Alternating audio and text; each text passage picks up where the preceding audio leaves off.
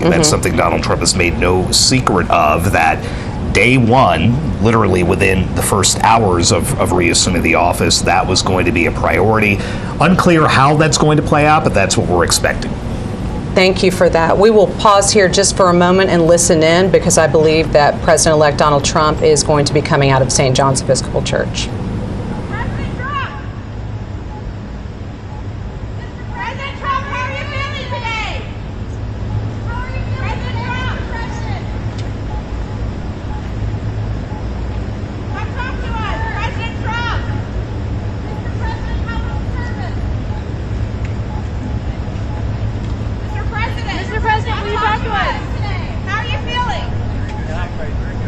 What do you think about the pardons? Mr. President, any response to the pardons? Mr. President, how is this different for you from 8 years ago?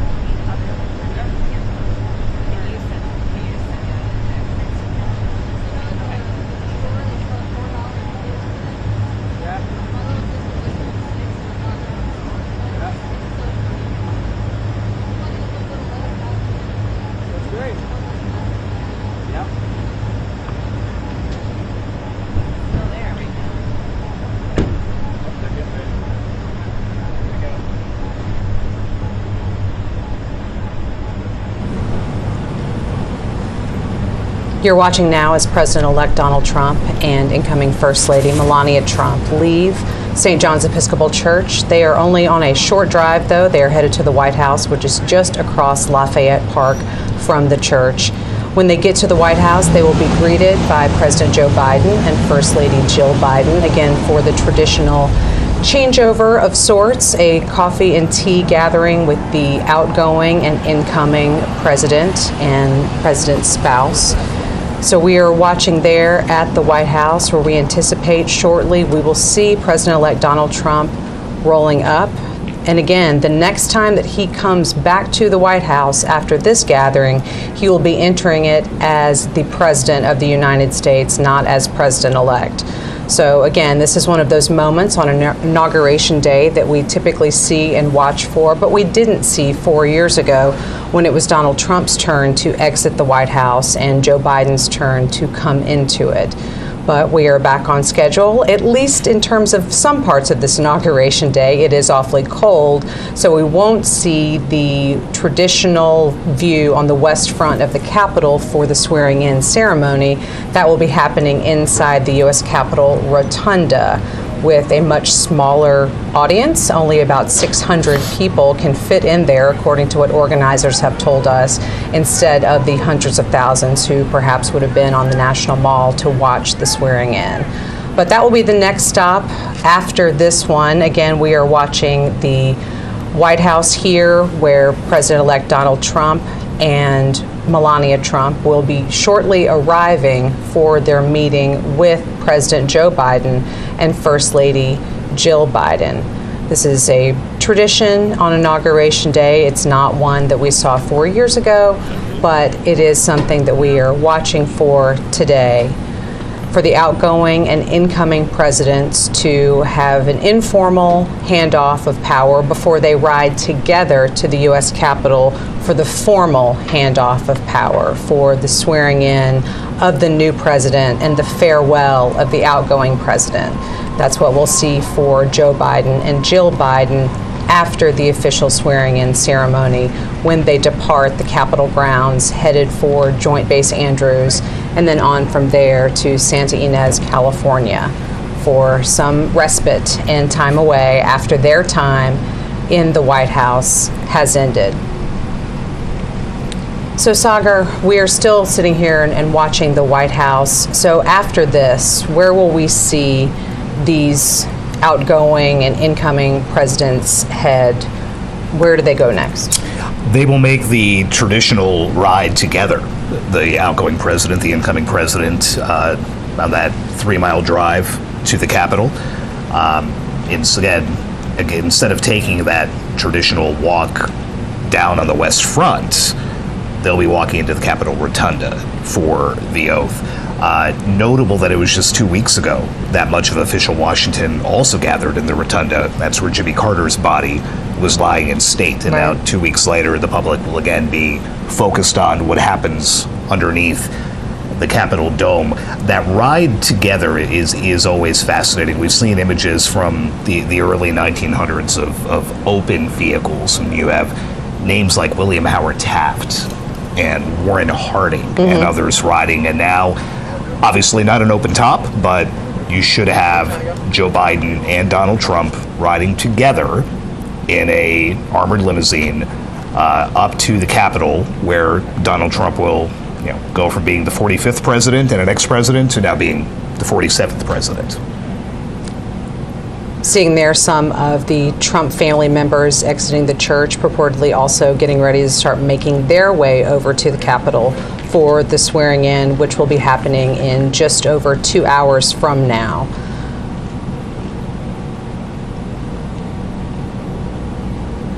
Yes, Sagar, I've often wondered on that ride between the White House and the Capitol, what is the conversation like? Obviously, these two, it would be very interesting to know, but I mean, Donald Trump's been there before. He might not have any requests for tips, which another incoming president might have. I think the thought is, especially with this relationship and that fraught relationship Donald Trump has had publicly with his predecessors, that it would be contentious or that there would be nothing at all. But if you remember during Jimmy Carter's state funeral at the National Cathedral, Donald Trump and Barack Obama sat next to each other and were just looked like they were joking and laughing. Lots of conversation. And having fun. Would love to know what it is they were talking about, but they both looked very at ease and almost friendly. And we know that is not, again, at least publicly, the relationship that has been described. So is this going to be Joe Biden giving Donald Trump some final tidbits about the state of affairs? We're going to find out. All right, we see now images of the motorcade arriving at the White House. Not a very long drive, but especially not, I guess, when you're president-elect. A lot of streets do get shut down for you. But now we see the Vice President Kamala Harris and Second Gentleman Doug Emhoff standing there to receive official guests on their last day, also as part of the outgoing Biden and Harris administration. So let's listen in for a moment.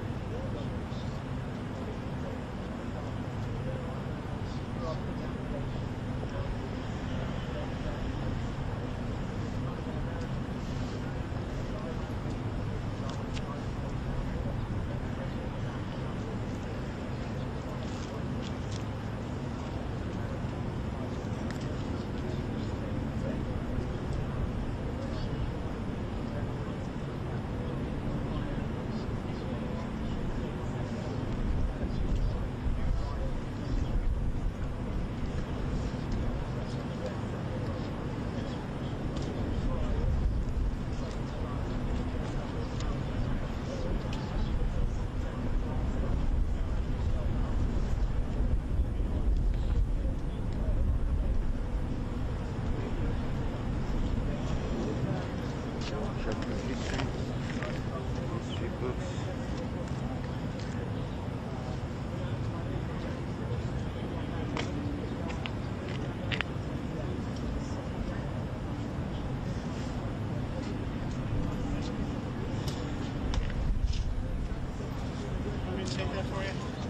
thank you so much.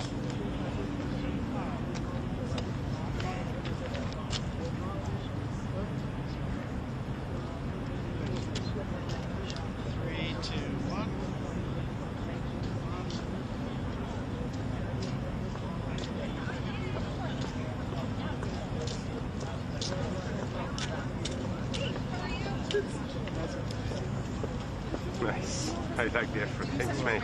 Appreciate it. Thank you very much.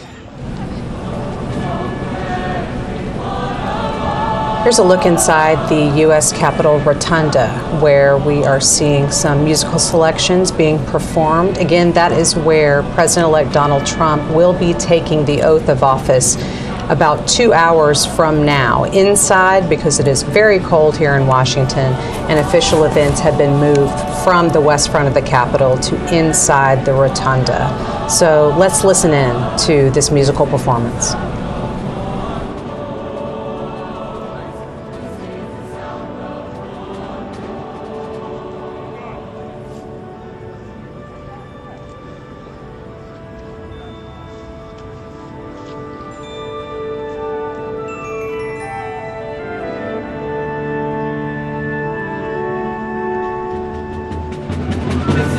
Sound of our sing the fire.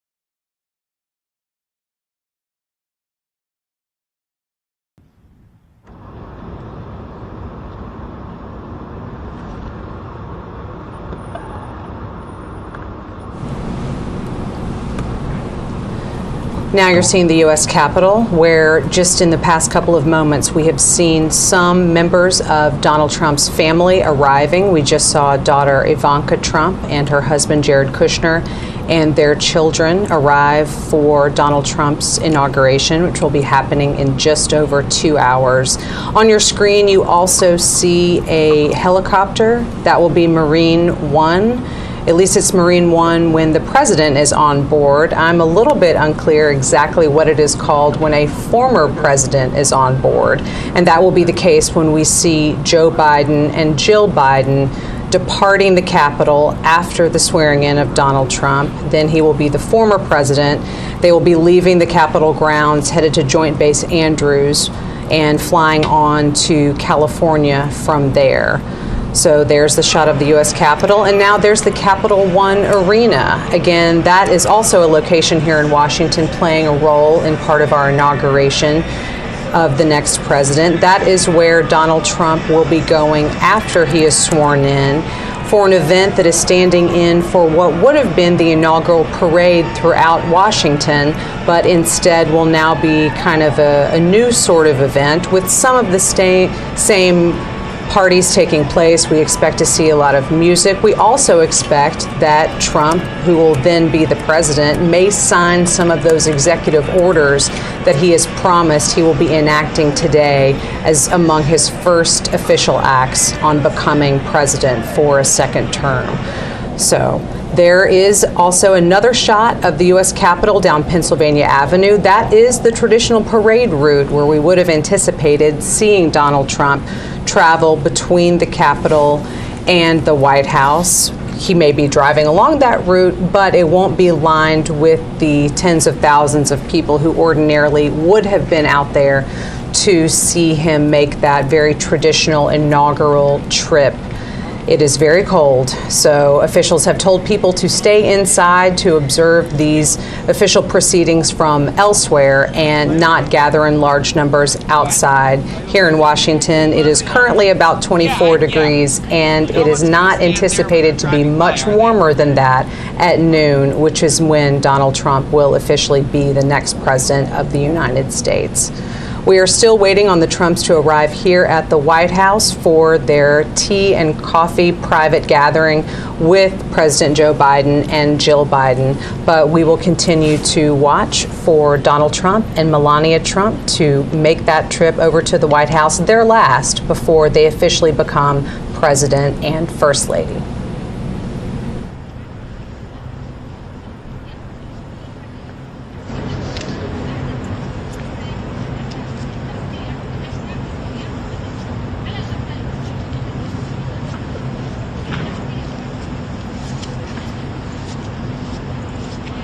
What's going on? Families come in or just the Vances? No, sir. That's tea and regular. Yeah. I don't remember how long it's been. Since 16. It's pretty short. 30 minutes left to like 300. Exactly right. They do. 20 minutes worth of tea and snacks and then on the go. Yeah, well, that's going to be on the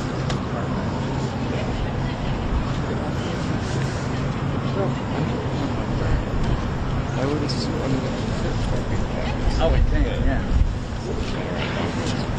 Yeah.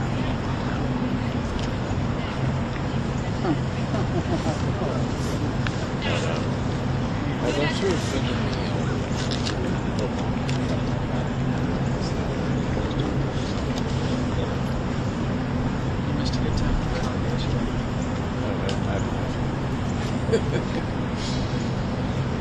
a little kid rocket.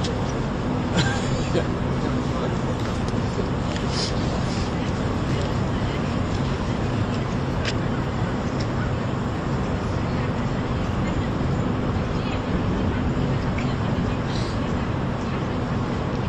Sure. Thank you.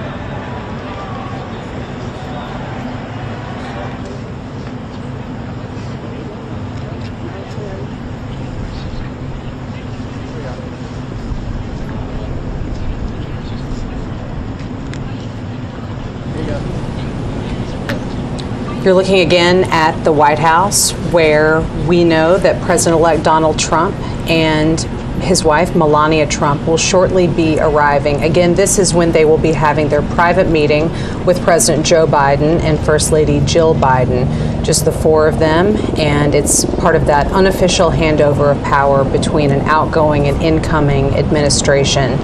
It's not something that we saw happening 4 years ago when Donald Trump was leaving the White House and Joe Biden was coming into it, but it is something that we anticipate seeing today. As we wait for them to roll up, one important note to point out is we did see Vice President Kamala Harris and her husband, Second Gentleman Doug Emhoff, welcome incoming Vice President JD Vance and his wife, Usha Vance, just moments ago when they entered the White House. And that's interesting because typically the outgoing Vice President will invite the incoming Vice President to get together ahead of today. We didn't see that happen between Kamala Harris and JD Vance, but we did in this hour just a little while ago see her welcoming him there at the White House, where purportedly they are doing something similar. They're taking a look at President Joe Biden and First Lady Jill Biden as they await President-elect Donald Trump. There he is, coming up to greet them for this private meeting. Let's listen in as Donald Trump and Melania Trump arrive at the White House.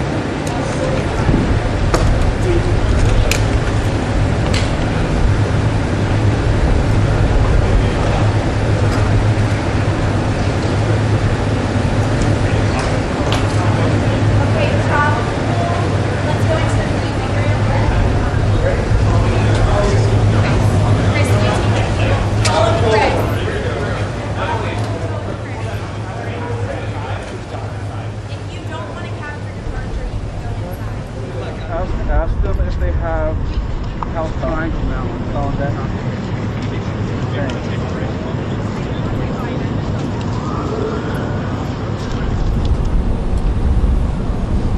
You're seeing there again a shot of the White House where President Joe Biden and First Lady Jill Biden have just welcomed the Trumps, Donald Trump and Melania Trump, in for their private gathering. On the left, though, you see the Capitol as well as the helicopter that will take the Bidens away from Washington as the former president and former first lady in just a couple of hours from now. And this may be a good opportunity for us, Sagar, to kind of talk a little bit about Joe Biden's final actions as president. This is the last day that he will be the current president of the United States. But it has been a pretty active day in terms of official things that he can do in the final hours of his administration. So let's talk a little bit about what are some of those things that we have seen coming out of the Biden White House in these last moments. The thing that has gotten the most attention that happened, about two and a half hours ago now, a lot of pardons and commutations from the president in previous days. Some very big names being preemptively pardoned this morning. The president has issued pardons to Dr. Anthony Fauci, the former head of infectious disease research for the United States.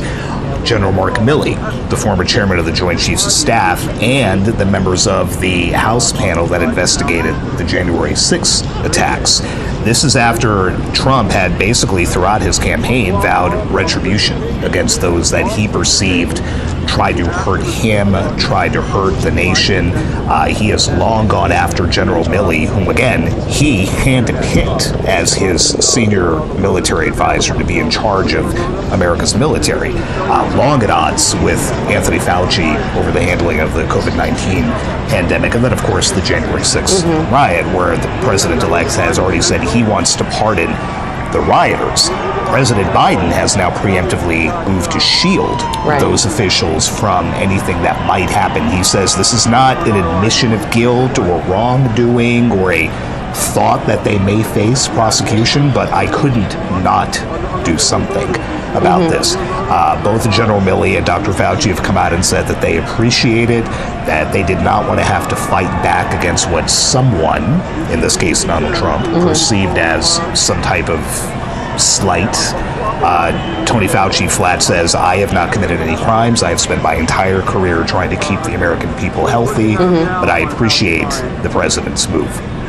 So this is something that had been discussed within the White House for months now. Is the president going to preemptively move to keep these folks out of harm's way, for lack of a better phrase? And that's exactly what he did this morning. It's an extraordinary use of presidential authority and could set the tone for Trump and others to then take actions like this immediately before they leave office. Right. It's a large action to take, but also literally in the closing hours of an administration. I guess, I mean, there's less time for it to be analyzed while that presidency is still ongoing, because the news cycle will move on necessarily to this next administration.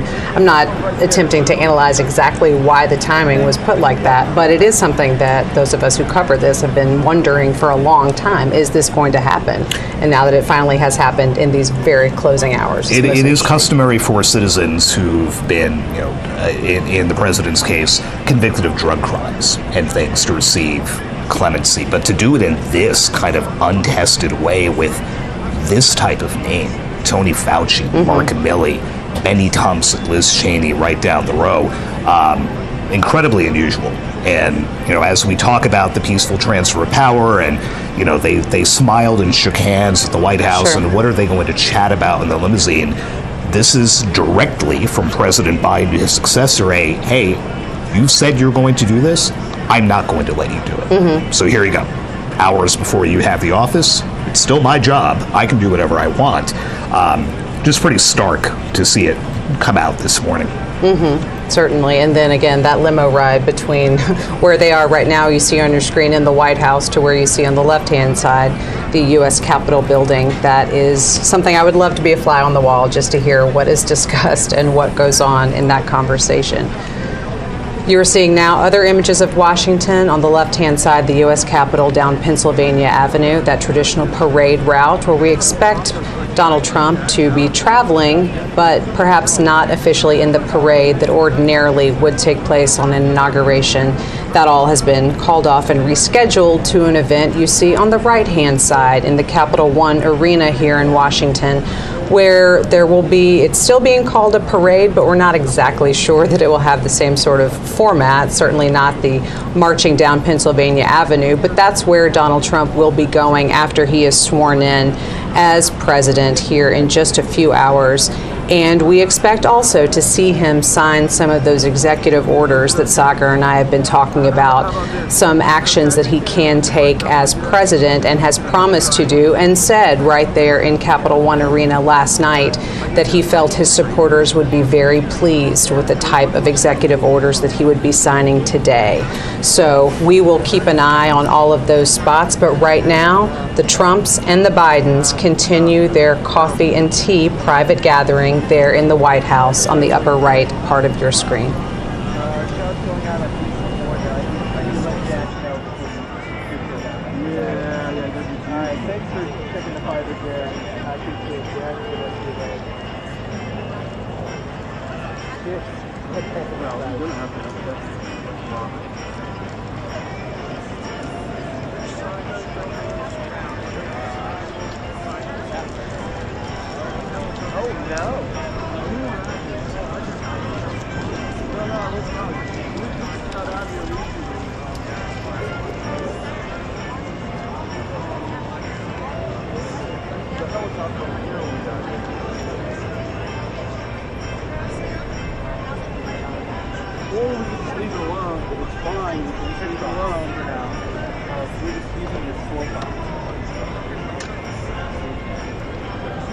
They're using all that.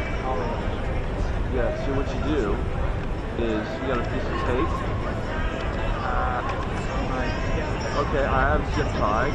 Hold that there. Actually, we get it in there we go. This will be the trick.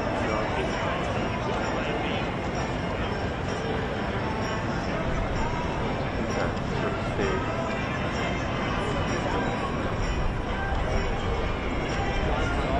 Alright, ones are coming straight out. Not like pinching off to the side or some shit like that. Okay, so you should be pretty good. You got some slack there. We're all good. Move this up close to your breathing. You can see this okay. I would have just a little bit. So I try to bring it down a little bit. Not too far down. Yep. Good. This is good.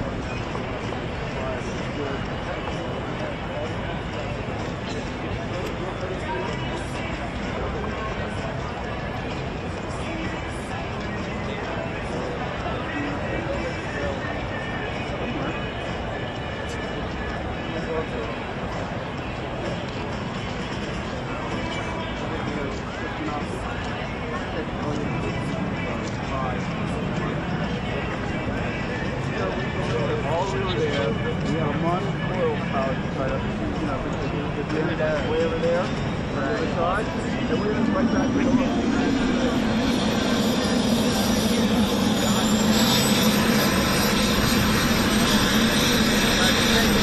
Hold that light check.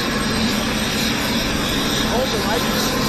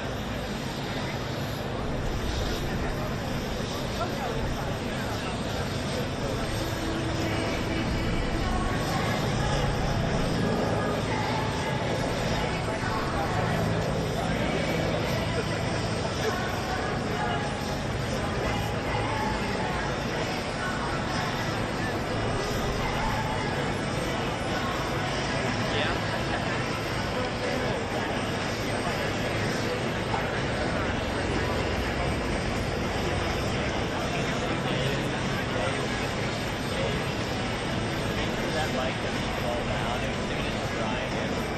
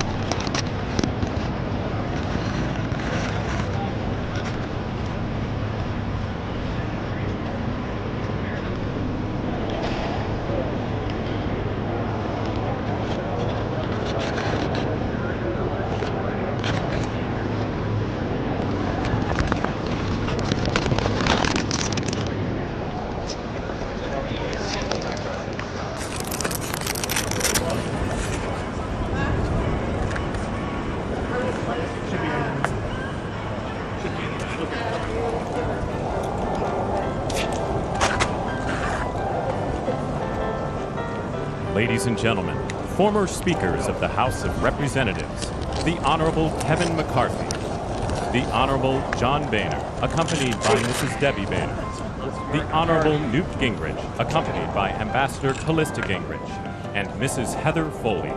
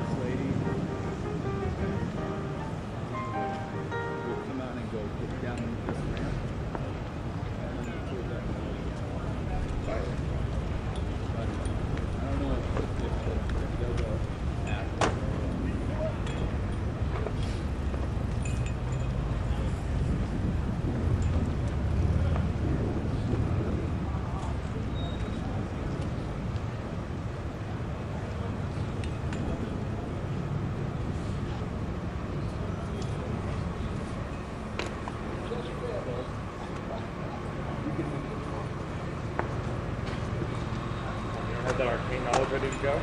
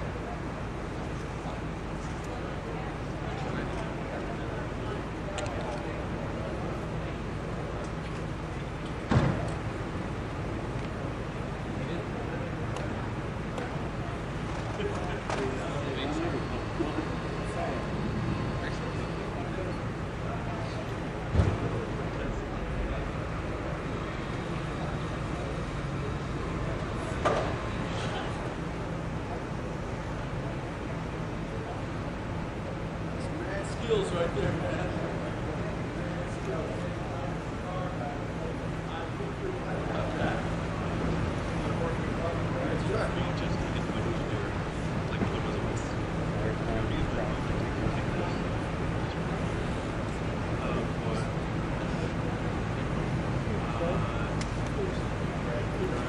Party going to go separately, but they're going to go in the doors into the windows right here. Yes. Spouses will go first. The second spouses will go first. Okay, so everybody will go in right here. Everybody's going to go, yeah, one car at a time. They'll fill up, leaves, okay. next one comes up. Okay. Not yet.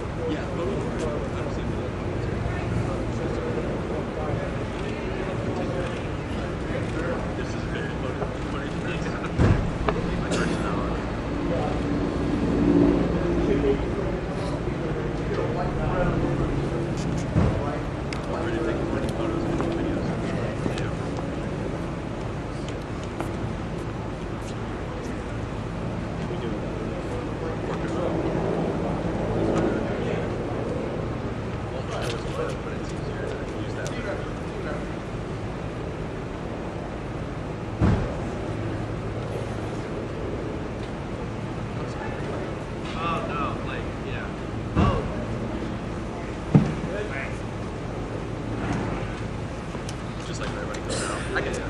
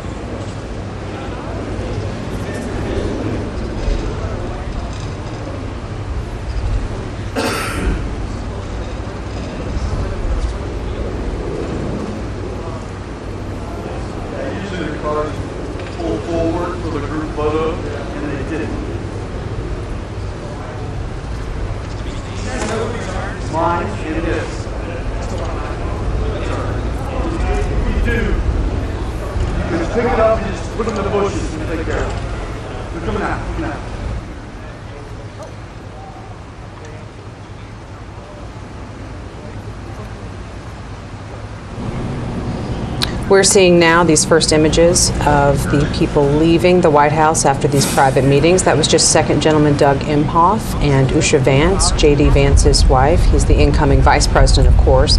And they are the first to be set up in the official limousines to be departing the White House, heading over to the U.S. Capitol for the swearing-in ceremony, which will be happening in just under 2 hours from now if we're sticking to the official schedule of events here in Washington. There you see one of 4 limousines now at least that are lined up there at the portico of the White House. We'll be taking Doug Emhoff and Usha Vance off to the U.S. Capitol. They are departing now. We expect next to see Vice President Kamala Harris and the incoming Vice President-elect JD Vance exiting next and getting into their limousine to be taken off to the U.S. Capitol. Of course, JD Vance here in just a little over an hour and a half from now will be the Vice President of the United States, being sworn in by Supreme Court Associate Justice Brett Kavanaugh, one of his longtime friends, as we're all reading up on history of all of the characters involved with this Inauguration Day. They've known each other since their Yale Law School days, so there's a fun fact for you.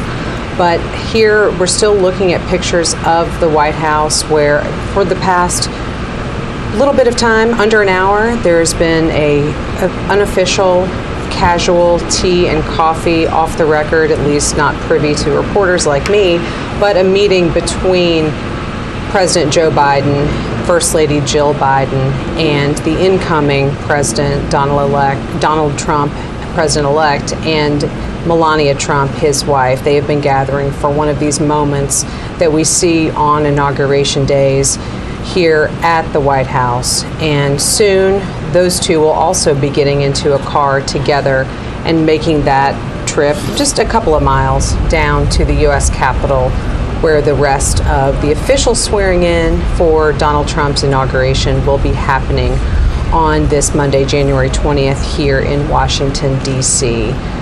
So we're looking at those doors, waiting to see who's coming out next. Sagar, we can spend this moment, I guess, just to kind of talk a little bit about this last day in office for the Bidens, not just as an administration, but as a family. They have been living in the White House for 4 years.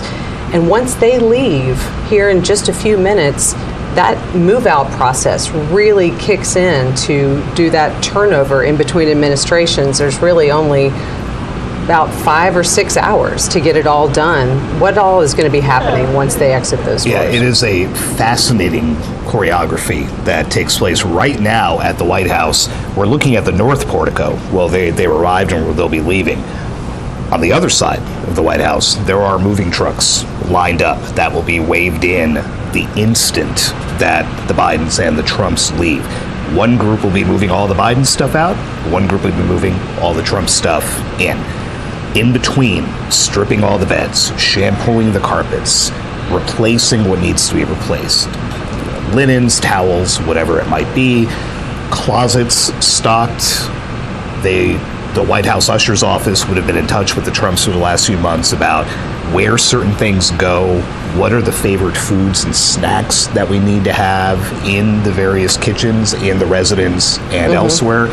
We know all about Donald Trump and his penchant for Diet Cokes. You can rest assured that there is a lot of Diet Coke on hand, at least on the White House driveway right now. So, yeah, they've got about 4 or 5 hours of controlled chaos, as one former White House official put it, to get all the old First Family stuff out and make sure that when the new First Family comes in, they're good to go. They're not having to root through boxes like the rest of us when we move into a new place and, you know, where is that stuff for the kitchen, or where did we put the bike pump, whatever it is. That's all laid out in the mansion. Donald Trump's not going to have to be looking for any of that. Yeah, moving day is always a stressful time. Try not to think about that, because it's just, you're living in those boxes for months, but not when you're living in the White House, because there are plenty of folks to take care of that. And then there's the personal part of just leaving where you've lived for 4 years, a place that in Joe Biden's case, he tried so hard for so long to get into, and now has to leave 4 years later. And on his, perhaps his final tweet under the @POTUS account on X, it's a selfie with the president and the first lady with a snow-covered rose garden behind them in the Oval Office just on the other side. One more selfie for the road.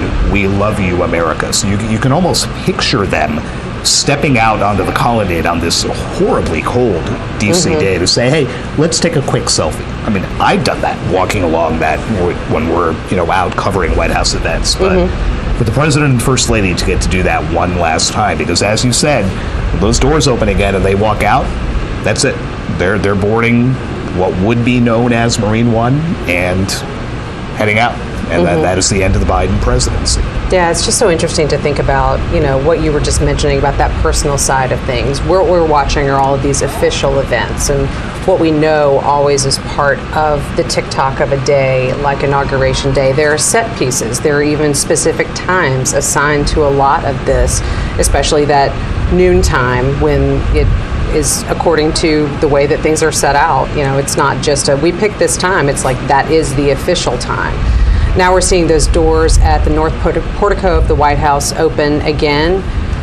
We see First Lady Jill Biden and incoming First Lady Melania Trump exiting and getting into their own limousine, where they will be taken over to the U.S. Capitol.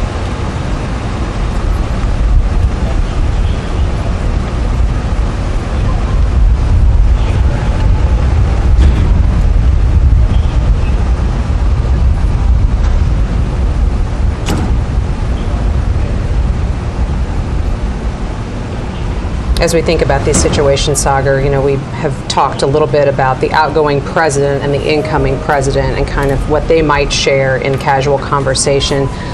But this is also a first lady who's been here before. Melania Trump has been in the White House and has occupied that role.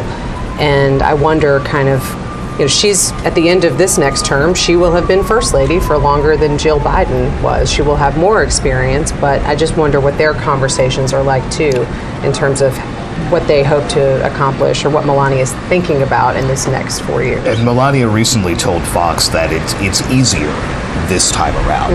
She's lived there. She knows what the space is like. She knows what they want. She knows which furniture they want to bring in. The incoming first family gets to redecorate the residence with things pulled from White House stocks and bring things from home that are sentimental or what have you. And she said, since we've been here, and I know what it looks like, we were kind of coming in blind last time, although Michelle Obama did invite her into the residence and gave her the tour 8 years ago. Again, a courtesy that Melania Trump did not extend Jill Biden 4 years ago. But she didn't need that this time. And in fact, she skipped Donald Trump's visit here after the election. She knew what it was about, and she knew what she was getting into, and she seemed visibly more comfortable in this interview with the prospect of moving away from Trump Tower and moving away from these big gilded residences that they have in Florida and elsewhere, and moving into the White House, and taking pains to note that Barron Trump will have a bedroom in the White House for when he comes home to visit from college. He's not the little kid he was during the first Trump administration. He's now about, I think, taller than his father. Now it's a little bit jarring to see, frankly. He has definitely grown up and attending colleges in New York City. Now we see Vice President Kamala Harris and incoming Vice President JD Vance making their exit. Let's listen in as they depart for the U.S. Capitol.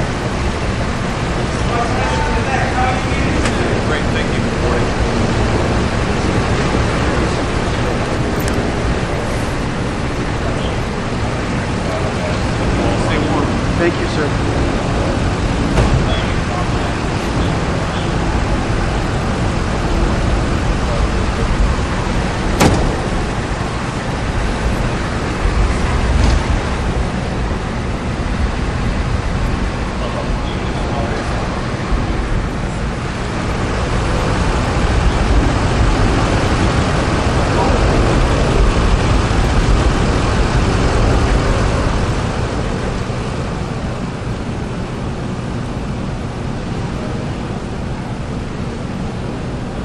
So there's just one pair left in terms of who we anticipate to be departing the White House and heading to the U.S. Capitol.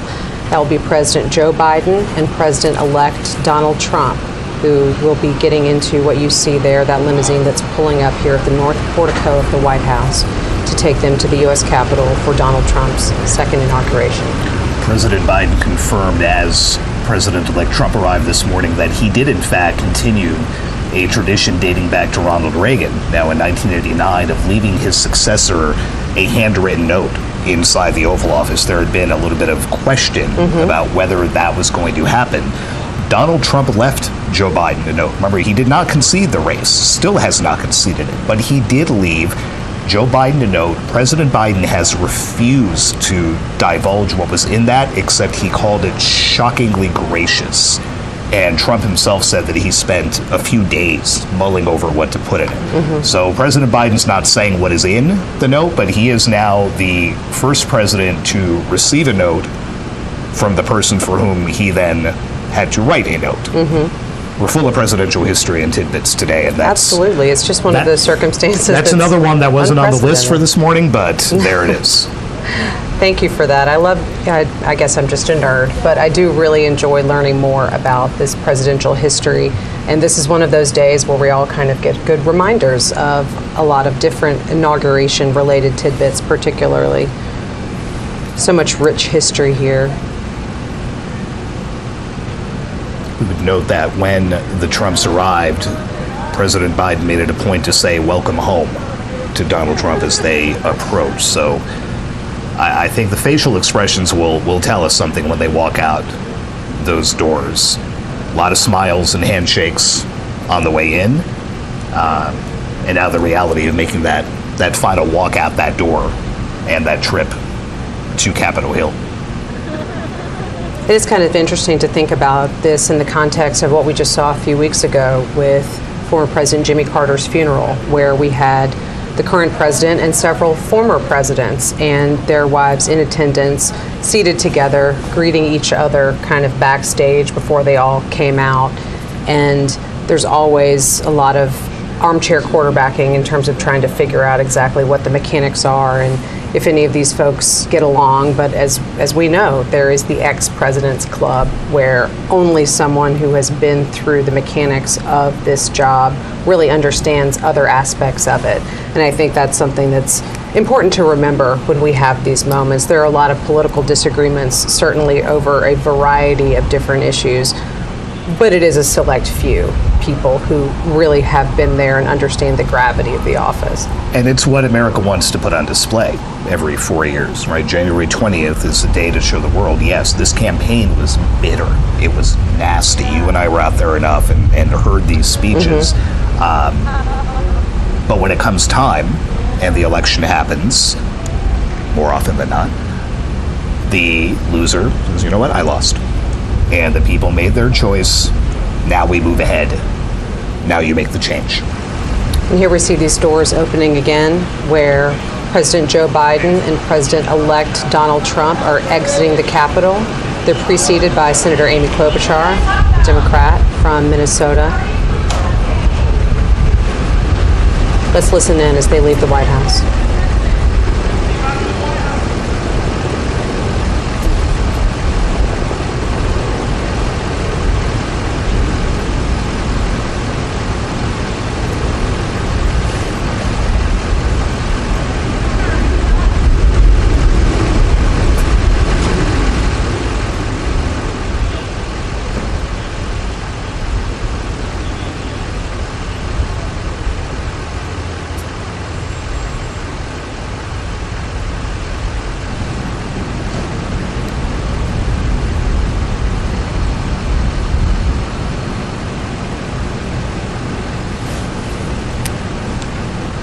We're seeing Joe Biden and Donald Trump pulling away from the White House. Again, this is Joe Biden's last time exiting the White House as the President of the United States, and the last time that Donald Trump will make that same trip until he is president later on this afternoon.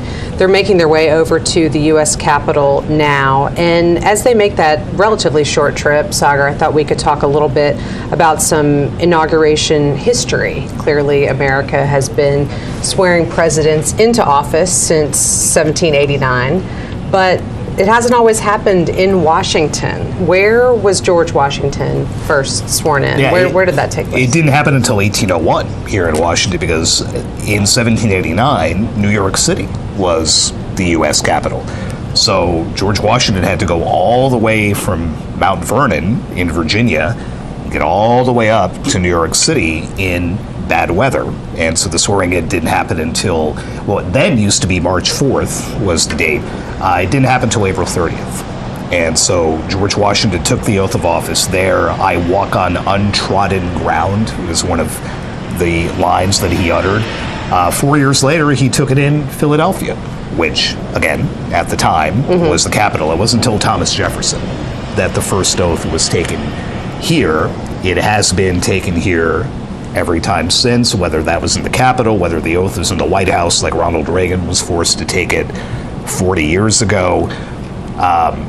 You had the exceptions due to tragedy. You had Lyndon Johnson take the oath aboard Air Force One on the tarmac at Love Field in Dallas after John F. Kennedy was assassinated. Calvin Coolidge, the vice president, was at his family farm in Vermont. No running water, no power. Warren Harding dies. A courier had to be sent to the Coolidge farm to tell the vice president that he was now the president. His father was a notary public. Oh, convenient. And standing in the family farmhouse with a kerosene lamp, gave his son the oath of office. Calvin Coolidge, of course, returned to Washington to then do that. But it's taken a few different forms over the years, but the oath stays the same. For now on, the date stays the same. And everything else is just kind of part of the fabric of Washington. That's fascinating. We're seeing the motorcade now make that turn onto Pennsylvania Avenue as they proceed from the White House down to the U.S. Capitol. At the Capitol, we've seen various dignitaries making their way into the rotunda. We've had former speakers of the U.S. House and others who are getting into what is a relatively small space, all things considered, for an entire swearing-in ceremony to be happening. Ordinarily, we'd be out on the west front of the U.S. Capitol, but due to weather, everything is moved inside the Capitol Rotunda, where there are a number of seats arranged, but there's really only space for a small fraction of who would ordinarily be watching this all take place out of doors on the west front of the Capitol.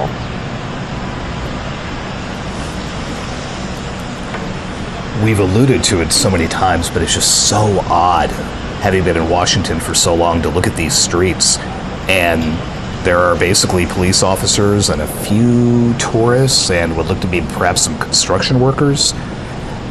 That's it. I mean, we would ordinarily have tens of thousands of people lining this route to get a look at that. And we've been in a lot of motorcades. That's quite a motorcade, even for Washington.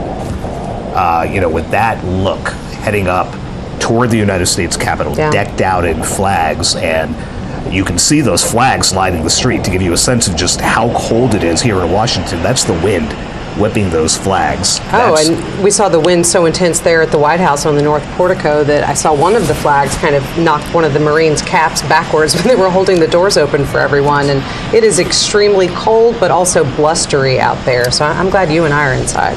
Yeah, I think we've spent enough time outside for these events to appreciate being inside. But again, that's what has upended years of planning and kind of sent the district into a bit of a tailspin trying to figure out security and again the ticketing at Capital One Arena. 250,000 people had tickets to watch this happen from the Capitol grounds. That arena sits 20,000. The math is not very good. No, and all those tickets now are considered to be commemorative tickets because they didn't get you access to the Capital One Arena if you had one of those Capitol tickets initially.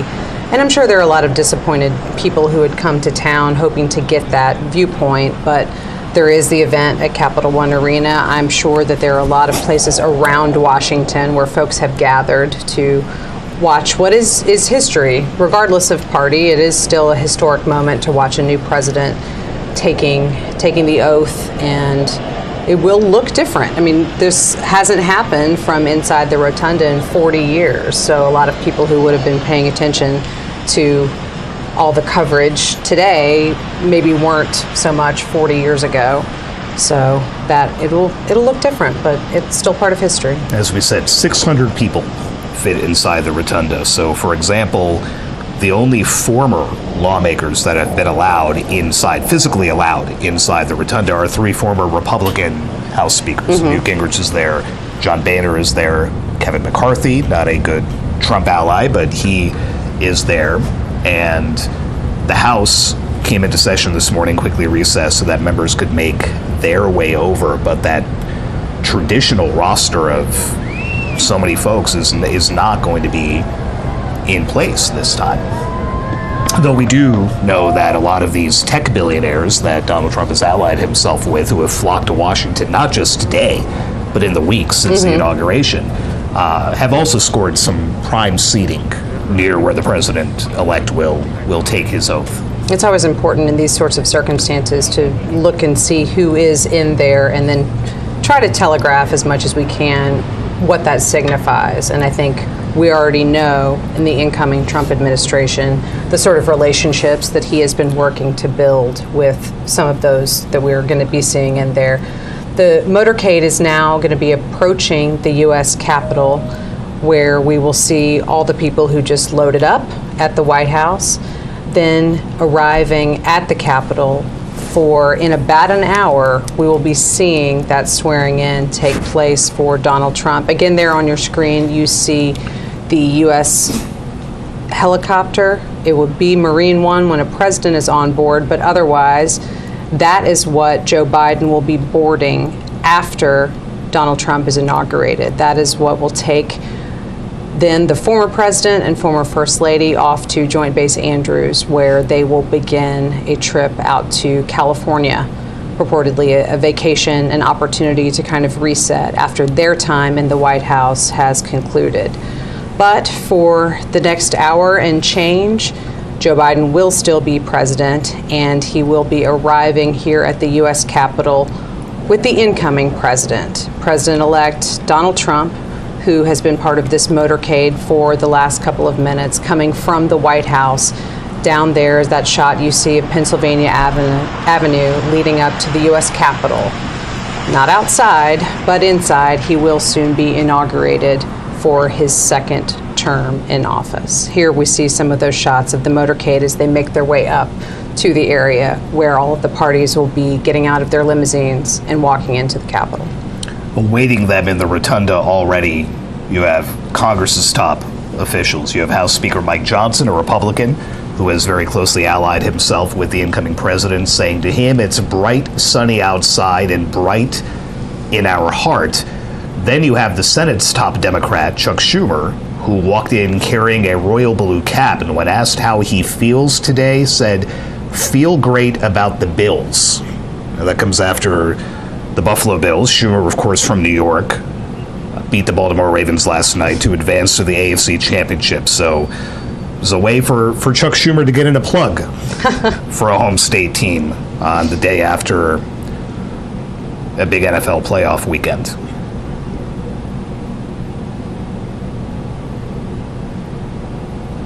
We see these arrivals starting to happen there at the U.S. Capitol.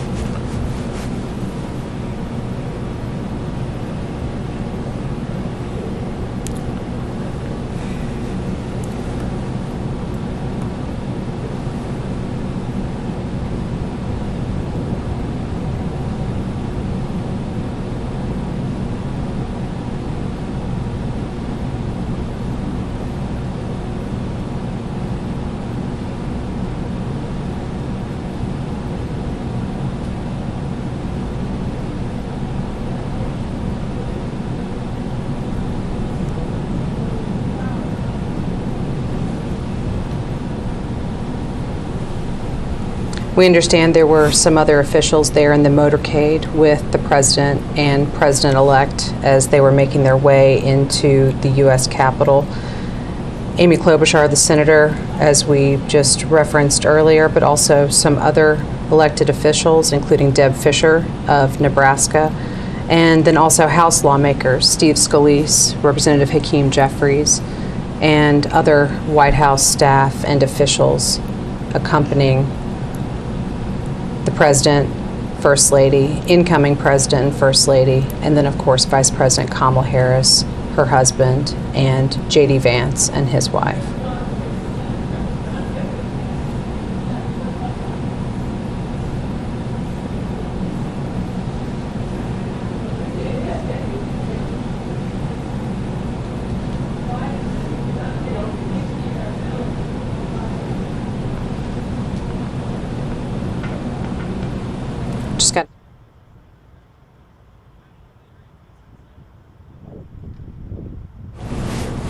We just saw JD Vance and Usha Vance exiting their limousine, walking into the White House or to the U.S. Capitol. You see even police officers who are used to this kind of thing in Washington want to get their picture taken in front of the helicopter. That's quite a shot for that officer to have. Marine One sitting in front of the Capitol dome. Not something you see all the time. No.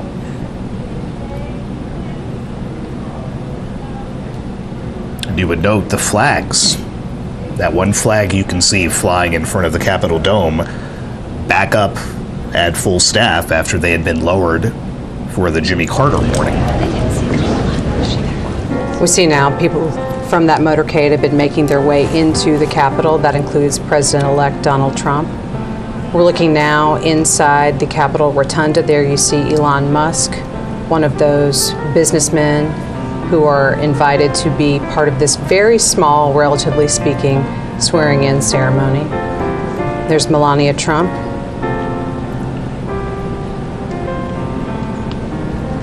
Second gentleman, Doug Emhoff.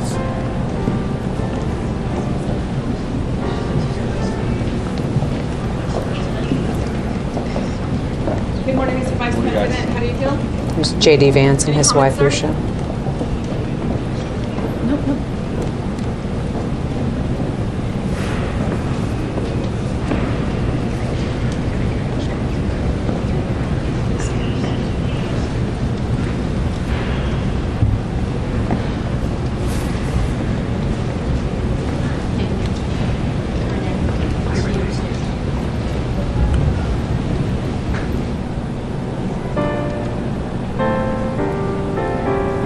And we talked about this Capitol Rotunda really not having a lot of extra space, Sagar, for even those former lawmakers that we would usually anticipate being there for an event like this. But when we see these images and really just kind of note how close together everyone is, there is just not extra room to get maybe even one or two more people aside from what they've been able to plan for. It's a different kind of situation, but shoulder to shoulder. Yeah, and you pretty can much. see in the front in that shot the current members of the Senate kind of cramped together. You had Mark Warner, a Democrat from Virginia, next to John Barrasso, a Republican from Wyoming, who was next to Dick Durbin, the number 2 Senate Democrat from Illinois, all kind of clustered very close together here.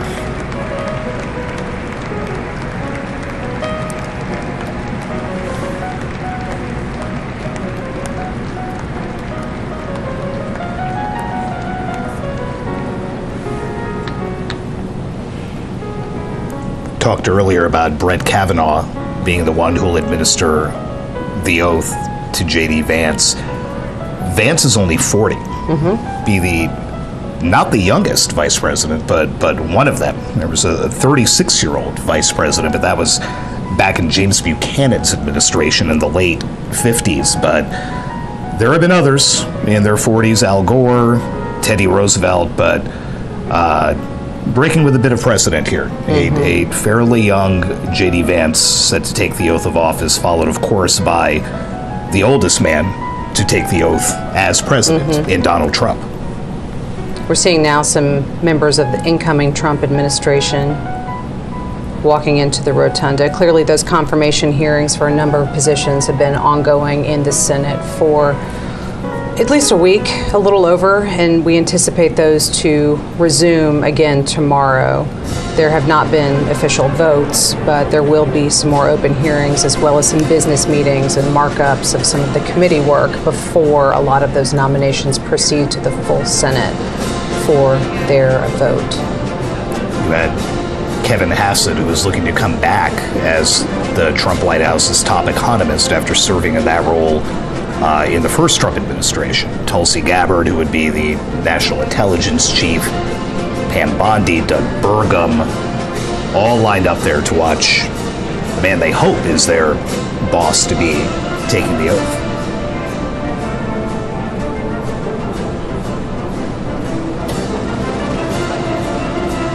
Susie Wiles, White House Chief of Staff.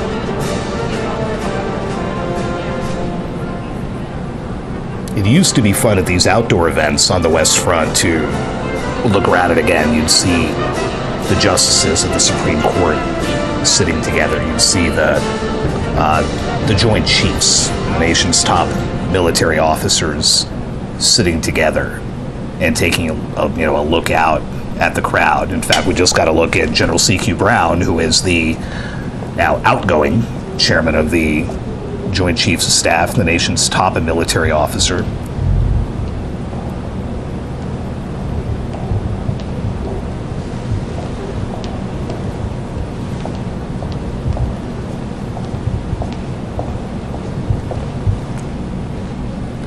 Former Vice President Dan Quayle and Marilyn Quayle making their way inside the rotunda. We don't get a lot of Dan Quayle sightings in Washington lately, but that's now 2 in 2 weeks after he was here for Jimmy Carter's funeral. Indeed. We talk about young vice presidents like JD Vance. Dan Quayle, basically an unknown congressman when George H.W. Bush tapped him to be vice president in 1989.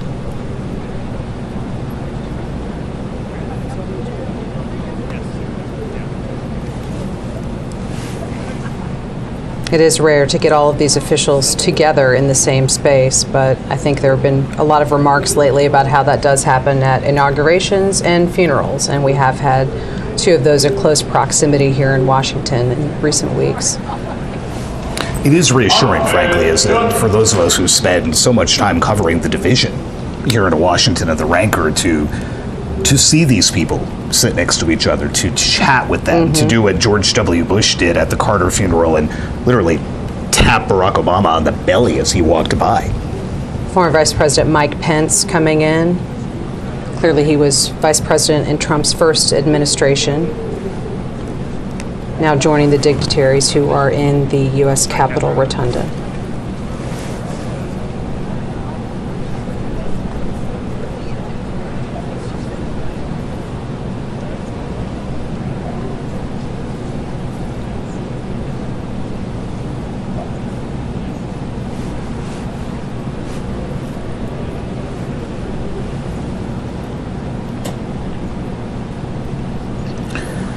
See a lot of Elon Musk today. He will be speaking at the parade of sorts inside Capital One Arena later today. Has been almost a constant by the president-elect's side since the last time you and I were in this room in November for the election.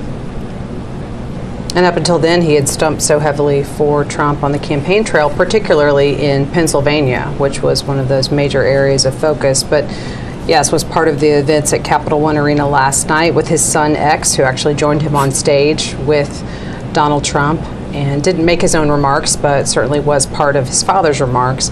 But now we see Musk there again in the Capitol Rotunda and will be the incoming head of the Department of Government Efficiency, not an official government agency, but intended to cut costs throughout the government, something that Donald Trump has asked Elon Musk to be in charge of.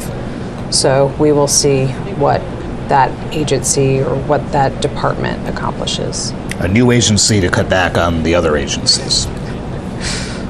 With Vivek Ramaswamy, who we saw earlier, he's there somewhere. There's nowhere really to hide in the rotunda. No, we'll see him pop back up. Not a lot of space.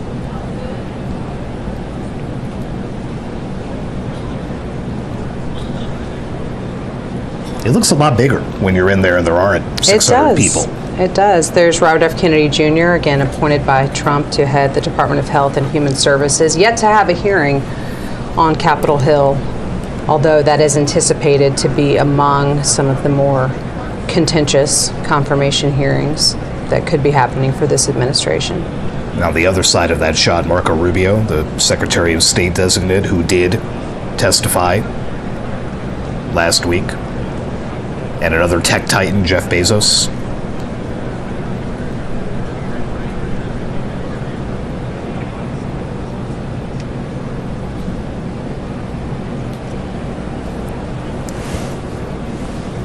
We talked earlier about what's in the Constitution about the inauguration. There's nothing about a parade, there's nothing about balls, there's nothing about how you get to and from the Capitol. It's the date and it's the oath. That's it. Everything else has kind of evolved organically.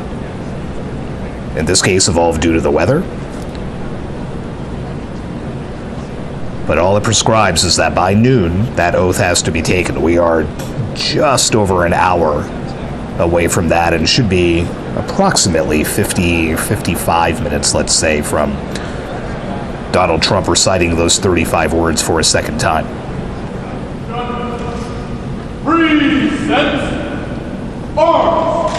Former President Bill Clinton and former First Lady and Secretary of State Hillary Clinton coming into the rotunda.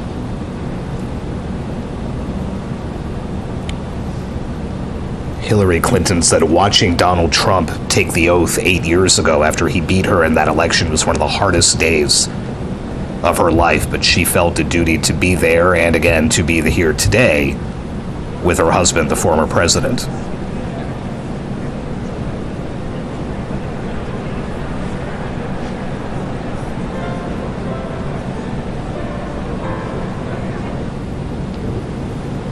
Former President George W. Bush and First Lady Laura Bush.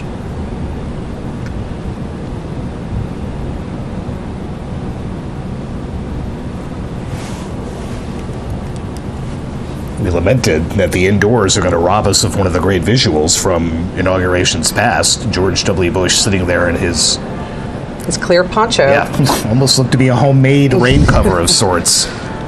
Yeah, with this being inside, we really don't get to see that winter weather gear, unfortunately. There's former President Barack Obama also coming in, without former First Lady Michelle Obama, who notably said that she would not be attending this inauguration. Also did not attend Jimmy Carter's funeral here in Washington a few weeks ago. Obama's office did not say why the former First Lady would not be here today. They did say she had a prior engagement during the Carter funeral, but again, pointedly did not offer a reason for her absence today.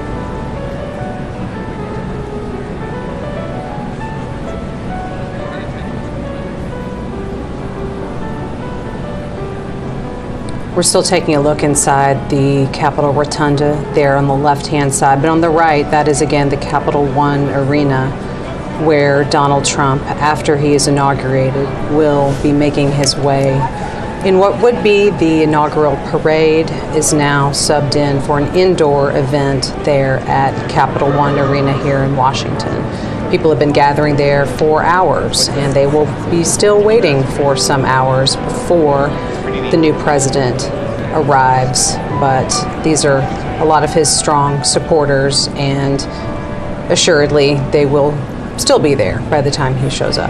And as they watched the images from the rotunda on the big screen inside the arena, some boos as Mike Pence walked in, and then a lot more boos as Bill and Hillary Clinton were shown on there. Ladies and gentlemen, at this time, please take your seats.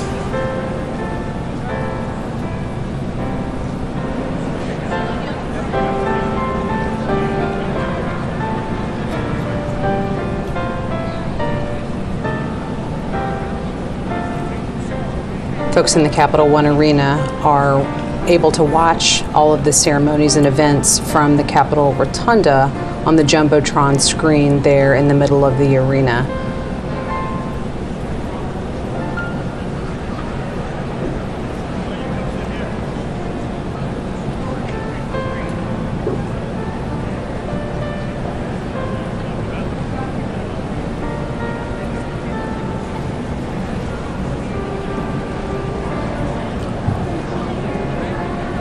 Ladies and gentlemen, at this time, please be seated.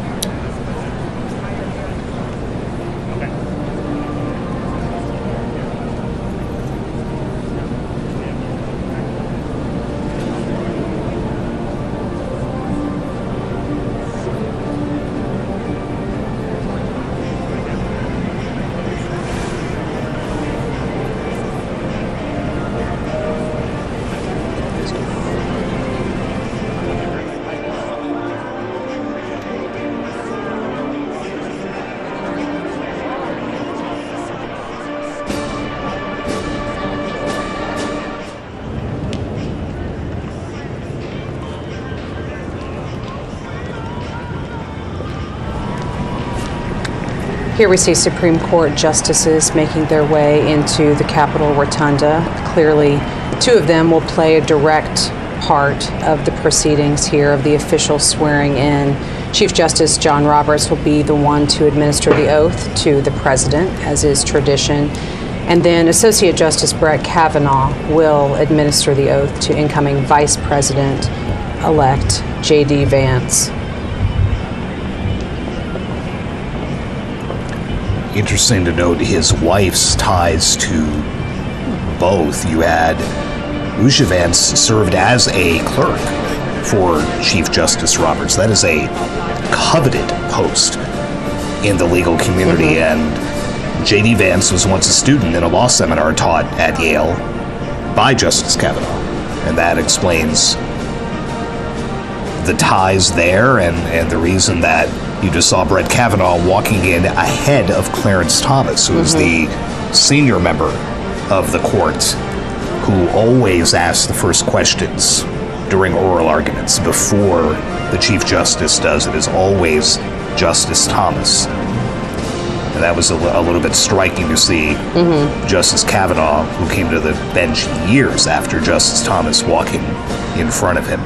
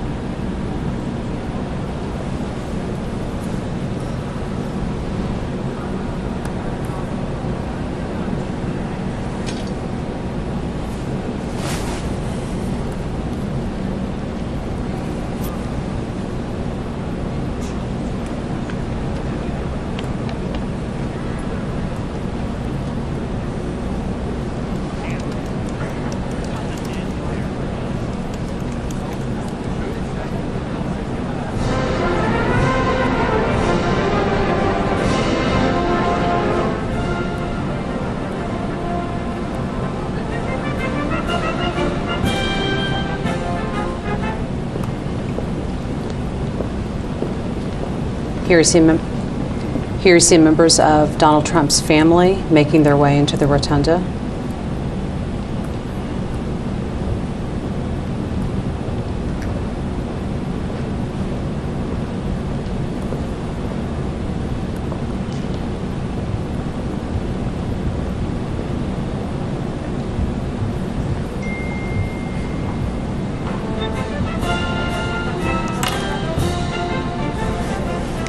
Joked about Barron Trump earlier, but that shot of him with the slicked back hair a little bit there is very much looks like a late 70s, early 80s Donald Trump.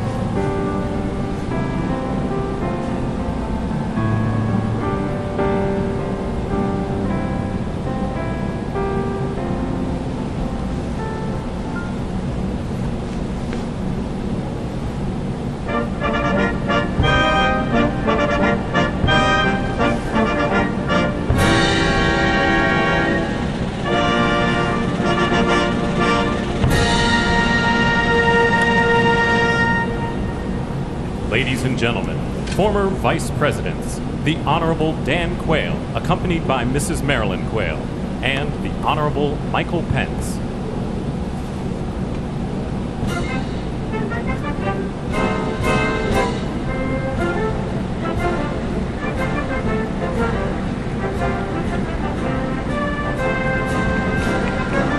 Standing ovation for those former Republican vice presidents who have just entered, Dan Quayle and now Mike Pence, who was Donald Trump's first vice president in his first term in office.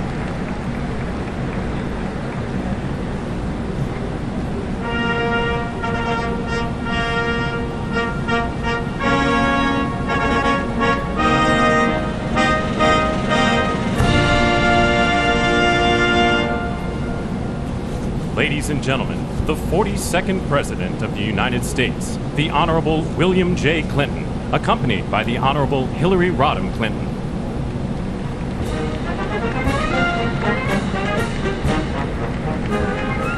Now the former presidents start to make their entrances into the rotunda. First, former President Bill Clinton and former First Lady and Secretary of State Hillary Clinton.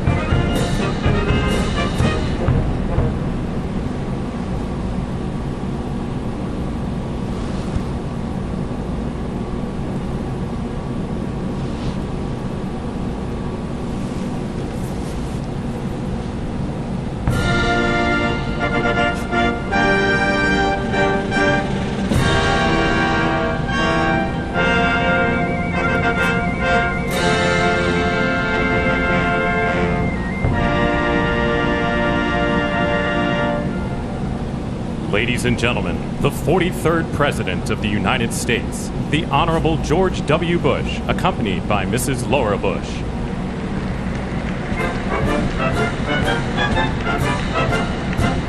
Former President George W. Bush and former First Lady Laura Bush.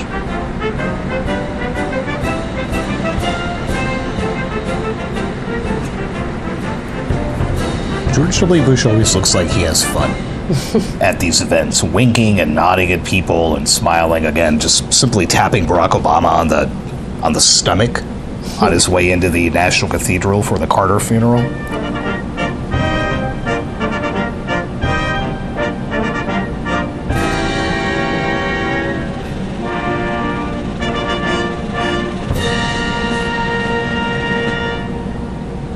Ladies and gentlemen, the 44th President of the United States, the Honorable Barack H. Obama.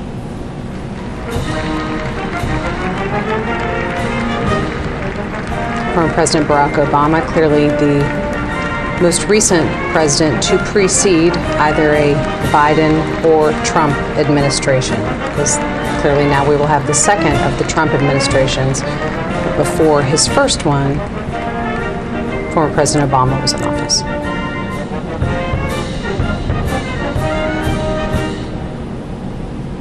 I can't believe we haven't mentioned Grover Cleveland yet. How is that? How is that possible? Let me just get that part out of the way. Donald Trump will be the first president to serve non-consecutive terms since Grover Cleveland, late in the 19th century. There you go. Sorry, that was I couldn't let that go. That had to be mentioned here at some point. The Honorable John G. Roberts Jr. and the Associate Justices of the Supreme Court of the United States. The Supreme Court justices officially coming into the rotunda. As we noted earlier, John Roberts, the Chief Justice, will administer the presidential oath, and he was immediately followed by Associate Justice Brett Kavanaugh, who will be swearing in JD Vance as Vice President. And you note at the end of that line, retired Justice David Breyer, right, joining some of his former colleagues. Of course, Ketanji Brown Jackson and Amy Coney Barrett on the end, the two newest justices.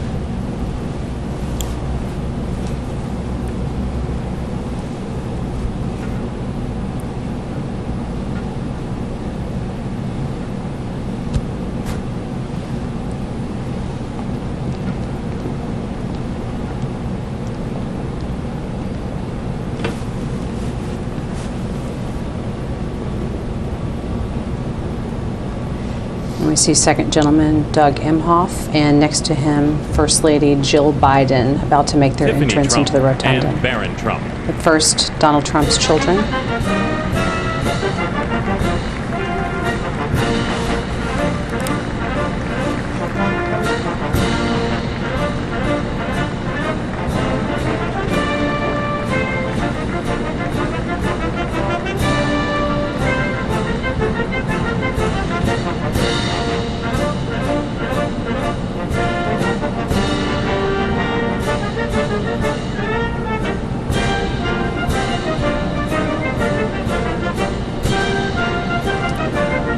Talk about those good seats that the tech titans have. I mean, they are all lined up immediately behind the president-elect's children. So, you know, something went into that seating chart. And we saw Jared Kushner earlier shaking hands with Tim Cook from Apple and Sundar Pichai of Google, right on down the row, Mark Zuckerberg.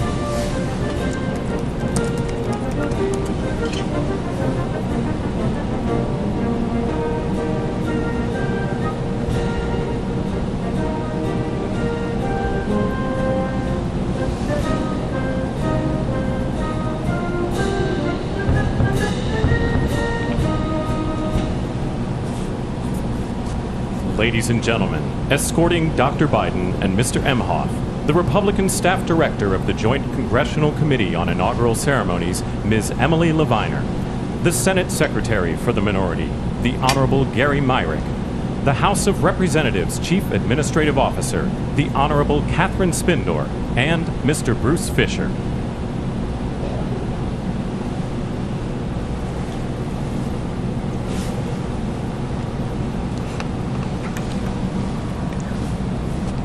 Ladies and gentlemen, Dr. Jill Biden and Mr. Douglas Emhoff.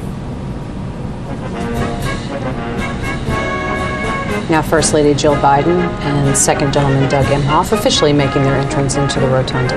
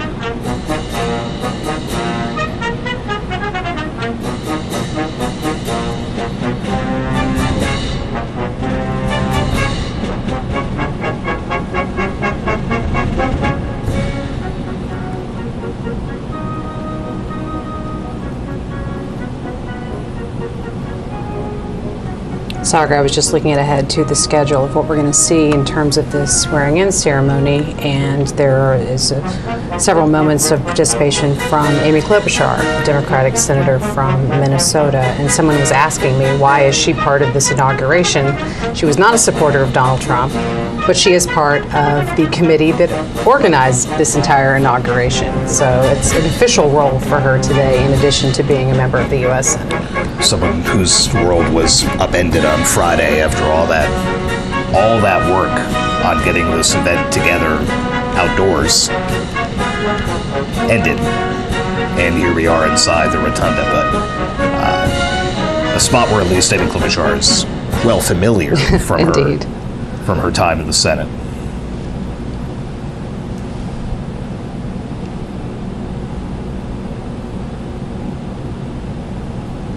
Very interesting mix of Republican and Democrat lawmakers standing together. You have Michael McCall, the Republican from Texas, Debbie Wasserman Schultz, a Democrat from Florida, standing shoulder to shoulder, and another sign of just how tight it is in the rotunda.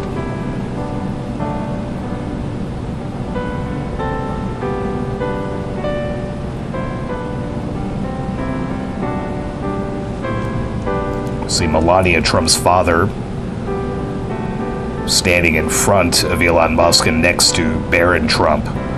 Melania Trump's mother, of course, died while they were out of the White House, and her dad is back to watch her become First Lady for the second time.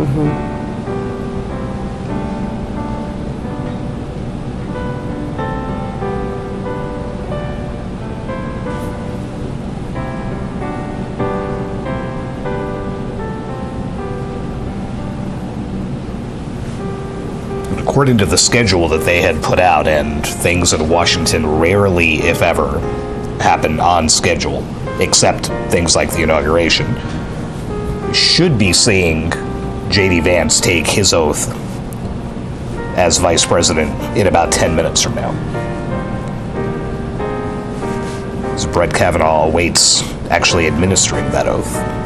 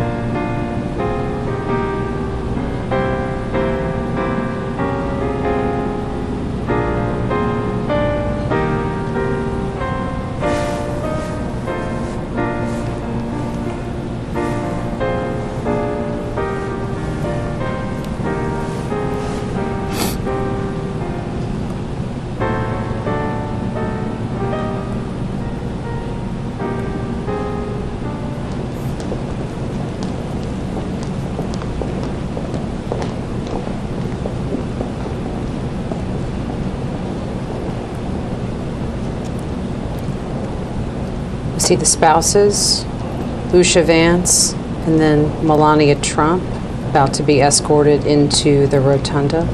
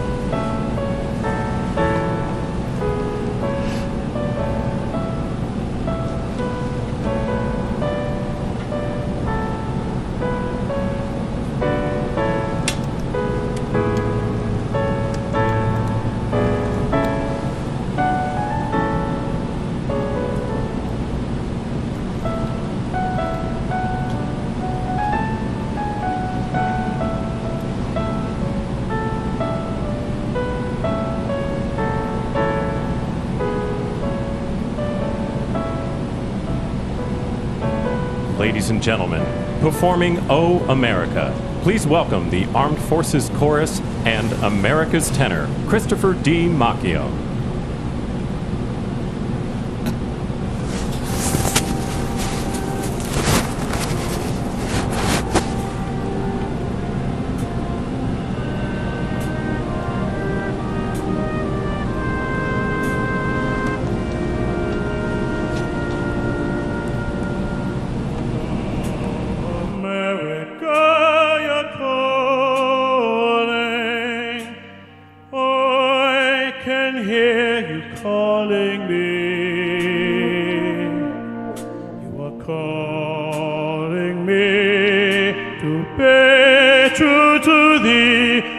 To thee I will be. Oh, America, no weeping, let there be no wounded heart.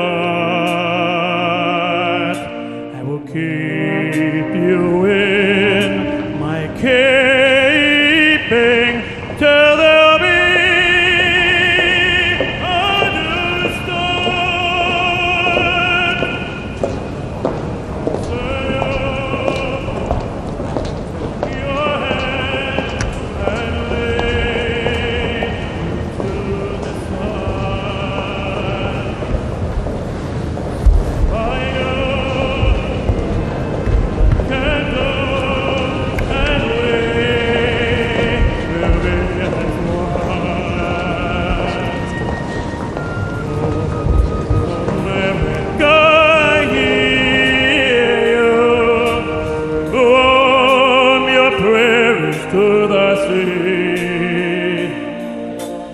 mountains grand and all through this land you will be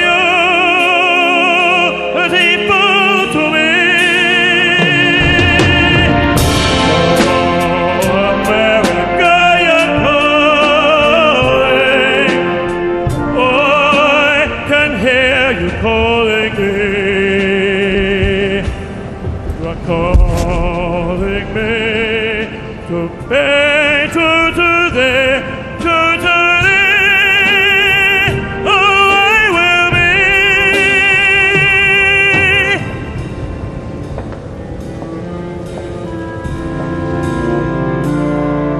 And we will be as one.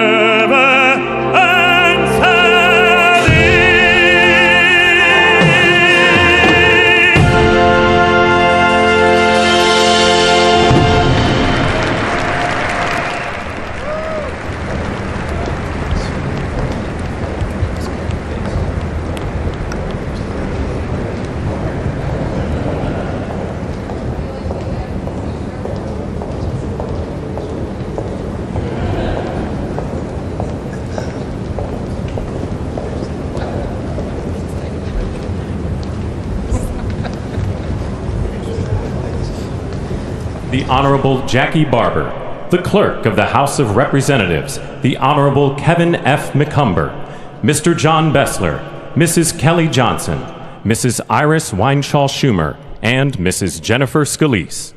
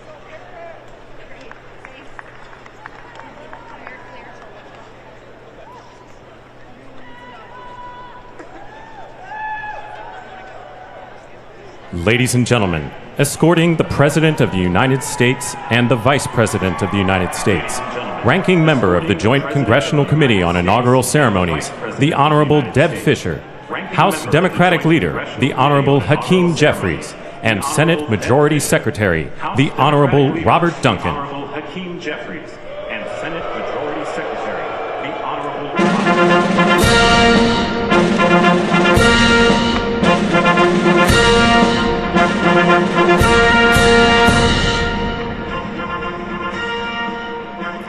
Ladies and gentlemen, the President of the United States, the Honorable Joseph R. Biden Jr., and Vice President of the United States, the Honorable Kamala Davy Harris.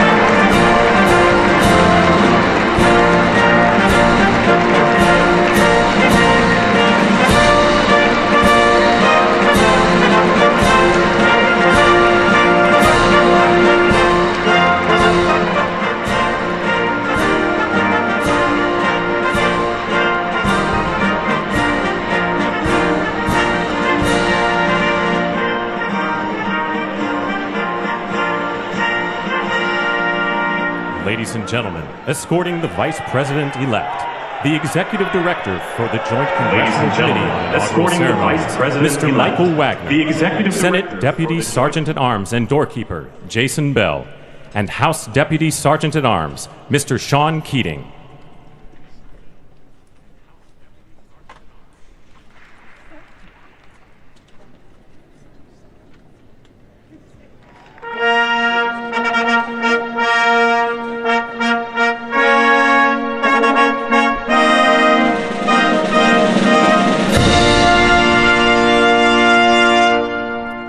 Ladies and gentlemen, the Vice President-elect of the United States, the Honorable JD Vance.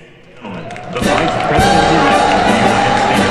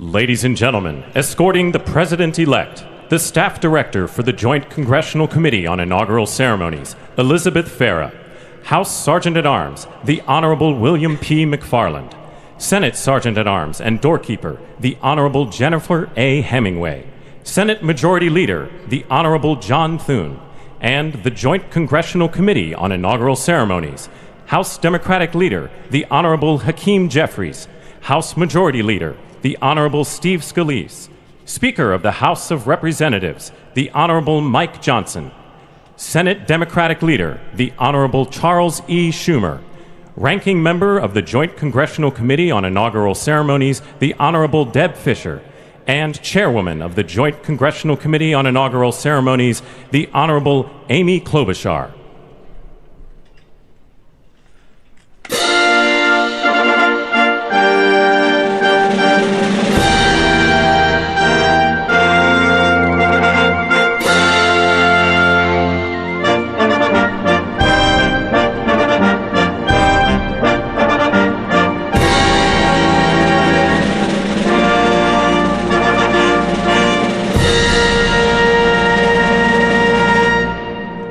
Ladies and gentlemen, the President-elect of the United States, the Honorable Donald John Trump. The President-elect of the United States, the Honorable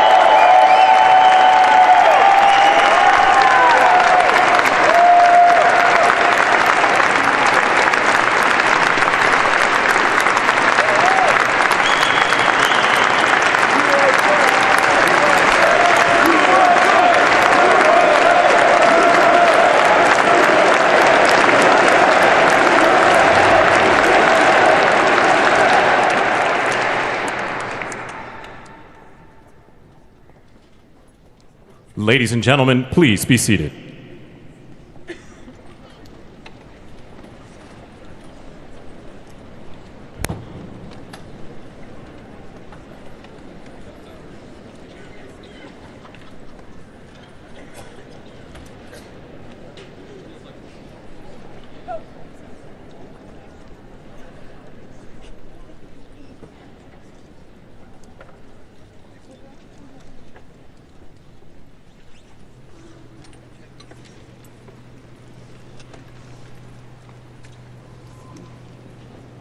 Please welcome the Chairwoman of the Joint Congressional Committee on Inaugural Ceremonies, the Honorable Amy Klobuchar.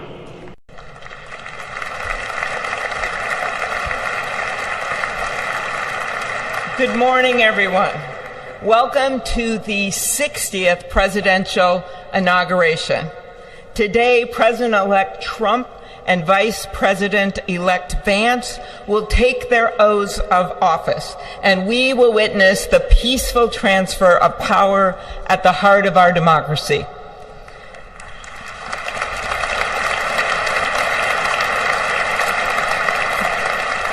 For the past year, I've chaired the Inaugural Ceremony Committee, which includes the leadership of Congress from both parties. We thank the committee and Capitol staff and law enforcement who worked so hard over the last year, and especially the last 3 days. You've done a beautiful job, and you have shown grace under pressure.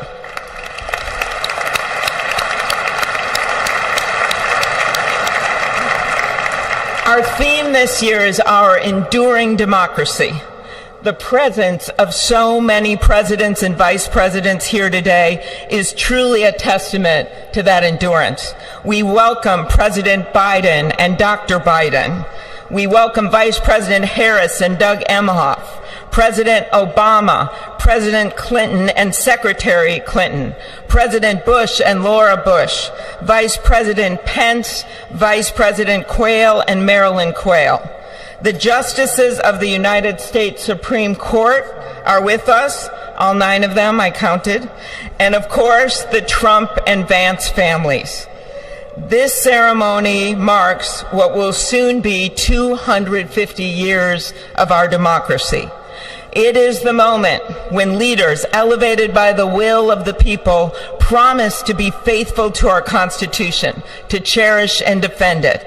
It is the moment when they become, as we all should be, the guardians of our country. Through war and peace, through adversity and prosperity, we hold this inauguration every 4 years, and today it falls on Martin Luther King Day, a further reminder that we must strive to uphold the values enshrined in our Constitution, the freedoms, the liberties, and, as is inscribed on the entrance of the United States Supreme Court, equal justice under law.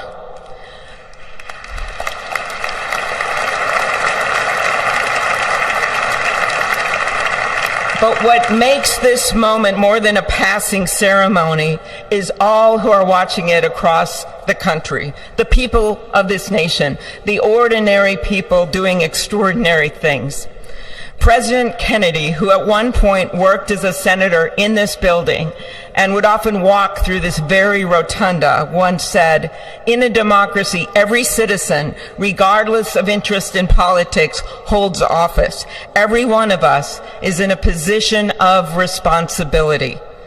With that responsibility of citizenship comes an obligation not to seek out malice, as President Lincoln once reminded us, but to view others with a generosity of spirit despite our differences.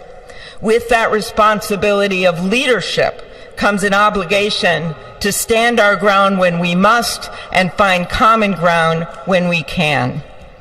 With everything swirling around us, the hot mess of division, it is on all of us, to quote an incredible songwriter who just happened to be born in my state, to ensure that our nation's democracy is our shelter from the storm.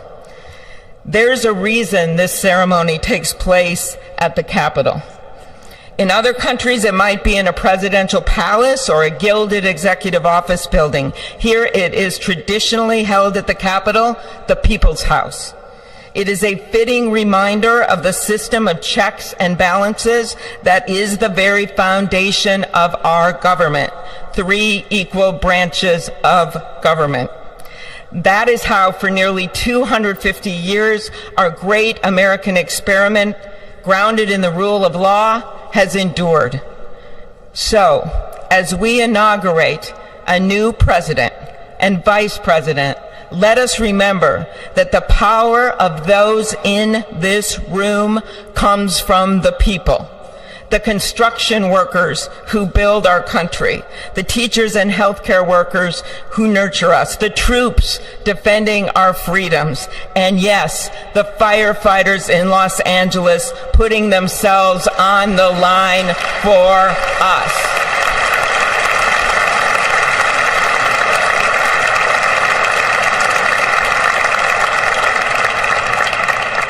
Our democracy's strength and grit must match theirs.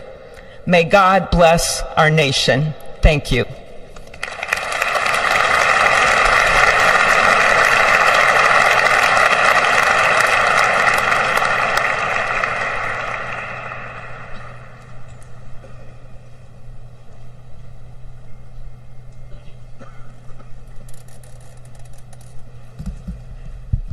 Good afternoon. Endurance through the years is the ultimate test. To persevere through time is the truest measure of an idea, an institution, and a nation. Our founders wrote the Constitution so that America could withstand all the twists and turns of time. They wrote it to guide us and to preserve forever our right of life, liberty, and the pursuit of happiness. But as much as the truths and principles enshrined in our Constitution remain the same, our democracy promises the American people the power to change, to chart their own destiny. That's the beauty.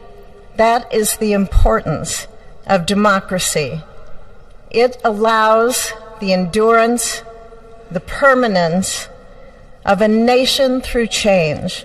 It allows nations like our United States both to avoid the obstacles and to seize the opportunities God has placed before us, all while staying true to our founding principles.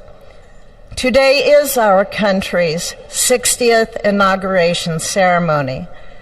Like all the others before it, it is a celebration of our right to set our uniquely American course. The past several years have been trying at times for many, many Americans, and also for the nations of the free world that we humbly strive to lead.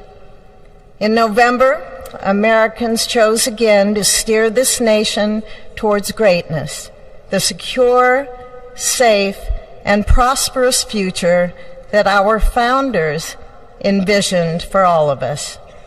And today, we celebrate not only their decision to do so, but also the simple right and wisdom of a free people to make their own choice so that their nation might endure. And now, allow me to welcome Archbishop Timothy Dolan and Reverend Franklin Graham, who will deliver our invocation. Please rise.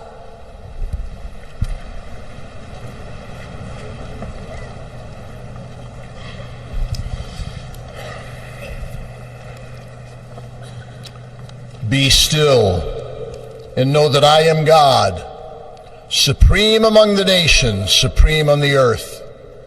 Let us pray.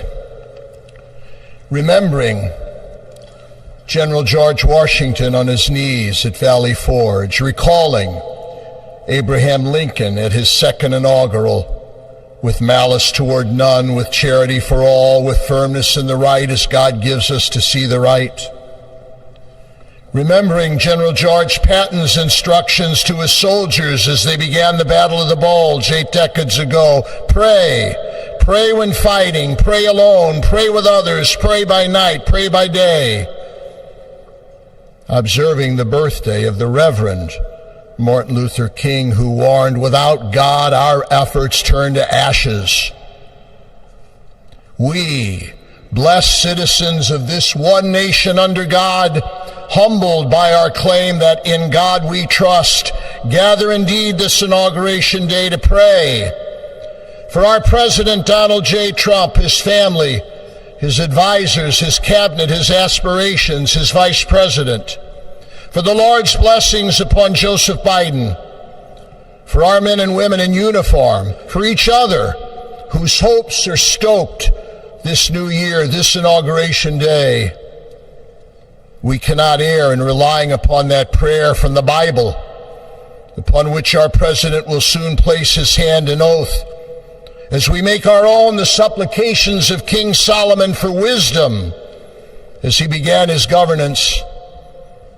God of our fathers, in your wisdom you set man to govern your creatures, to govern in holiness and justice, to render justice with integrity. Give our leader wisdom, for he is your servant, aware of his own weakness and brevity of life.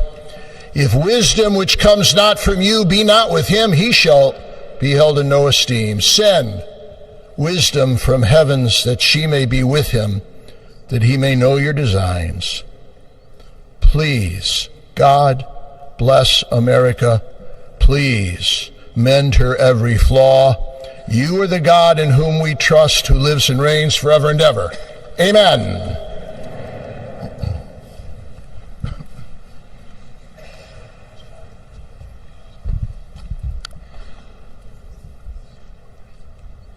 Mr. President, the last 4 years, there are times I'm sure you thought it was pretty dark. But look what God has done. We praise him and give him glory.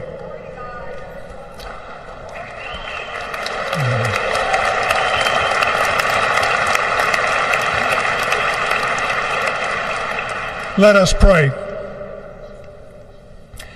Our Father and our God, thou hast said, blessed is the nation whose God is the Lord. As the prophet Daniel prayed, blessed be the name of God forever and ever. For wisdom and might are his. He changes the times and the seasons. He removes kings. He raises up kings. He gives wisdom to the wise and knowledge to those who have understanding. Our Father, today, as President Donald J. Trump takes the oath of office once again, we come to say thank you, O Lord our God. Father, when Donald Trump's enemies thought he was down and out, you and you alone saved his life and raised him up with strength and power by your mighty hand. We pray for President Trump that you'll watch over, protect, guide, direct him. Give him your wisdom from your throne on high. We ask that you would bless him and that our nation would be blessed through him. We also ask that you would bless and protect Melania as First Lady. We thank you for the beauty, the warmth, and grace that she shows not only to this nation, but to the whole world.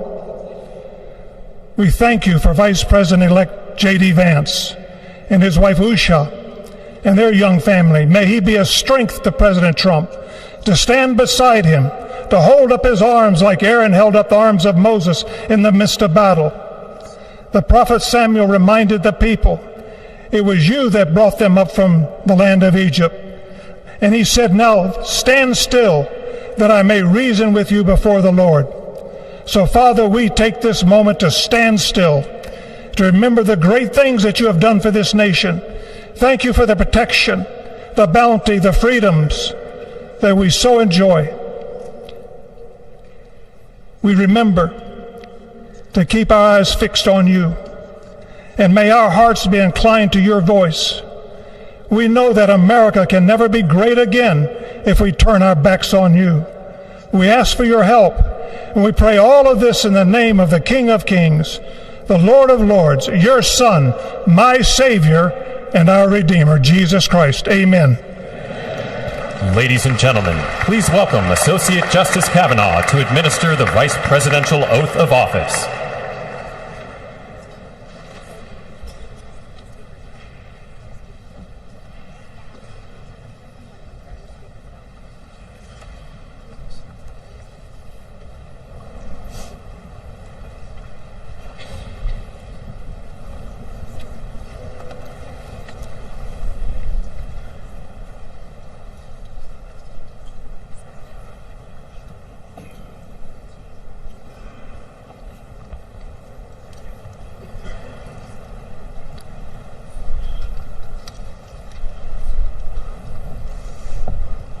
Please raise your right hand and repeat after me.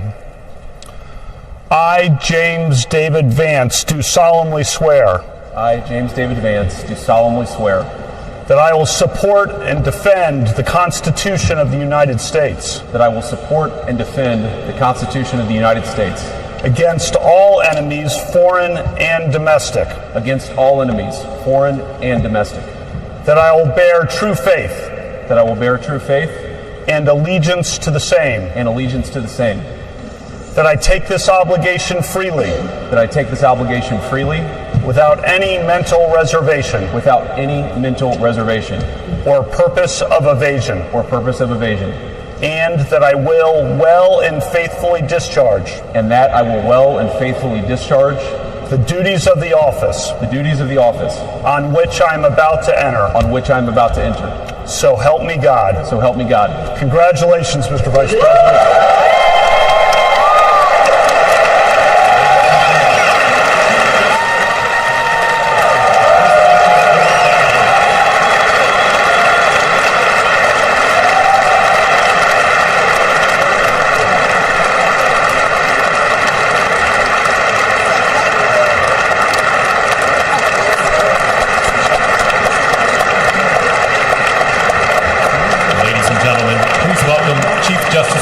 to administer the presidential oath of office.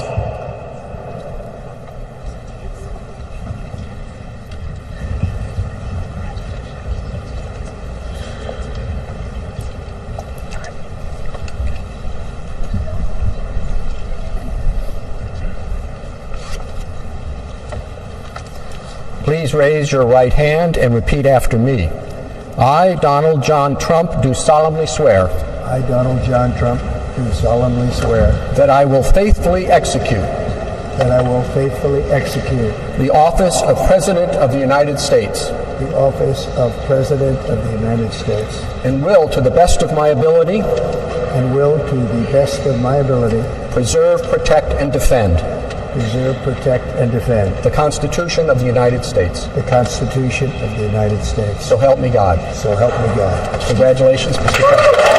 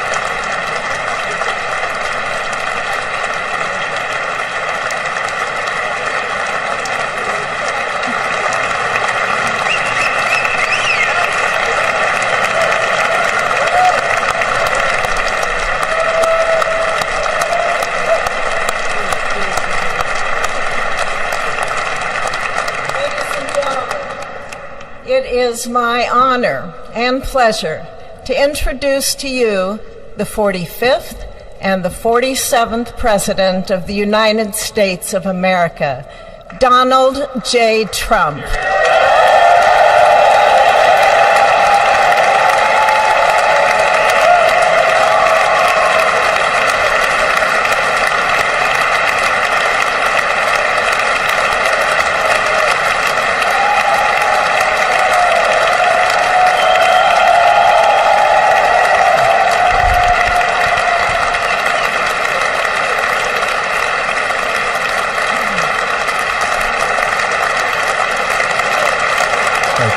Thank you very much, everybody. Well, thank you very, very much.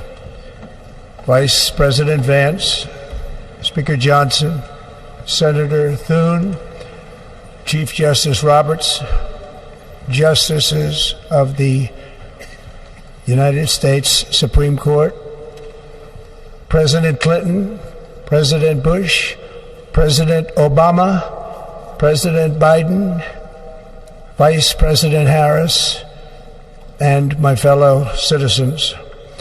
The golden age of America begins right now.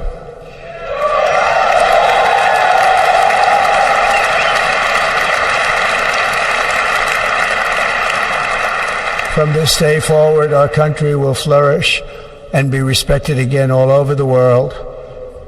We will be the envy of every nation, and we will not allow ourselves to be taken advantage of any longer. During every single day of the Trump administration, I will very simply put America first.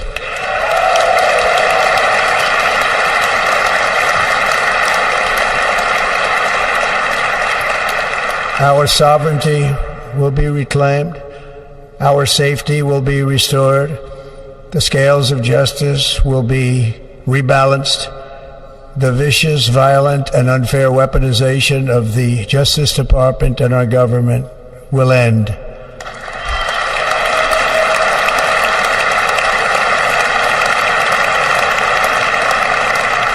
And our top priority will be to create a nation that is proud, prosperous, and free.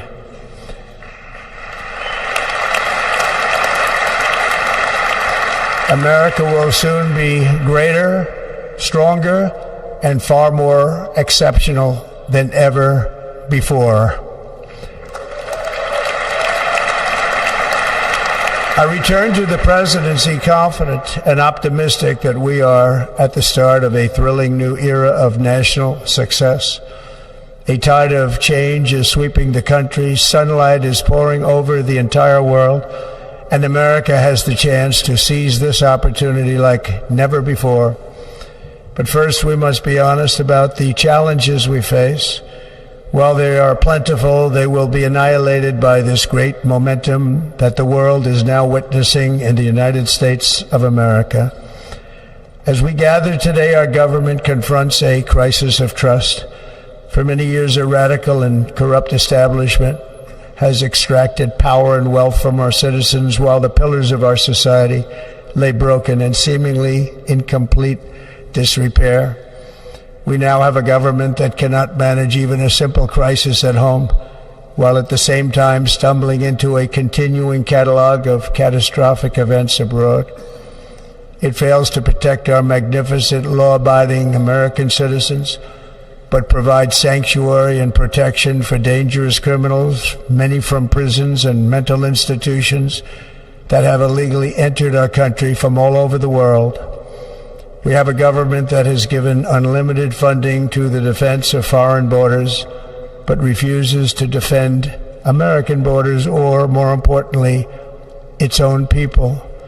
Our country can no longer deliver basic services in times of emergency, as recently shown by the wonderful people of North Carolina, been treated so badly.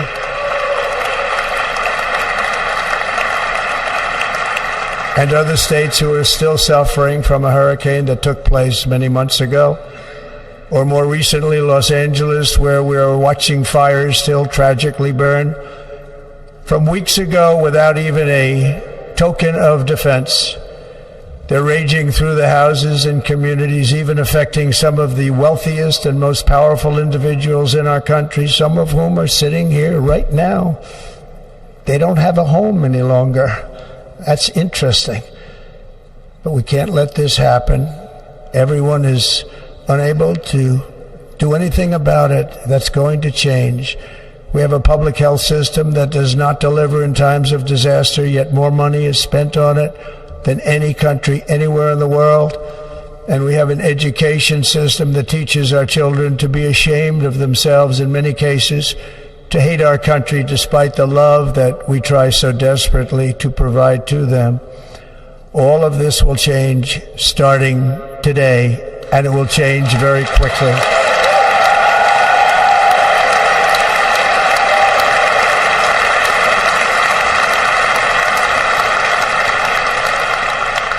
My recent election is a mandate to completely and totally reverse a horrible betrayal and all of these many betrayals that have taken place, and to give the people back their faith, their wealth, their democracy, and indeed their freedom.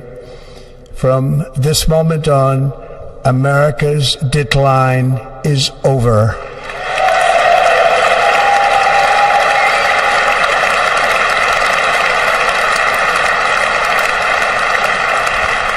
Our liberties and our nation's glorious destiny will no longer be denied, and we will immediately restore the integrity, competency, and loyalty of America's government. Over the past 8 years, I have been tested and challenged more than any president in our 250-year history, and I've learned a lot along the way.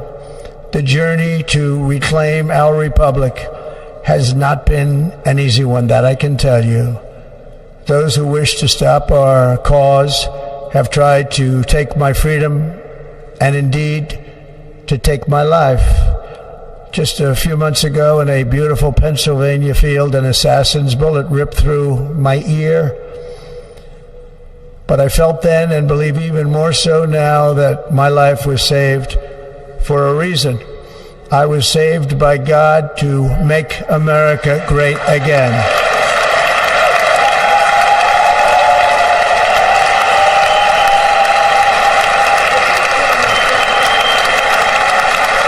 Thank you.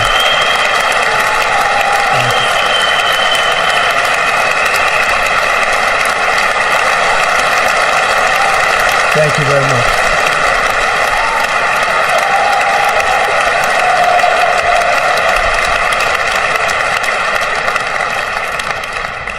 That is why each day under our administration of American patriots, we will be working to meet every crisis with dignity and power and strength. We will move with purpose and speed to bring back hope, prosperity, safety, and peace for citizens of every race, religion, color, and creed. For American citizens, January 20th, 2025 is Liberation Day.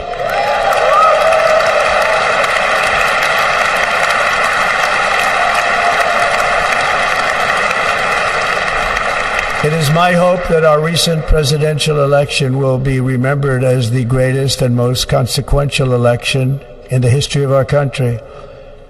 As our victory showed, the entire nation is rapidly unifying behind our agenda with dramatic increases in support from virtually every element of our society, young and old, men and women, African Americans, Hispanic Americans, Asian Americans, urban, suburban, rural. And very importantly, we had a powerful win in all 7 swing states. And the popular vote, we won by millions of people. To the Black and Hispanic communities, I want to thank you for the tremendous outpouring of love and trust that you have shown me with your vote. We set records, and I will not forget it. I've heard your voices in the campaign, and I look forward to working with you in the years to come. Today is Martin Luther King Day, and his honor, this will be a great honor, but in his honor we will strive together to make his dream a reality. We will make his dream come true.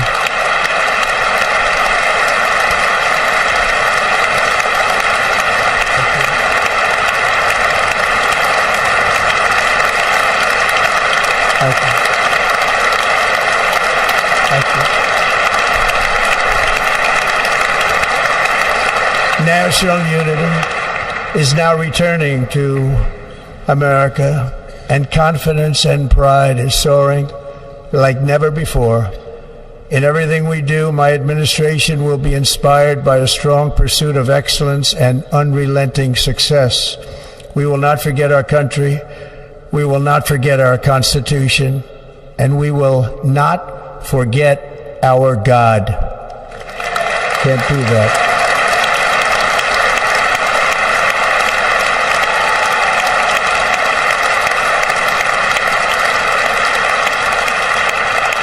Today I will sign a series of historic executive orders. With these actions, we will begin the complete restoration of America and the revolution of common sense. It's all about common sense. First, I will declare a national emergency at our southern border.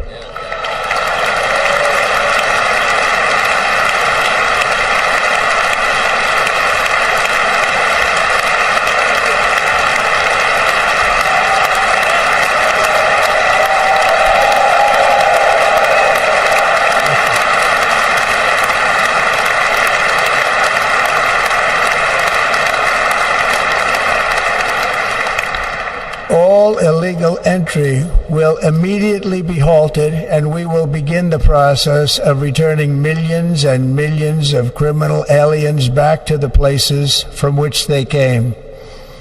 We will reinstate my Remain in Mexico policy.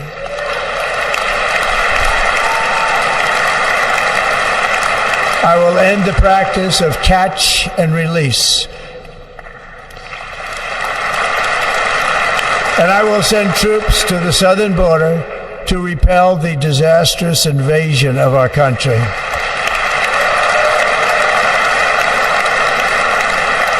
Under the orders I signed today, we will also be designating the cartels as foreign terrorist organizations.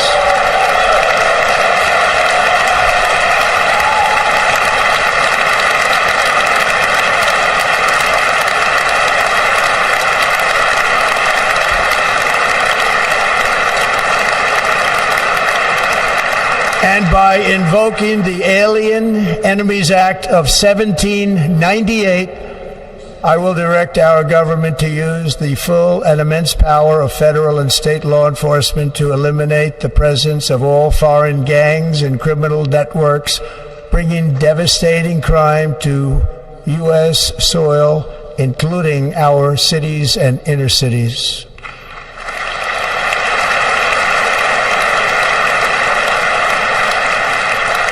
As Commander-in-Chief, I have no higher responsibility than to defend our country from threats and invasions, and that is exactly what I am going to do. We will do it at a level that nobody's ever seen before.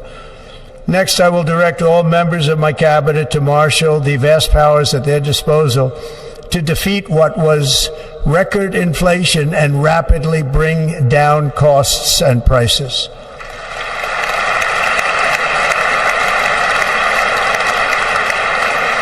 The inflation crisis was caused by massive overspending and escalating energy prices, and that is why today I will also declare a national energy emergency. We will drill, baby, drill.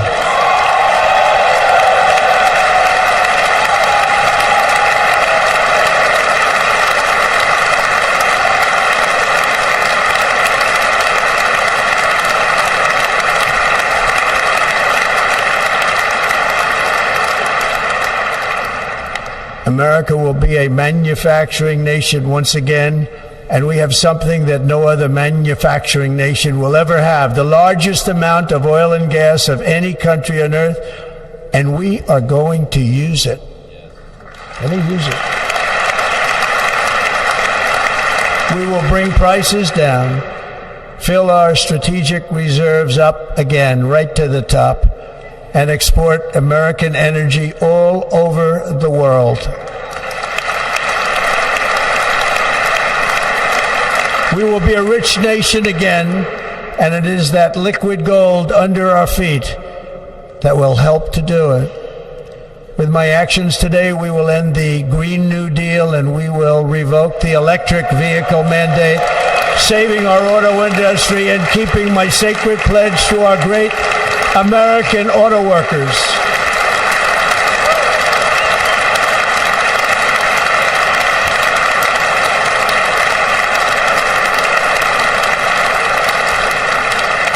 In other words, you'll be able to buy the car of your choice. We will build automobiles in America again at a rate that nobody could have dreamt possible just a few years ago.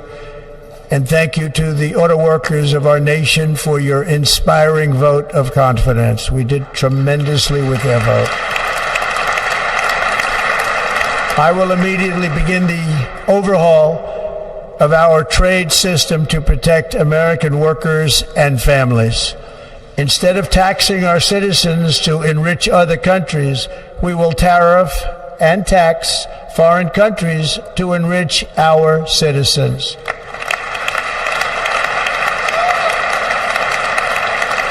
For this purpose, we are establishing the External Revenue Service to collect all tariffs, duties, and revenues. It will be massive amounts of money pouring into our treasury, coming from foreign sources.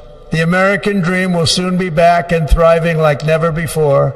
To restore competence and effectiveness to our federal government, my administration will establish the brand new Department of Government Efficiency.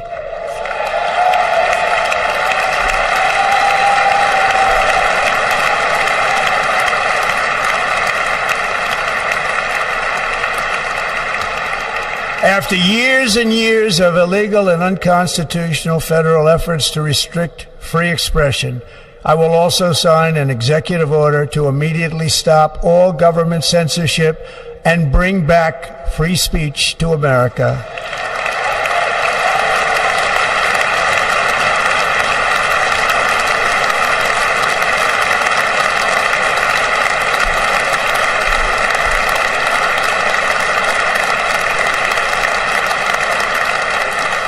Never again will the immense power of the state be weaponized to persecute political opponents. Something I know something about. We will not allow that to happen. It will not happen again. Under my leadership, we will restore fair, equal, and impartial justice under the constitutional rule of law.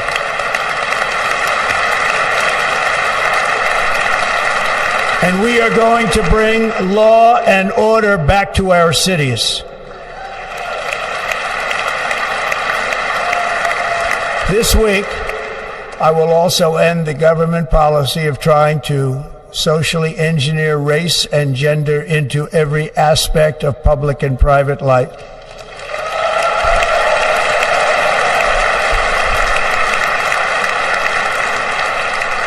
We will forge a society that is colorblind and merit-based.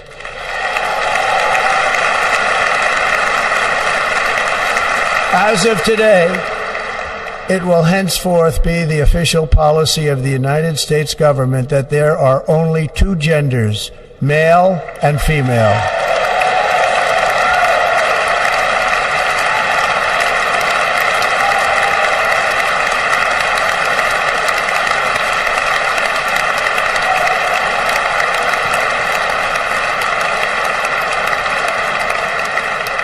This week, I will reinstate any service members who were unjustly expelled from our military for objecting to the COVID vaccine mandate with full back pay.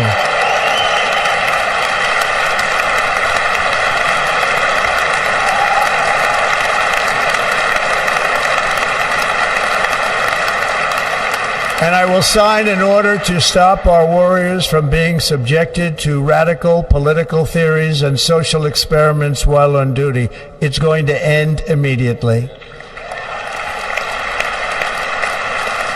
Our armed forces will be freed to focus on their sole mission, defeating America's enemies.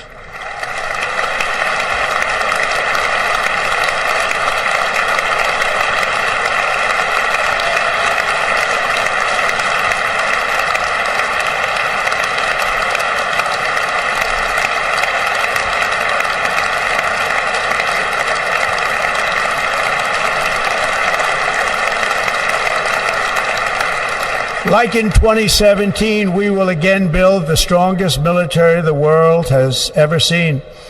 We will measure our success not only by the battles we win, but also by the wars that we end, and perhaps most importantly, the wars we never get into.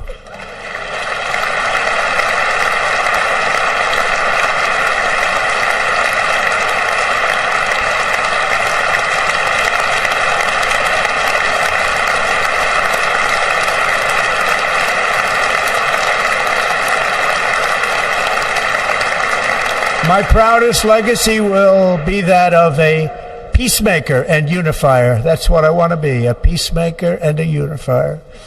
I'm pleased to say that as of yesterday, one day before I assumed office, the hostages in the Middle East are coming back home to their families.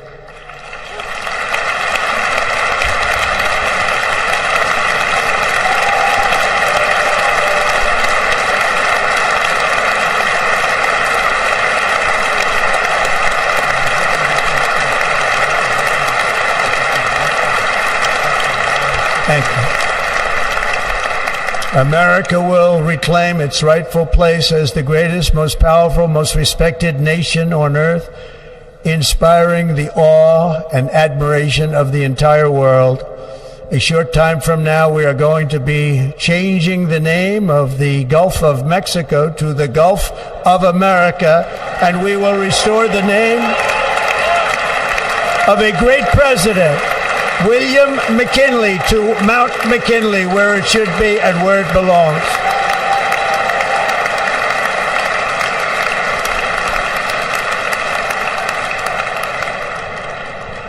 President McKinley made our country very rich through tariffs and through talent.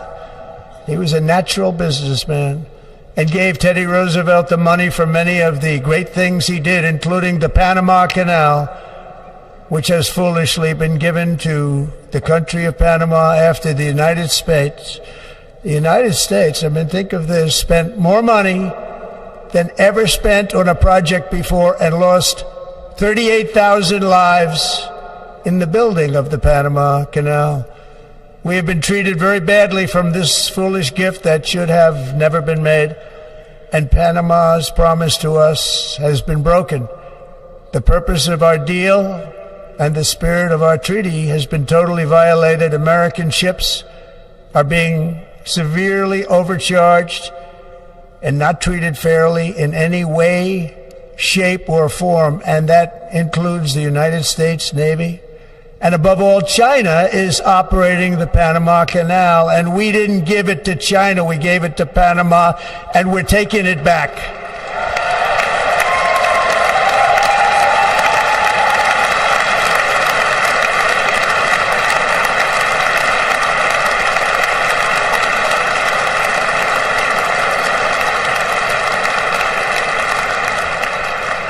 Above all, my message to Americans today is that it is time for us to once again act with courage, vigor, and the vitality of history's greatest civilization. So as we liberate our nation, we will lead it to new heights of victory and success. We will not be deterred. Together we will end the chronic disease epidemic and keep our children safe, healthy, and disease-free. The United States will once again consider itself a growing nation, one that increases our wealth, expands our territory, builds our cities, raises our expectations, and carries our flag into new and beautiful horizons. and we will pursue our manifest destiny into the stars, launching American astronauts to plant the stars and stripes on the planet Mars.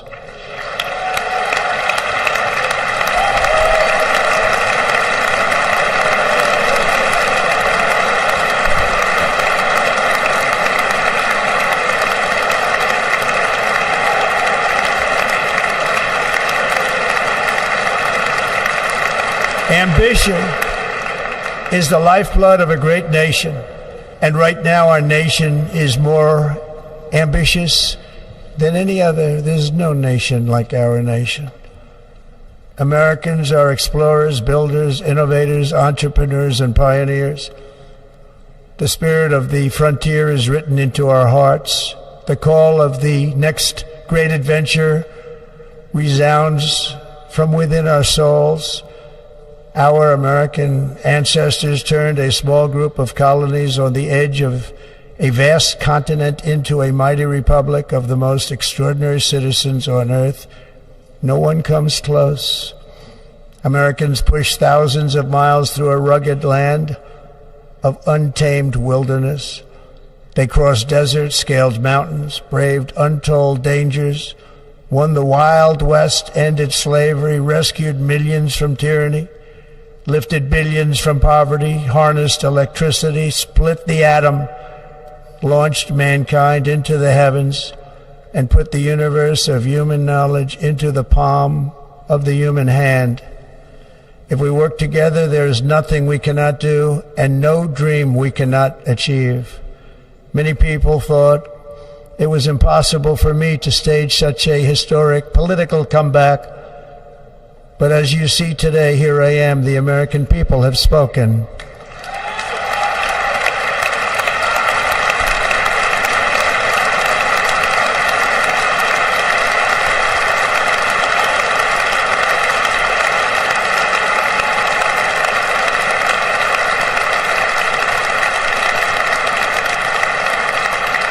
I stand before you now as proof that you should never believe that something is impossible to do. In America, the impossible is what we do best.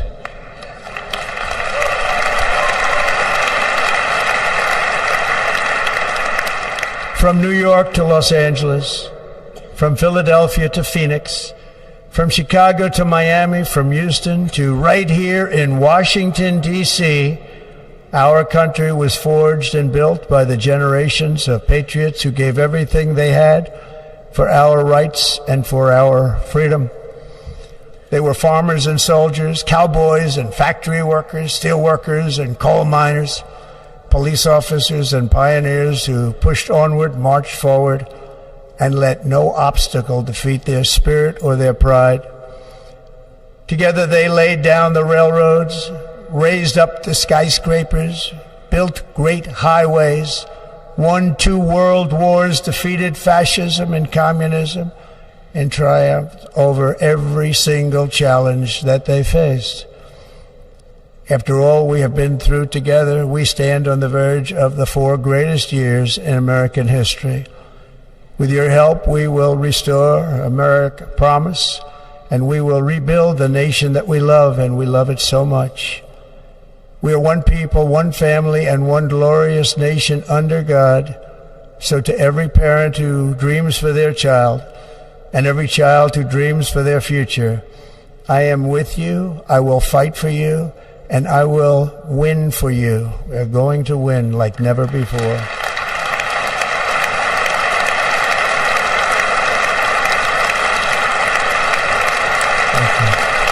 Thank you.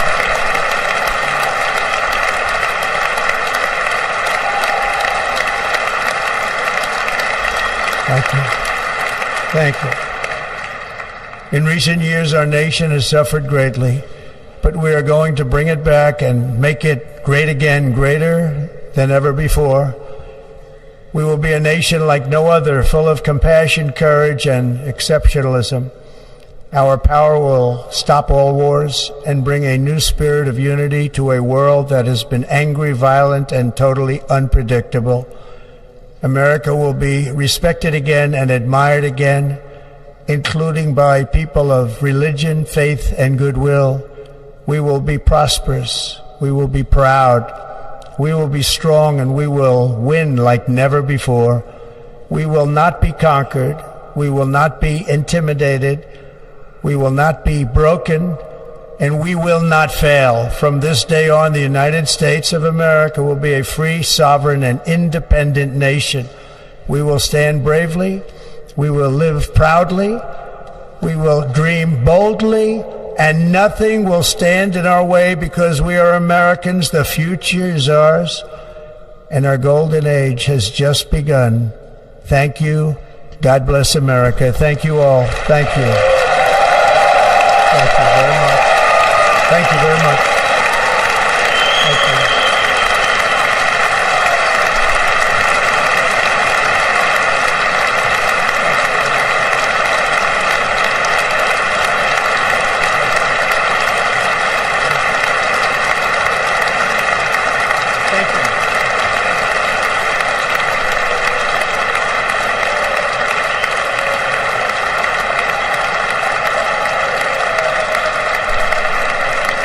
Ladies and gentlemen, performing America the Beautiful, please welcome the Armed Forces Chorus and Carrie Underwood.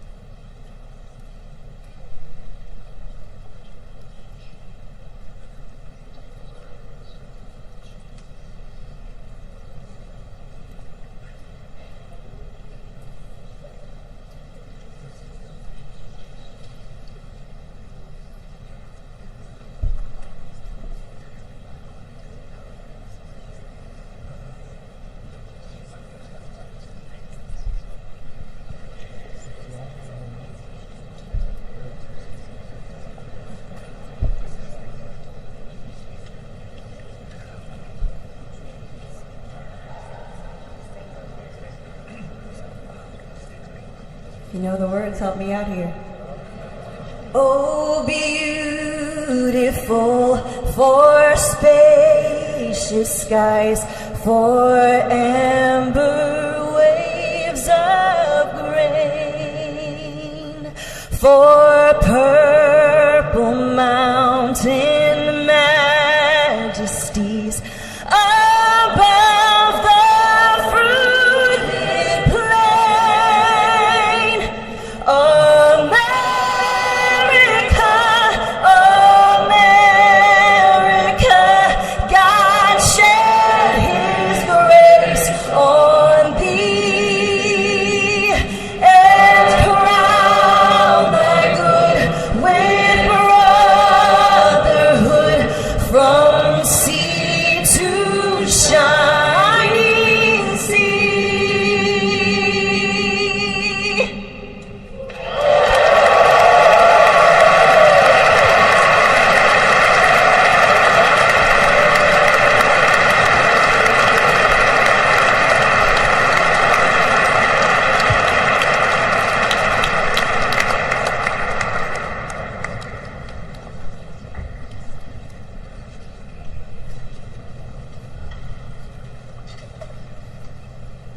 Ladies and gentlemen, Senator Fisher will now introduce the benediction clergy. I now call on Rabbi Ari Berman, Pastor Lorenzo Sewell, and Reverend Frank Mund to provide prayers of benediction.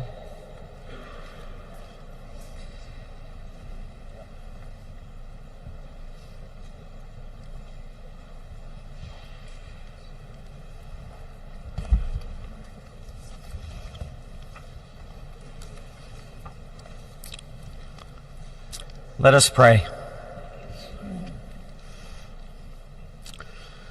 Almighty God, your prophet Jeremiah walked the streets of Jerusalem and blessed its inhabitants with the Hebrew words, Baruch HaGever Asher Yiftach BaHashem. Blessed is the one who trusts in God.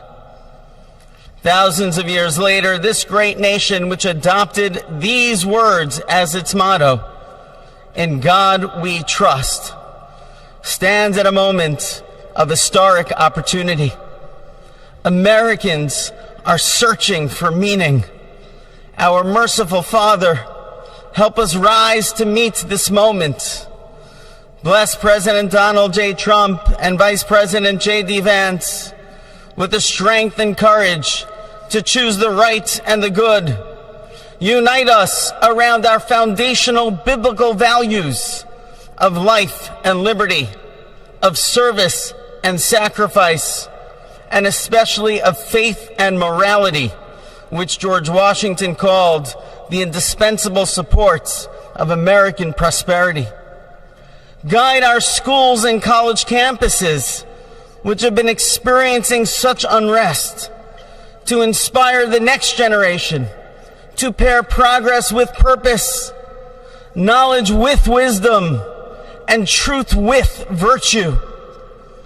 Hear the cry of the hostages, both American and Israeli, whose pain our president so acutely feels. We are so thankful for the 3 young women who yesterday returned home, and pray that the next 4 years brings peace to Israel and throughout the Middle East. Almighty God, grant all Americans the opportunity to realize our shared dream of a life filled with peace and plenty, health and happiness, compassion and contribution. Stir within us the confidence to rise to this moment. For while we trust in God, God's trust is in us, the American people. America is called to greatness, to be a beacon of light and a mover of history. May our nation merit the fulfillment of Jeremiah's blessing, that like a tree planted by water, we shall not cease to bear fruit. May all of humanity experience your love and your blessing. May it be thy will, and let us say, Amen. Let us pray for our 47th president. Heavenly Father, we're so grateful that you gave our 45th and now our 47th president a millimeter miracle. We are grateful that you are the one that have called him for such a time as this, that America would begin to dream again. We pray that we would fulfill the true meaning of our creed, that we hold these truths to be self-evident, that all men are created equal.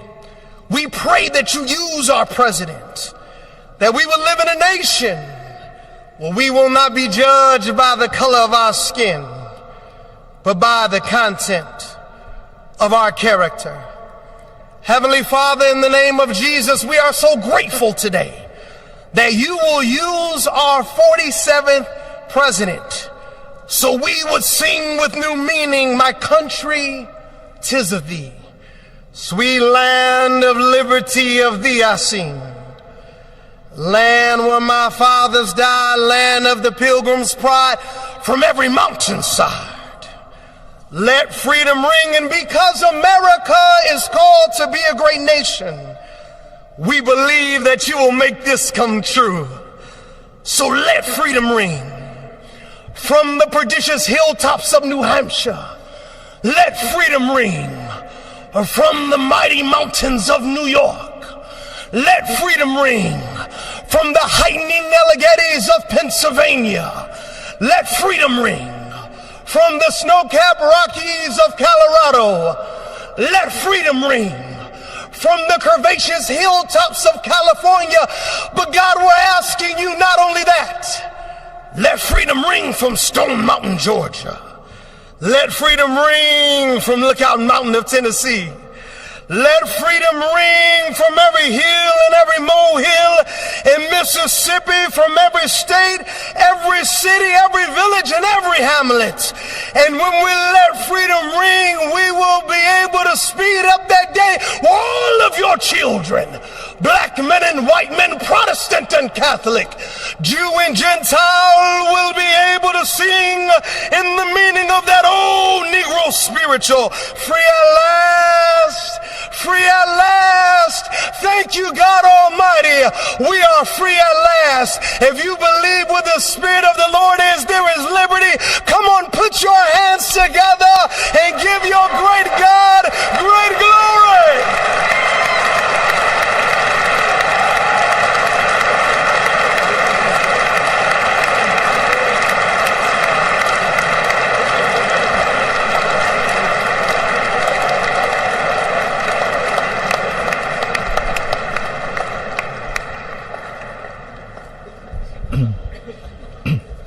Almighty and eternal God, we gather here today in reverence, joined in our shared hopes and dreams for our beloved nation.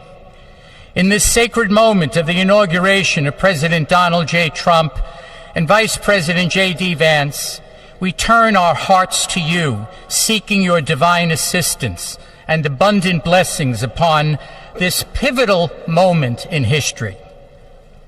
We come before you with profound gratitude for the many gifts you have bestowed upon our land. Thank you for the freedoms we cherish, for the strength of our communities, and for the resilience of our spirit. As our President and Vice President embrace their newly appointed roles, we humbly implore that your everlasting love and wisdom will envelop them. Grant them the clarity of mind to navigate the challenges that lie ahead, and the compassion to serve all citizens with fairness and integrity. May their hearts be filled with a giving spirit and sincere understanding for those whom they represent. May they be beacons of hope in times of uncertainty and prophetic voices in defending the dignity of all created life. We pray for a spirit of collaboration to flourish in our government and across our nation, fostering an environment where dialogue and heartfelt listening will prevail over division or discord. May each decision made by our President and Vice President reflect the values of justice and peace. As we embark on this new chapter, we also seek your comfort, O God, for those who feel lost or disheartened. In this time of transition, may your light shine upon them, reaffirming their belief in a brighter tomorrow. May we all strive to lift one another, supporting our fellow citizens with kindness and empathy, recognizing that together we can overcome any adversity. Grant us the strength to endure, the courage to face our fears, and the clarity to see the light that remains, even when clouds of uncertainty may gather. Inspire our new leaders to be champions for the vulnerable and advocates for those whose voices are often silenced. May they pursue policies that promote the well-being of all, seeking to build bridges that will foster unity and belonging. As we stand witness to this inauguration, we hold fast to the faith, to our faith in the goodness of each of us and the possibility of change. We trust that with your guidance, O God, our nation can move forward to a future filled with promise, prosperity, and understanding. And finally, we lift our hearts in gratitude for the beloved parents of President Trump. Without Mary and Fred Trump, this day would never be the miracle that has just begun. From their place in heaven, may they shield their son from all harm by their loving protection, and give him the strength to guide our nation along the path that will make America great again. Let us go forth now with these words of President Trump's emblazoned on our hearts. As long as we have pride in our beliefs, courage in our convictions, and faith in our God, then we will not fail. We stand tall, we stand proud, because we are Americans, and Americans kneel to God, and to God alone. Amen. Ladies and gentlemen, please remain standing for our national anthem.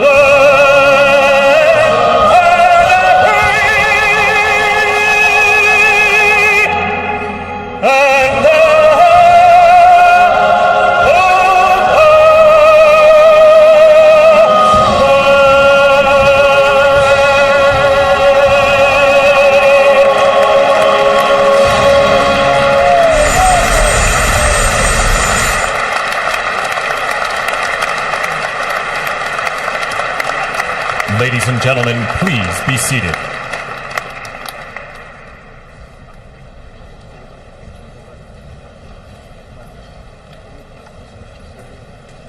Ladies and gentlemen, please remain at your seats while the President and official party depart the platform.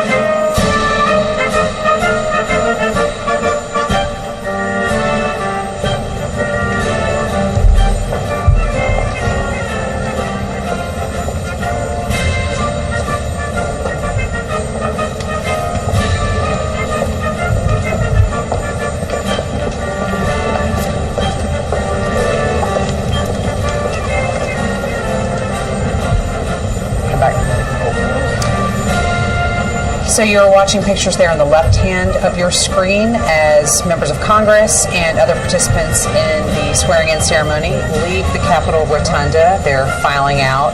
As those proceedings are now over, on the right side of your screen, we are watching a door elsewhere in the Capitol where we expect that we will see President Donald Trump and First Lady Melania Trump and former President Joe Biden and former First Lady Jill Biden walking out. This is another one of those set pieces that occur on Inauguration days where an outgoing president is bade farewell from the current president.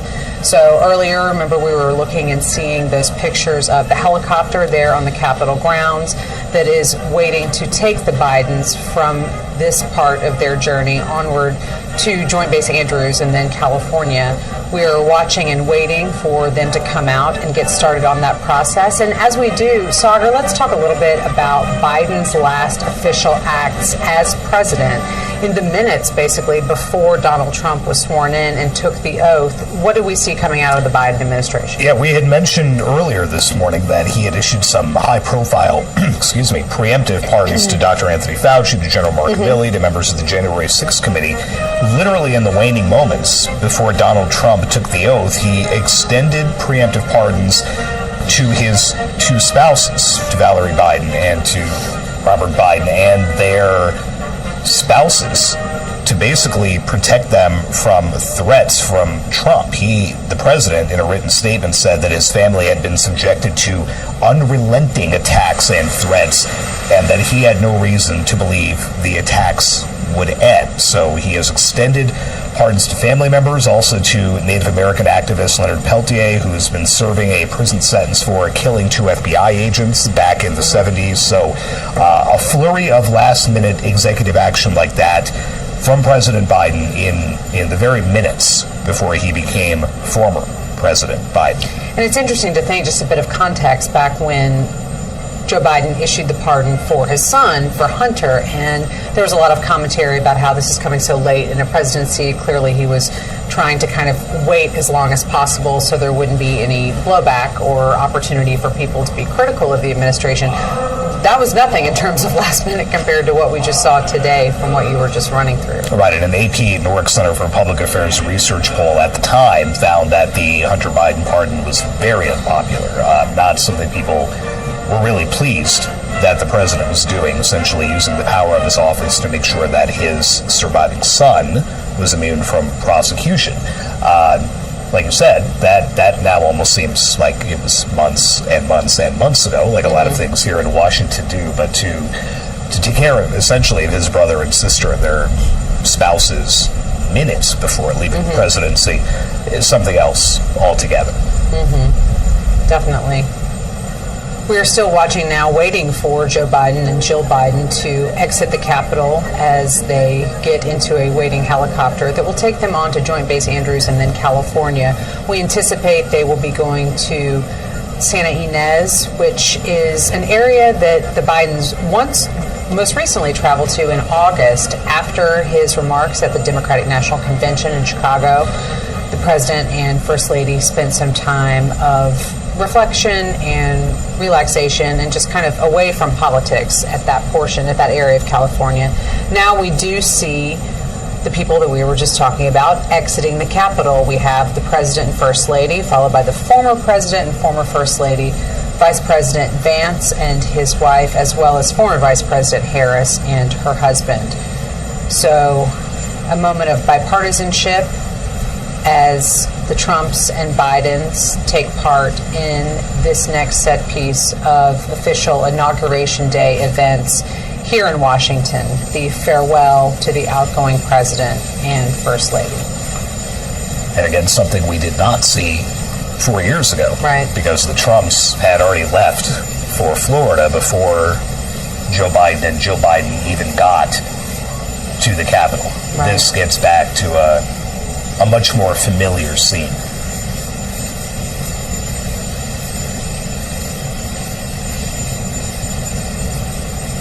It's been striking how much engagement now former President Biden has had with Melania Trump, with Donald Trump.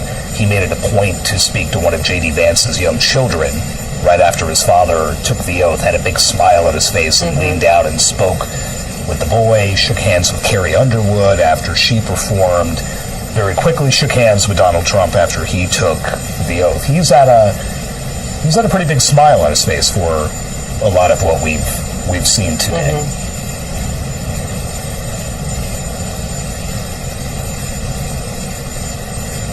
And I can't imagine the helicopter's rotors with the wind whipping up are going to feel very good coming up here.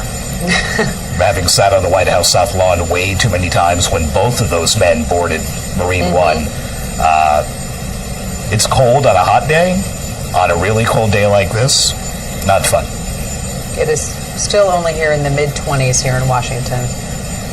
Let's just listen in as these farewells happen at the Capitol.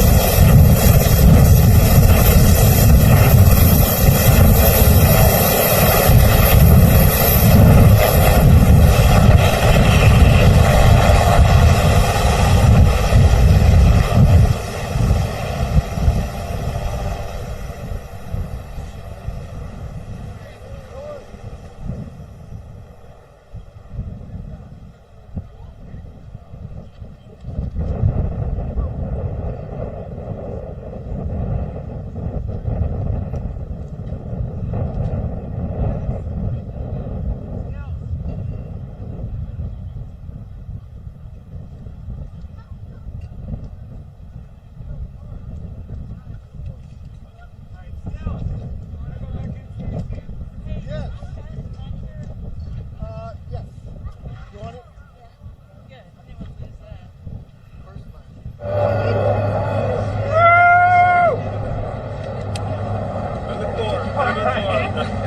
my God, my phone's overheating.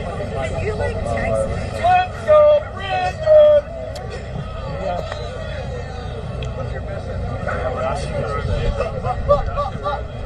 Not even going to say goodbye. Just get the hell on down the road. Here we go.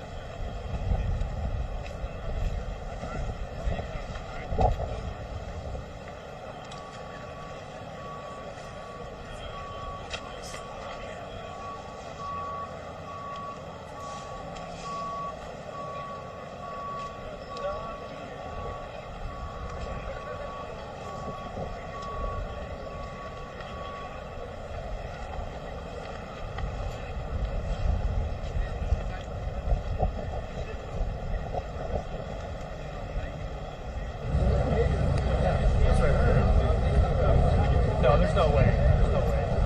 He's got a lot of shit to do.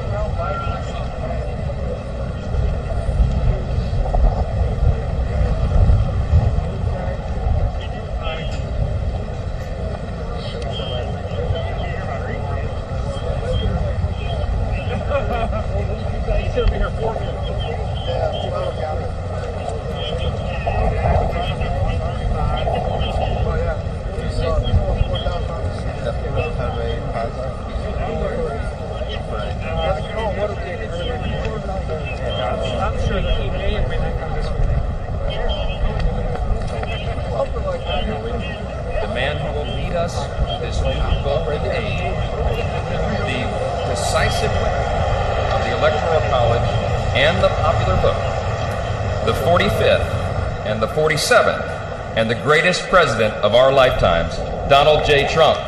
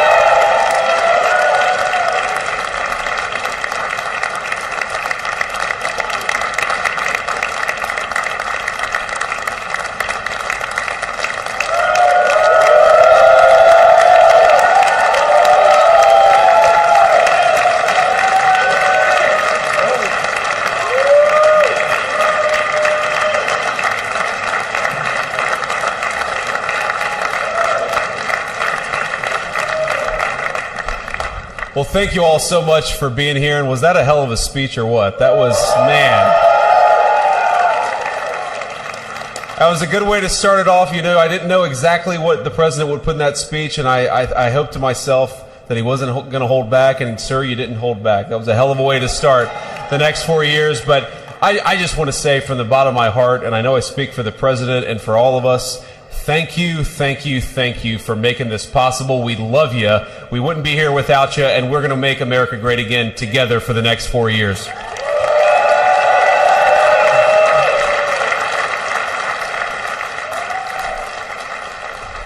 And the last thing I'll say is, you know, having stood outside for about 5 minutes to wave goodbye to the Bidens, thank God we moved that thing indoors, because it was a beautiful ceremony and it was cold as hell outside. So, sir, the 45th and 47th President of the United States, Donald J. Trump.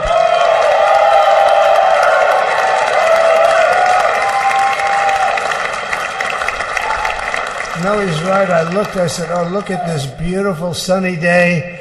We blew it. And then I went outside and we were freezing. You would have been very unhappy. The sun was very deceptive, I will tell you. It is cold out. And I'm sort of saying, you know, that was so beautiful today. Maybe they should do it there every 4 years. Does that make sense? I don't know. Because, you know, the outdoor thing is really good, but it gets a little cold around this time of the year, as some people have noticed. And a lot of times they suffer through it. There was no suffering in that room. It was 72 degrees. It was perfect with the best acoustics I think I've ever heard in a room. This is not so bad either. But I just want to say, you're a younger, far more beautiful audience that I just spoke to. And I want to keep it off the record. I want to keep that off the record. Because I don't want to have all those big shots up there. I don't want to think you're more powerful than them, you look better than them, and I love you. Now, we just had a great time. We just had a great day. This was amazing. You know, when you think we took a journey, I mentioned in the speech, a lot of people said that was not a journey that was possible, and it was indeed possible. I didn't really know too much about what they were saying when they said that, but a lot of people felt it, and we hooked up with JD very early. I watched JD over a period of time. I endorsed him in Ohio. He was a great senator, and very, very smart. The only one smarter than him was his wife. That was I would have chosen her, but somehow the line of succession didn't work that way, right? But now she's great and he's great. This is a great, beautiful couple, and unbelievable career. I just said to him, you are very upwardly mobile, because he hasn't been doing it that long, but he picked it up so quickly. Remember, the first week was a little bit like the fake news was hitting him really hard, and I said, oh, this may be tough, but after that it was smooth sailing for him. He took on everybody. He took on the meanest, I don't want to use the word corrupt because we're into a new system, so let's wait till the corruption begins, because it will.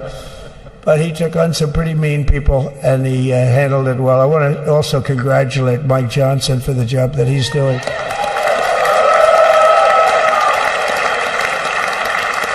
Steve, we gave him a majority of almost nothing, and then I said, to make it tougher on him, let me take 2 or 3 of the people, right? I said, he'll only have to suffer with that for about 3 months. How are they doing, by the way? Are they? Is that moving along? Totally unified. I said, do you mind if I take this one, that one, and a couple of others? He didn't mind. He can handle it. No, he's a man that's liked by everybody. I've never met a man like this. You've got how many is it, 219 or 220 or something? 220. And of the 220, 219 really like him. I noticed he got 1 negative vote once about 2 weeks ago. But I think even 220 like him, if you want to know the truth. And that's very unusual.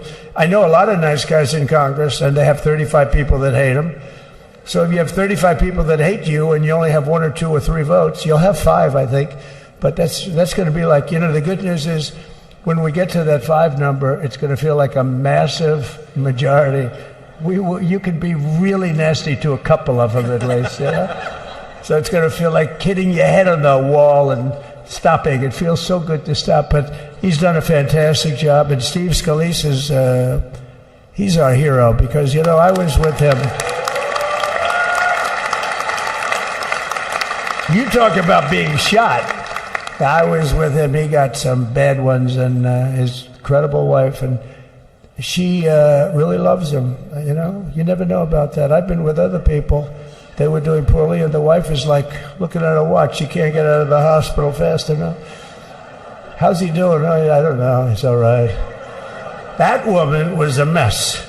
She was crying and crying. No, they're going to take him. They're going to take him. I told Steve when he finally woke up, it was a while too. The doctor told me it was the most blood they've ever transfused in any patient. They've never done anything like it. And here he is, the picture of strength, right? And he's been a great friend of mine, right? With a family, because of a family. And what a job you did. It worked out pretty much better than we even thought, right? And I did have a couple of things, to say that were extremely controversial. And between JD and Melania and anybody else that heard, please, sir, it's such a beautiful unifying speech. Please, sir, don't say these things. I said, I'm telling you, it's going to play great. They said, you're right. For this group of people, it's going to play great. You're the only ones I hurt by not, but we had some beauties, didn't we, Melania? She said, sir, calls me sir when she's angry. No, I'm only kidding. I better say I'm only kidding, or the press is going to pick that one up loud and clear. No, but she said, no, I think it would be terrible. It's such a nice speech. I think it's, it all depends on your delivery. How was the delivery? Was it good? But she said it's such a beautiful speech. You can't put things in there that you were going to put in. And I was going to talk about the J6 hostages, but you'll be happy because, it's action, not words that count. And you're going to see a lot of action on the J6 hostages. See a lot of action. And I was going to talk about the things that Joe did today with the pardons of people that were very, very guilty of very bad crimes, like the Unselect Committee of Political Thugs, where they literally, what they did is they destroyed and deleted all of the information, all of the hearings, practically not a thing left. They deleted all the information on Nancy Pelosi having turned down the offer of 10,000 soldiers. You wouldn't have needed 10,000. You could have had 500, and it would have stopped.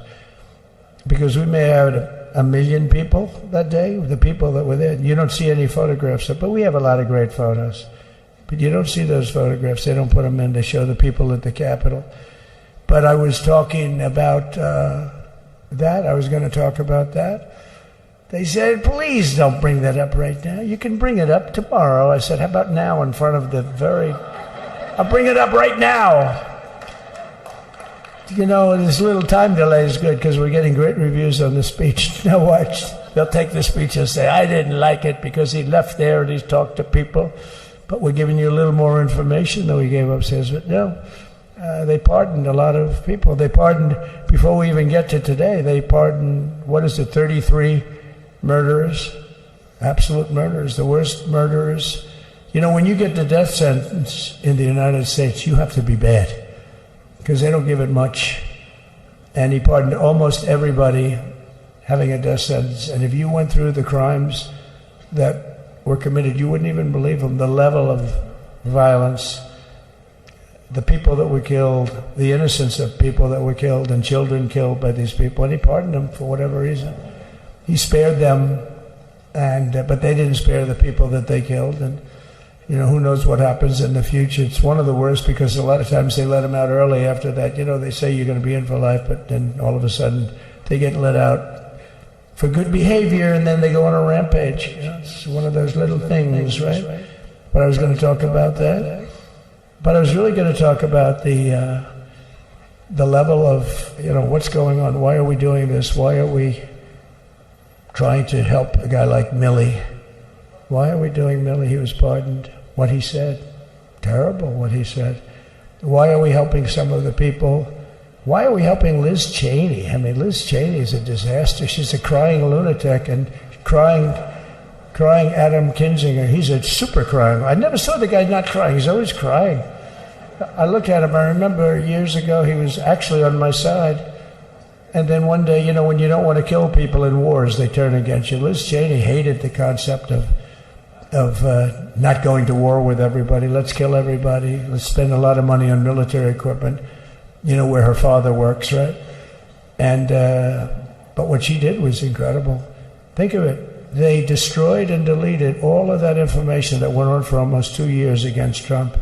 And the reason they did, because it was all false. Like the person that said, I tried to strangle a Secret Service agent. That's one of the toughest human beings I think I've ever seen.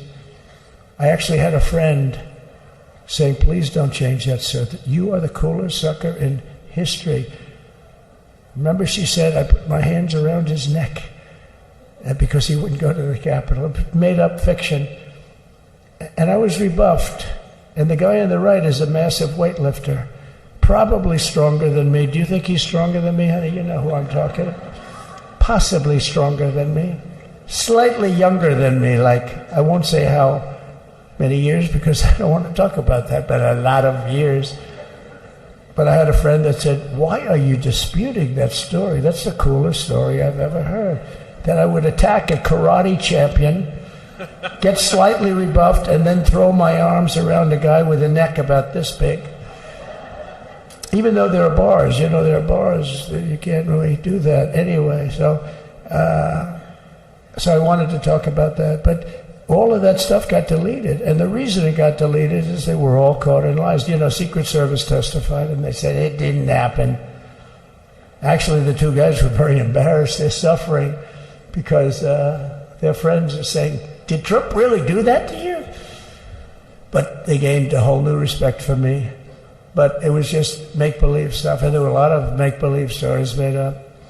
So rather than suffer the wrath, like the story with Nancy Pelosi, I offered her 10,000 soldiers.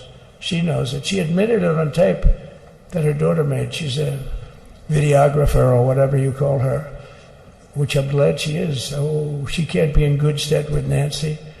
But Nancy said it was my responsibility as she's leaving the Capitol. She said it was, and it was. She's in charge of security at the Capitol. But I offered them up to 10,000 soldiers, even more. One time I said more, as many as you need. But you needed 400 or 500. If 4 or 5, you 10,000, that would be more than the number of people there by lot.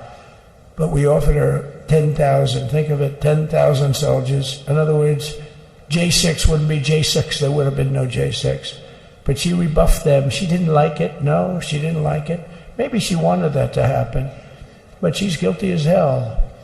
And now we would have to go through the process because they destroyed all evidence. They deleted everything. There's virtually nothing left. The other fake story and so many other fake stories. And many people came out on our side. And those people now, we've got to find them. There's nothing left. So that's a criminal offense. If that were a civil case, it would be a criminal offense. If that happened civilly where you did that, it would be a criminal offense. So I decided I'm not going to make this speech complicated. I'm going to make it beautiful. I'm going to make it a unifying speech. And then when they said we have a group of people that are serious Trump fans, I said, this is the time to tell those stories.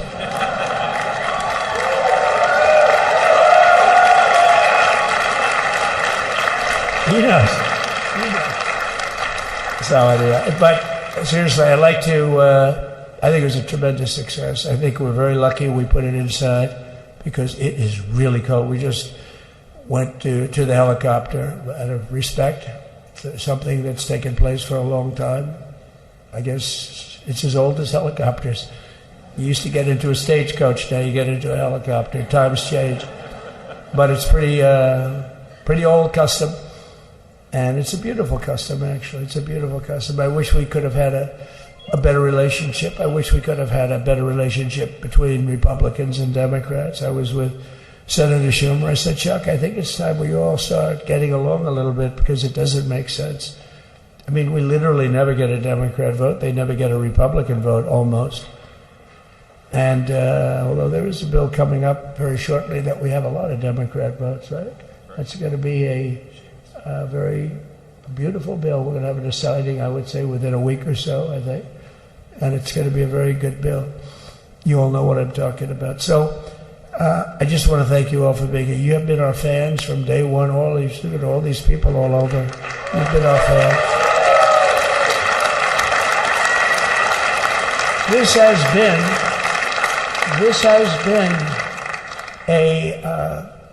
never been anything like it.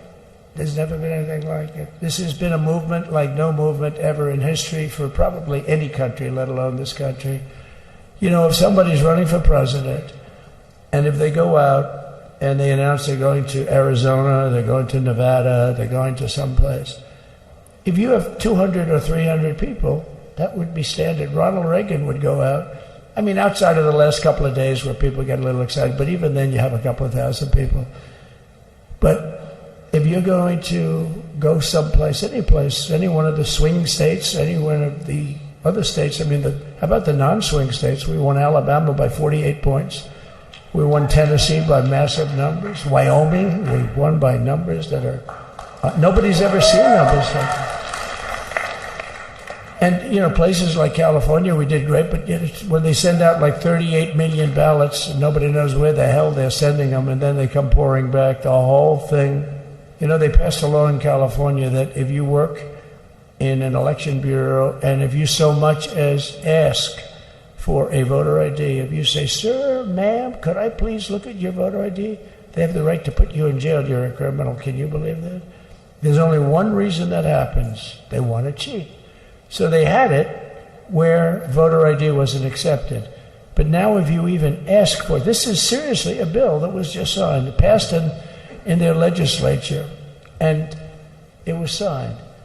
And I think when we get things cleaned up and we get back to a little bit of normalcy, I'm going to ask the Speaker to really get involved, because I think we would have won the state of California, because, you know, if you look at my numbers with Hispanic, we're at 56%. And we won the Texas border that had never been won, as the governor said. He's doing a good job, the governor, by the way, of Texas. But as the governor said, it hasn't. Oh, did I get lucky? Did I get lucky? Supposing I said, you know, he's not here, but the governor of Texas has done a terrible job. Wow, look at you. You mean we couldn't get you up in the front row? I'll tell you. Supposing I said, JD, the governor of Texas, is not doing his job.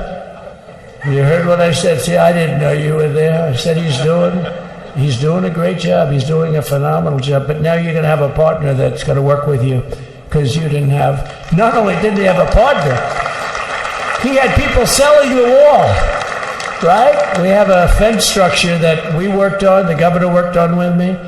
And I didn't love it, to be honest with you. I wanted a nice precast concrete, you know, 40, 50 feet high, like a beautiful, could have been a T-shape, Y-shape. I love construction. I wanted that sucker to go up maybe 50, 60 feet. It would have looked beautiful, a nice Y shape.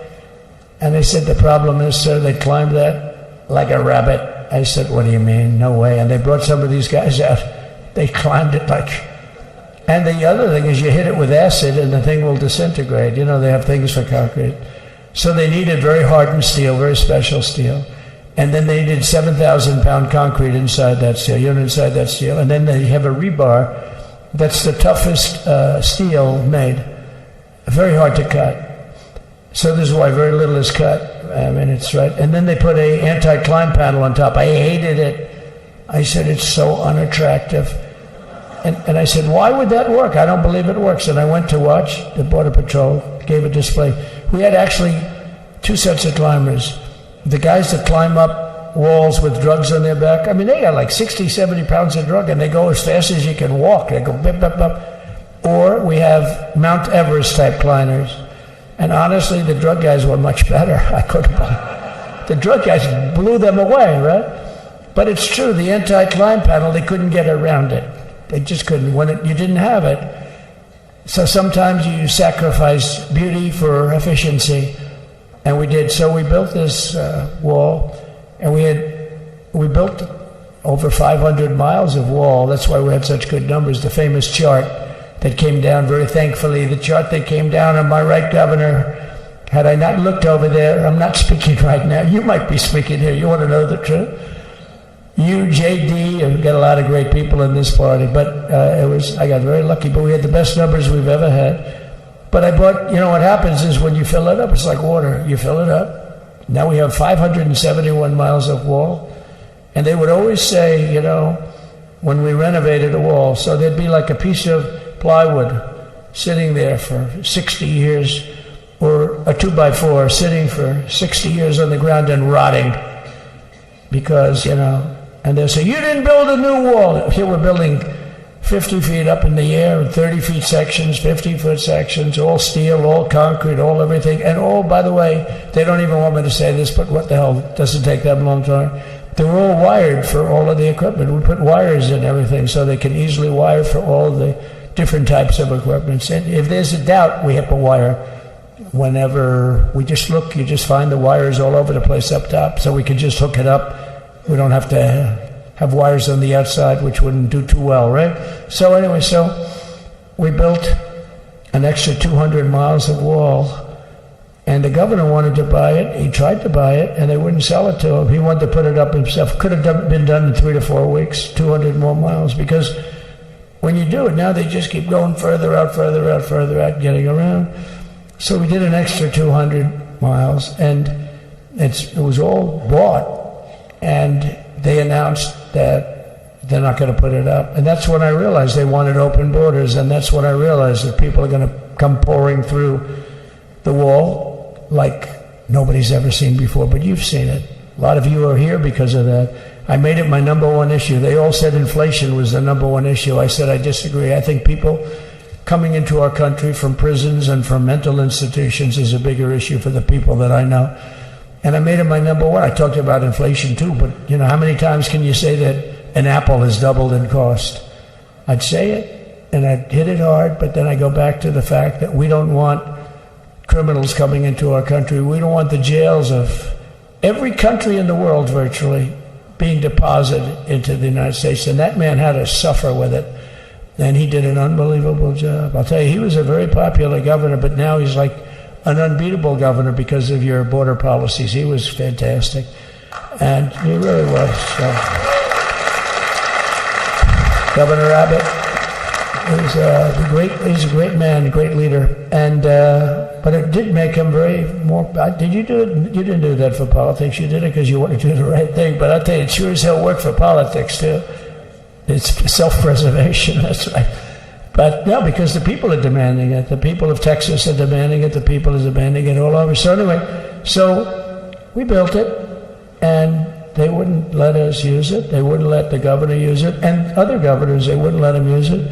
But he was the leader of the pack and did a great job. And then we heard about a month ago that not only wouldn't they let us use it, they were selling it. They were going to sell it for 5 cents on the dollar. Now, 5 cents on the dollar then, but today it would cost more than twice as much to build because we bought it like 6 years ago. And it was just sitting on the ground, and that does not do well for the whole thing. But it was just sitting on the ground, and I heard about it, and I called the governor, and I called a lot of people, your attorney general. And here's the story. They were going to buy it, and these are great business people. They were going to buy it for 5 cents on the dollar or less. And they were calling us up, we'll sell it to you for 200 cents on the dollar. In other words, it will cost you twice as much, so it's 200 cents on the dollar. I said, can somebody explain that to a judge? I mean, how corrupt is that? You'd think they'd say, maybe we'll sell it to you for 20 cents, 30 cents, but not 200 cents. So they were going to buy something for 5 cents, and they were going to sell it to us for a fortune. They were going to make it they'd have it down that in Fortune magazine, they'd put it as the deal of the year, okay? You buy something like that. But it was so corrupt and so horrible. And when we told that to the administration, they didn't care. They just kept going forward. They couldn't care less. And they kept going forward. They knew that they were trying to sell it back to us. They would have sold it back to us. You would have ended up buying it. You would have paid probably 50, 60 cents. Who knows? But they were going to use it for scrap metal, but then they made a much better deal. They could just buy it and sell it to us for 15, 20 times what they paid. 20 times, think of it, like 20 times what they paid. And we wouldn't let it happen. And the governor with his attorney general, Ken Paxton, they made a fantastic, they're a good lawyer. He's pushed around pretty good by people, right? I said, you got a great attorney general. They should leave him alone. He was with me. But Ken and the governor went to court, and a judge actually became incensed and actually called for an investigation. How could a thing like this happen? So he stopped it. So we're waiting to put that wall up. And now that you have a new president, that wall will go up so fast. The governor will complain, sir. This is Greg Abbott, sir. Please, the wall is going up too fast. Please don't do that. You know the story about winning. No, we're going to win too much. We're winning too much. Please, let's stop. People always love that one. We'll do this with the wall. Governor Abbott calls, sir, the wall is going up too fast. We can't take it. We just can't take it. No, I think you'll be very happy if the wall goes up too fast, right? But we'll get that dude and we'll work with you on that. But it was a great decision by a great Texas judge, right? And it was beautiful to watch. He stopped them right in their track. I mean, they were literally loading the stuff onto trucks. It was terrible. Honestly, it was terrible. And he wouldn't take it. So I'm so glad I mentioned that they have a really good governor in Texas. And I swear, I didn't know he was here. I swear to you, it sounds like a setup. I didn't know you would end. Did I get lucky? I said the right thing. Because there have been moments when I wasn't so happy with him, you know? But not too many, I can tell you that. So anyway, it's good to see you too, Governor. Great. But I just want to thank everybody. You've been incredible. I recognize so many of you. It's so crazy. But this has been a long journey. And this was a journey that started in 2015, probably started 20 years before that. People used to say, you're going to run for president? You're going to run? And I always said, no, I don't want. And then one day I said, let's give it a shot. And what I talked about then was the border, too. I think it probably was the number one issue for me. Back in 2015, 2016, I talked about the border. And now I talked about the border, but this border is much worse. We fixed the border. It was totally fixed. There was nothing to talk about. 2020, by the way, that election was totally rigged, but that's okay. It was a rigged election. You know the only thing good about it? It showed how bad they are, showed how incompetent, and frankly, historically, this is a much bigger event. If that would have gone like it should have. The bad thing about it is some bad things happened, like a lot of people in our country that wouldn't be in our country right now. So, you know, that's the bad part. But I will say that it started in 2015, and right from the beginning, we went to the top. Day one, they announced Trump, and Trump went to number one and stayed there for the whole primary. And then we took on Hillary. She didn't look too happy today. We took on Hillary. A very nice person, but we took on Hillary and we defeated Hillary, and then we did much better the second time in 2020. You know, we got millions more votes. We got millions, like 10, 12 million more votes than we did the first time. No president has ever gotten that many more votes. I got like 9 million more than anybody else had ever gotten, and they said we lost. And because of that, I said to Melania, what do you think? And she said, you want to do this again? And had we lost, and had I thought we lost, I wouldn't do it again, because that's like the ultimate poll, right? But I knew how well we did, and this time we made it too big to rig. It was so big. They tried like hell. But they tried to do it, and around 9:02 they gave up. Last time they did bad things, but this time they just said, you know, I don't know if you saw, Mr. Speaker, in Washington, they had placards. They were all set to march. They thought it'd be closer. A gentleman asked me, a very respected gentleman asked me yesterday, how come the polls were so wrong? They showed you winning, but not in a landslide. I said, because people that are true Trumpers are so angry at the whole polling system and at the writers, the fake news, that they don't want to talk to anybody. So when you call somebody from Trump, who are you voting for? They say, it's none of your business. I'm not telling you. And that was probably 40% of the people they called. So they would discard that one, and they didn't show that. And then when the election happened, the vote came, and it was much different, much higher than we're going to win. But they really thought, they couldn't believe it. The one man said, it was so much higher. We won all 7 swing states. We won the popular vote by millions of votes, which is hard for a Republican. I'll tell you who came through. The unions came through. The auto workers were great. The Teamsters were great. The firemen were great. I think almost every union was great. The only one that weren't great, although Sean was great, and the Teamsters, Sean O'Brien, the head of the Teamsters, was fantastic. But generally speaking, the head of the union was against Trump, but the union would be with us for like 80-85%. Look what we did with the auto workers in Michigan. Look what we did with the Teamsters. The Teamsters were unbelievable. They were a solid Democrat vote, and they voted for Trump. So we had a great experience. Now we have to go to work and get it done, because we have to do something that's going to be great. We're going to turn our country around, and we're going to turn it around fast. And I think this was a better speech than the one I made upstairs, okay? I think this was better, JD. I think this was much better, and I got to see my friend. So, Governor, take care of yourself. You call me, we'll start working. You know what that means with him? He's going to be calling me tomorrow morning at about 6. And I said, how about next week? You call me, and we're going to get it started real fast. We'll really help you a lot. You've done a fantastic job protecting something which it's not supposed to be for the states. And amazing job you've done. Thank you very much. And I want to thank everybody. And I have a First Lady who's been incredible.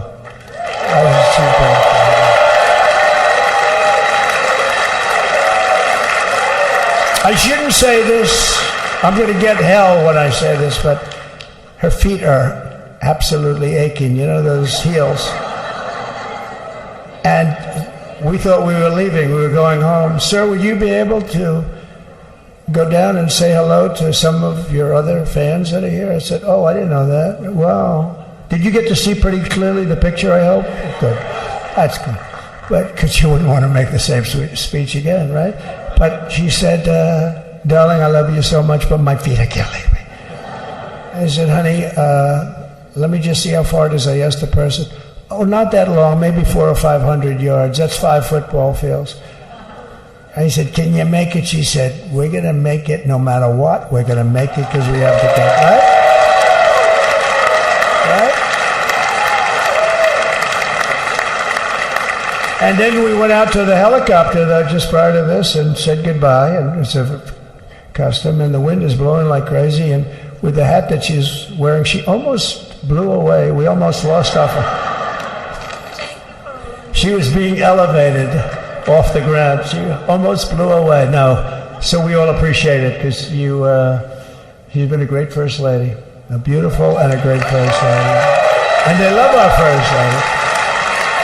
JD, whenever I make a speech, I see hundreds of times, we love our First Lady, and they do, and they should. She's great. So I just want to thank you very much. I just want to thank everybody. And I felt that, I said to JD, should we give him the A treatment, the B treatment, the C, the D, or the F? You know what the F is? Hello, everybody. Thank you for being here. Bye-bye. I gave you the A+ treatment. Thank you. Thank you all. Thank you, Governor. Thank you all very much. Appreciate it.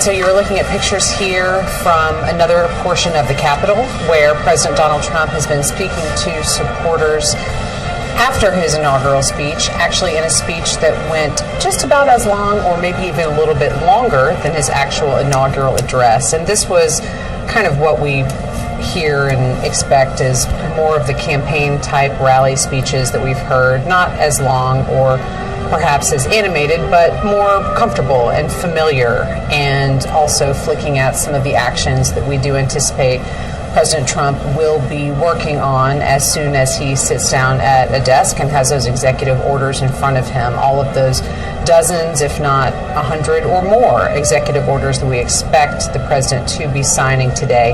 But he spent a large portion of these remarks talking about security along the U.S.-Mexico border. Again, his signature campaign issue, one that we have heard about a lot in all of his presidential campaigns, and certainly something that he has signaled will be a hallmark of this second administration.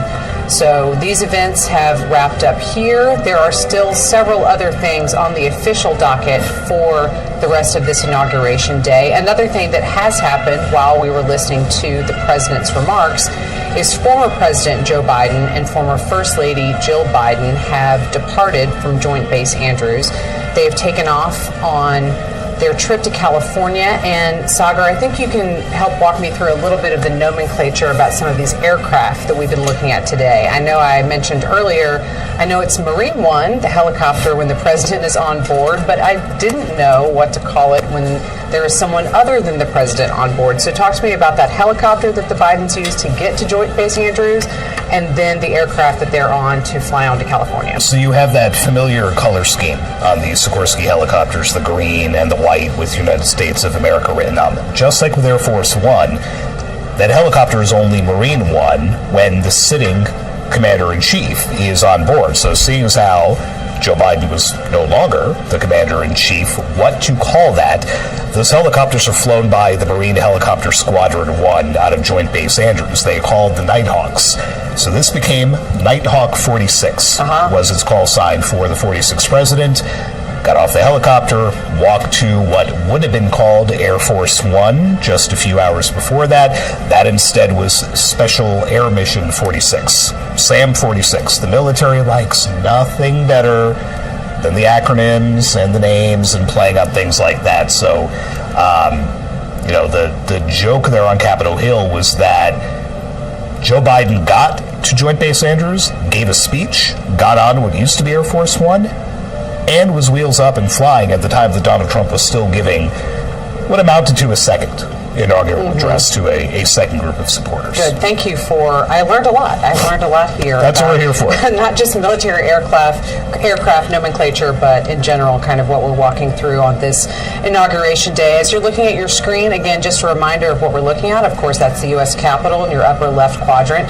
Below that is the Capitol Visitor Center. That's where President Donald Trump has been giving this address, as Sagar was just noting, that went on just about as long, if not longer, than his inaugural address. But also on the right-hand side, that's a look at Pennsylvania Avenue. That's one of the pathways, the main thoroughfares here in Washington, that is tradition on inauguration days for the new president to traverse in some fashion. It's usually in the form of a parade, clearly with the weather and events being changed around today.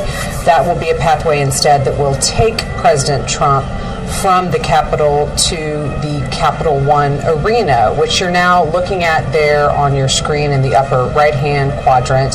There are some events happening there. There have been hundreds and thousands of supporters of President Trump gathered there for hours, lining up in the pre-dawn hours pretty much, waiting, because that is where he will be going for the festivities that are being subbed in on the schedule today in lieu of that traditional parade. They've been watching live all the inauguration swearing-in activities, and later on today they will be seeing President Trump, and we expect him to be signing some executive orders as he officially begins his administration, but also, I would imagine, giving more remarks similar to what we just heard at the Capitol Visitor Center. Again, maybe with even more flair and more of a campaign feel than we heard in the inauguration address and also those remarks that followed. There's also, a part of the schedule of events today, an official inaugural luncheon.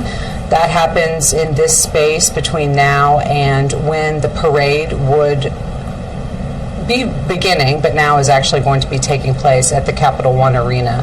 So again, more things that are on the schedule, but that's what you're seeing there, taking a look outside and inside the Capitol complex, and then two other views from around Washington, Pennsylvania Avenue, and the Capital One Arena, where again, Donald Trump will be addressing some of his supporters later on today.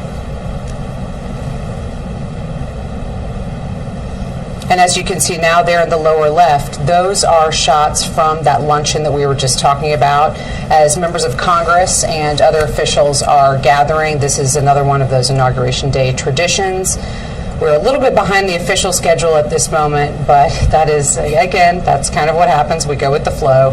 But all of those people are gathered there waiting for President Donald Trump to come in and participate in this official part of the schedule.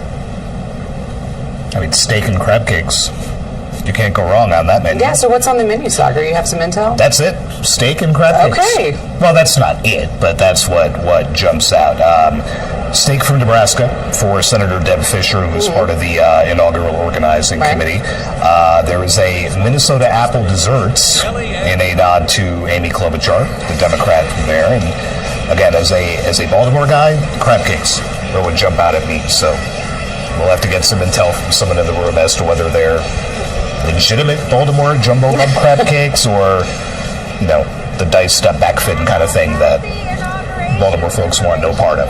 I'm not going to get involved in the debate over crab cakes. You want to stay very much out of that. We can see some pictures now, too, inside that luncheon. There is Ivanka Trump, clearly the eldest daughter of President Trump, who was involved pretty heavily in his first administration, but has taken a step away from politics. She is said to spend more time with her family, but still very supportive of her father, in her own words. In the upper right there, we see in the Capital One Arena, there's Kellyanne Conway. She has been a longtime advisor of the president, helping run his first campaign and serving in an advisory capacity during the first administration. She has remained with him in an advisory capacity, speaking in the Capital One Arena, where Donald Trump will be later on this afternoon. And that's what he did.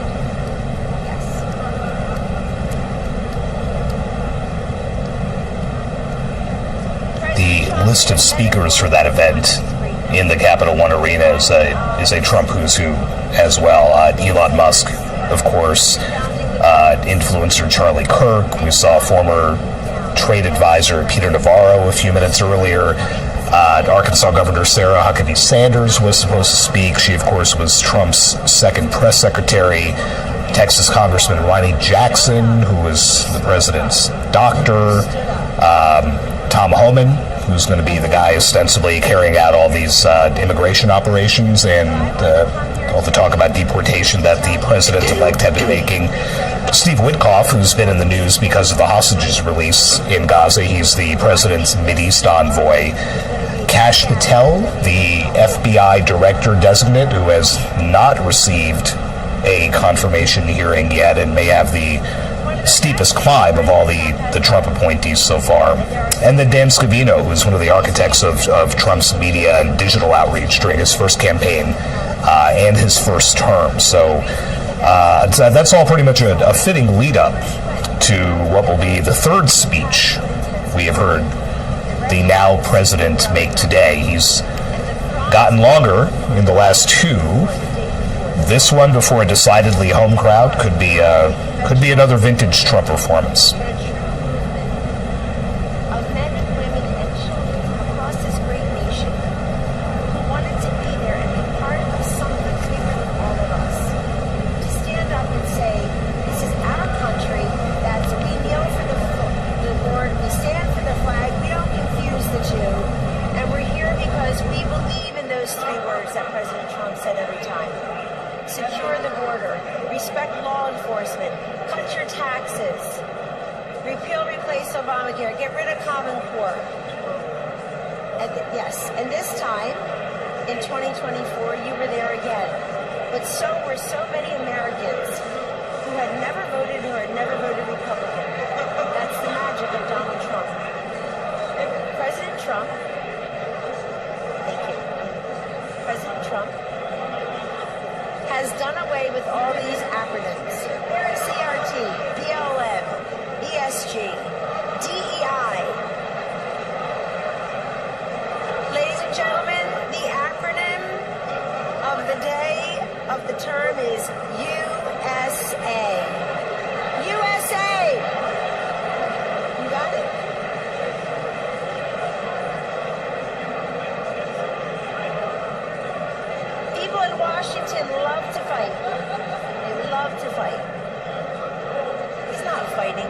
Washington. He's fighting for you. And that's why you fight. So continue to stand up and speak up and show up and put up. And ladies and gentlemen, whether you were for him on day one or you or people you know did it on November 5th, 2024 for the first time, keep saying welcome. Let's bring more people into this movement. This is an optimistic, positive, forward-looking time for our nation, for our children, for our grandchildren, for our veterans, for the forgotten man, the forgotten woman, the forgotten child. President Trump, never forget, did not need to do this. He did not need to do this. He already had everything that people who go into politics want. Money, fame, brilliant, beautiful wife, golf anytime he wants. He did this for the people. And as we all know, he dodged a bullet. But ladies and gentlemen, the whole country dodged a bullet. In not having Hillary Clinton or Kamala Harris as our presidents. Welcome. Again, happy Inauguration Day. And we're just part of the warm-up band for the main act, Vice President JD Vance, and 45-47, President Donald J. Trump. God bless you and God bless the USA.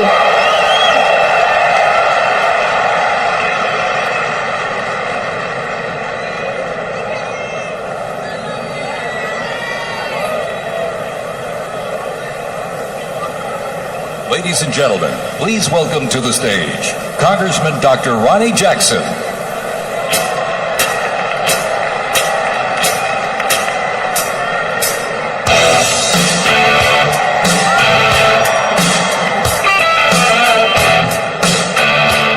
All right, welcome America to the greatest day ever. I don't have to tell anybody in this room, these are my favorite people on the planet right here. You guys are the MAGA warriors. You guys, thank you. Thank you for everything you do. Well, I also don't have to tell you there's a new sheriff in town, right? Donald J. Trump was right about everything. Everything. I've known him for a long time. I was blessed to be his physician and work in the White House side by side with him. I was blessed enough to be with him on January 20, 2017, 8 years ago. I spent the day with him. I watched him give his inaugural address. And I'll tell you, I was extraordinarily blessed to have just come from the Capitol, where I had one of the most satisfying 2 hours of my entire life, when I got to listen to President Trump talk about how horrible this country has been treated, and all of us have been treated, and the horrible things that have been done to all of us this last administration for the last 4 years, and how he was going to fix it all, and he did it right there with Hillary Clinton, Joe Biden, Jill Biden, and everybody else, Kamala Harris. They had to sit there and listen to it, and I loved it. Loved it.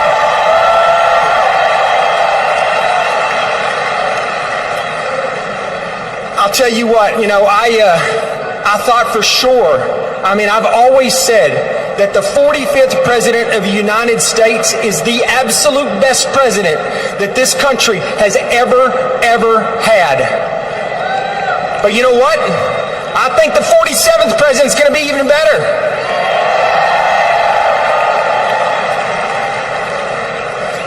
We are in for a change. This is a great day. How many of you out there think this is one of the best days of your entire life? Absolutely it is. We had one chance to get this country back. We were headed down a path of destruction that we would never, ever recover from. I promise you. And we have been given a second chance in the form of Donald J. Trump. He's here, he's back, and he's going to fix what's broken. We're going to get our border back.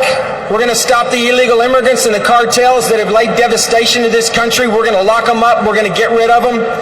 We're going to get our economy back. We're going to get our military back. We're going to get our federal government back. We're taking it all back.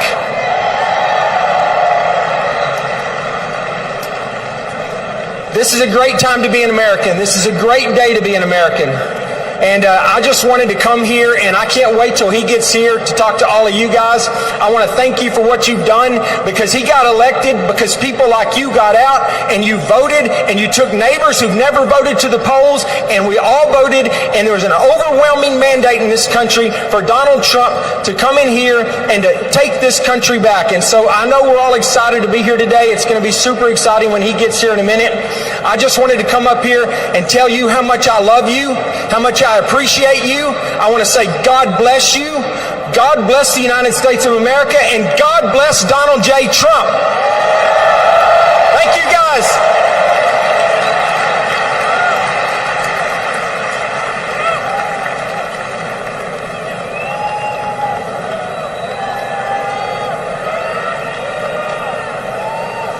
Ladies and gentlemen, please welcome to the stage Governor Sarah Huckabee Sanders.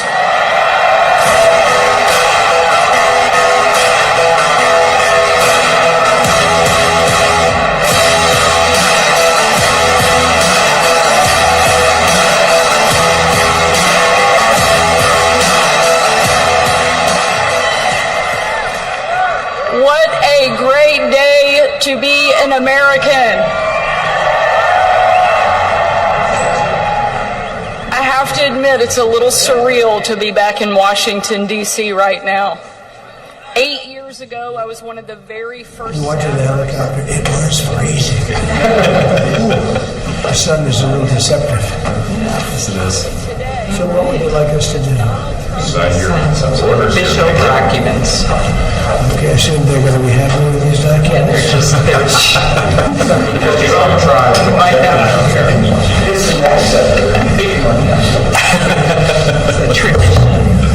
Sir, the first is 22 cabinet and cabinet level appointments for your signature. Okay.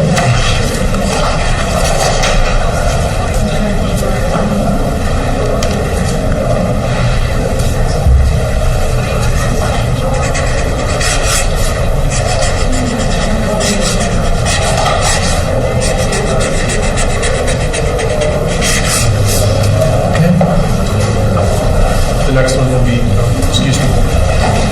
next one will be 47 sub-cabinet level appointments, sir.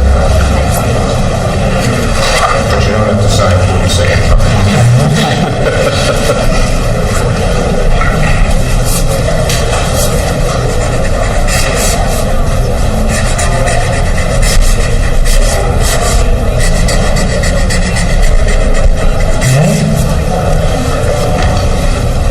Thank you, sir. Now 31 acting designations and appointments to effectively take control of the government. Let's do that. That's important. That's important.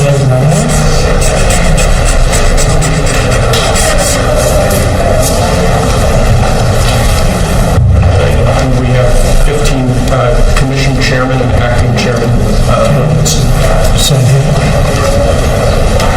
Commission chairman and acting chairman.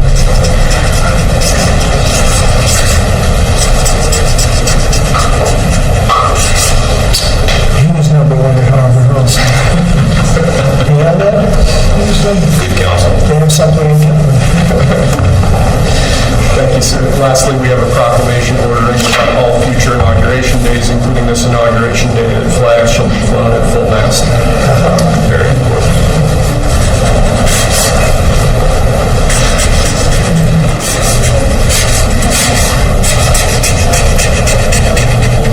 That was a beautiful place to have an inauguration tonight. The sound wasn't so good. The temperature was 72 degrees. But the sound was so good. Maybe something to think about. Thank you. Good acoustics. Yes. All right. Now That's it. we go to lunch. Great. Nice to meet you. Thank you very much. Like that. Thank you, Sarah. Sarah. Did you have a good meeting with former President Biden? Very nice. Very nice. Beautiful custom. He goes back as long as our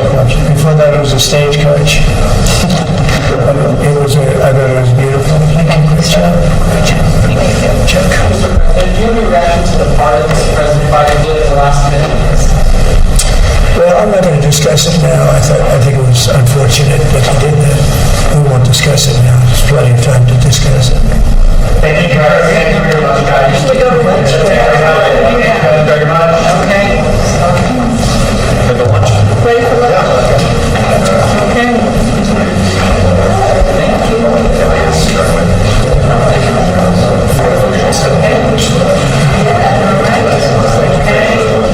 That was 3 times the number reported to in 2017, sir. Just getting started. A lot of good work and a lot of good work. This is a very staff trying to hear the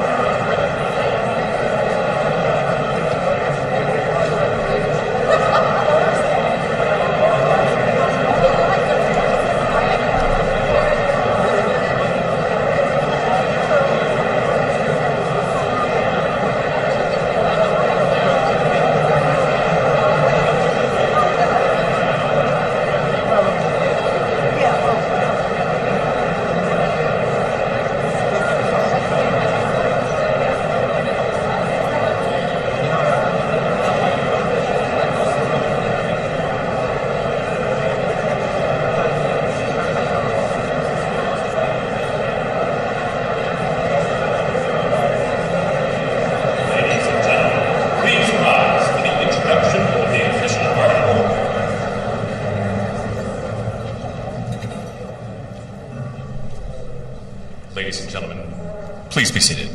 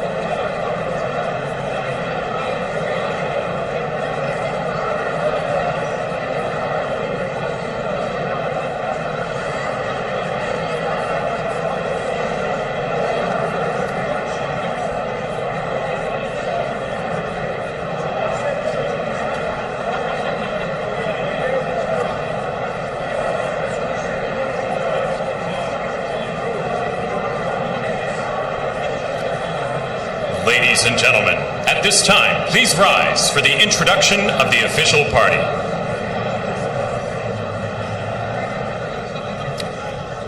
Please welcome members of the Joint Congressional Committee on Inaugural Ceremonies, the Speaker of the House, the Honorable Mike Johnson, accompanied by Mrs. Johnson, Senate Democratic Leader, the Honorable Charles Schumer, accompanied by Mrs. Weinshaw Schumer, House Majority Leader, the Honorable Steve Scalise, accompanied by Mrs. Scalise, and House Democratic Leader, the Honorable Hakeem Jeffries. So events are officially getting underway here at this luncheon that is occurring inside the U.S. Capitol. Again, this is one of those traditional Inauguration Day events where we see members of Congress, other invited guests, and also the President. Donald Trump will be joining this crowd shortly. They have been gathering. Many of these people were in the rotunda for the swearing-in.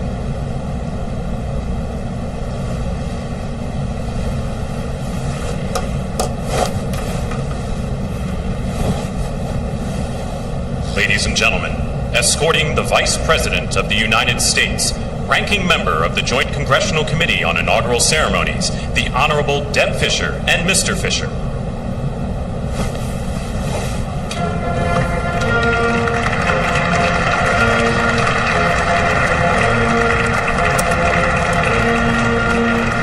Ladies and gentlemen, the Vice President of the United States, the Honorable JD Vance, accompanied by Mrs. Vance.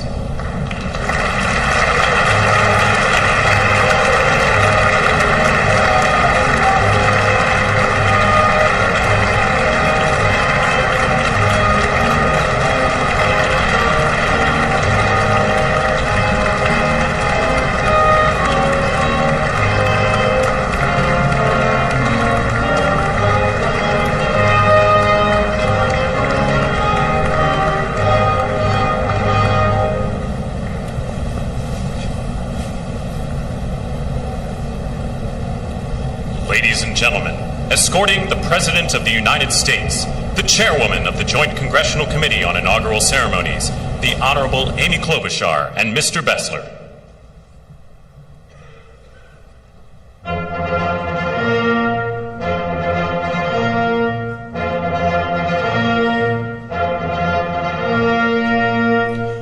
Ladies and gentlemen, the President of the United States, the Honorable Donald John Trump and Mrs. Trump.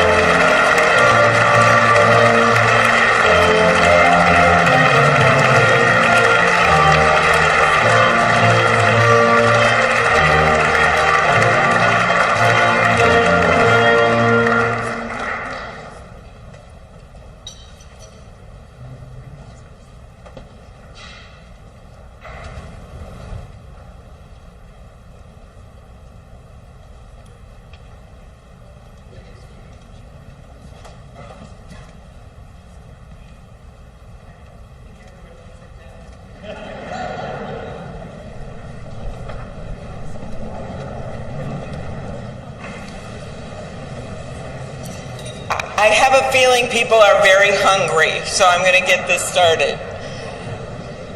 Mr. President and Madam First Lady, Mr. Vice President and Madam Second Lady, my colleague Senator Fisher, distinguished guests including the Speaker, Leader Jeffries, and Senate Leaders Thune and Schumer, on behalf of the United States Congress, welcome to the 60th inaugural lunch. Big surprise, we are featuring Nebraska beef and Minnesota apples for dessert.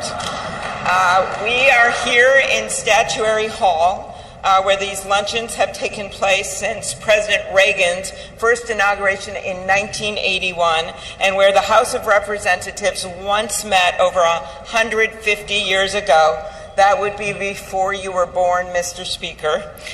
In 1864, after the new House wing of the Capitol was built, and in the midst of the Civil War, Congress dedicated this chamber to host statues chosen by every state. Walking into the hall, we all passed under the arch, holding the marble Car of History clock. The statue shows Clio, the Greek muse of history, holding a book to record events as they happen. And as you can see, she's heard a lot of stuff. And as she rides her chariot forward into the future, she looks behind her to remember the past. She remains here as she has for hundreds of years, a reminder that history will remember the events of the present, and it is on us to write that history right now. Speaking of art, the painting right here before you, I chose this painting for this lunch this summer, and it's titled American Horizon. It's by Jane Wilson, who grew up on her family farm in Seymour, Iowa. Coming from the middle of our country, Senator Fisher and I both liked the painting because the artist is from America's heartland, but the horizon could easily be Florida, Mr. President. I will also note that this is the first time in history we are featuring the work of a woman artist at this lunch, and we thank the Art Institute of Chicago for their assistance. Looking at the vast open landscape of this painting, we're drawn to the bottom of the frame where the land or the water, depending on where you're from, meets the sky, and the horizon endures. The enduring horizon is especially meaningful for us today as we mark our enduring democracy as we approach its 250th anniversary. It's a reminder that what's over the horizon is our next chapter. And it is my prayer that the people in this room can write that chapter together. I'd now like to ask U.S. Senate Chaplain Dr. Barry Black, and we thank God he is back with us and in good health, to deliver the invocation, after which lunch will be served. Thank you.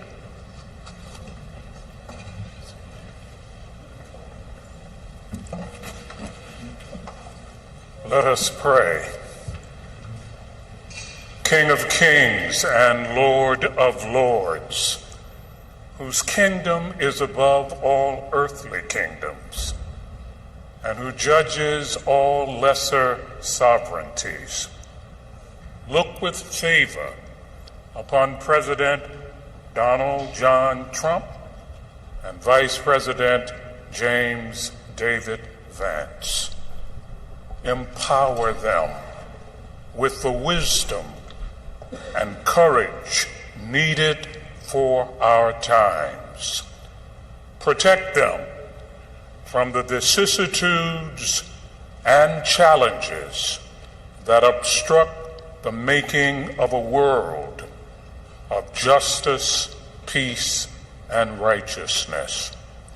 Lord, give them a deep desire to do their best for our country and world, and a determination to act in ways pleasing to you. Preserve their families in health and strength by your grace and power. Bless now this luncheon as each of us finds your grace sufficient for every need. We pray in your sovereign name. Amen.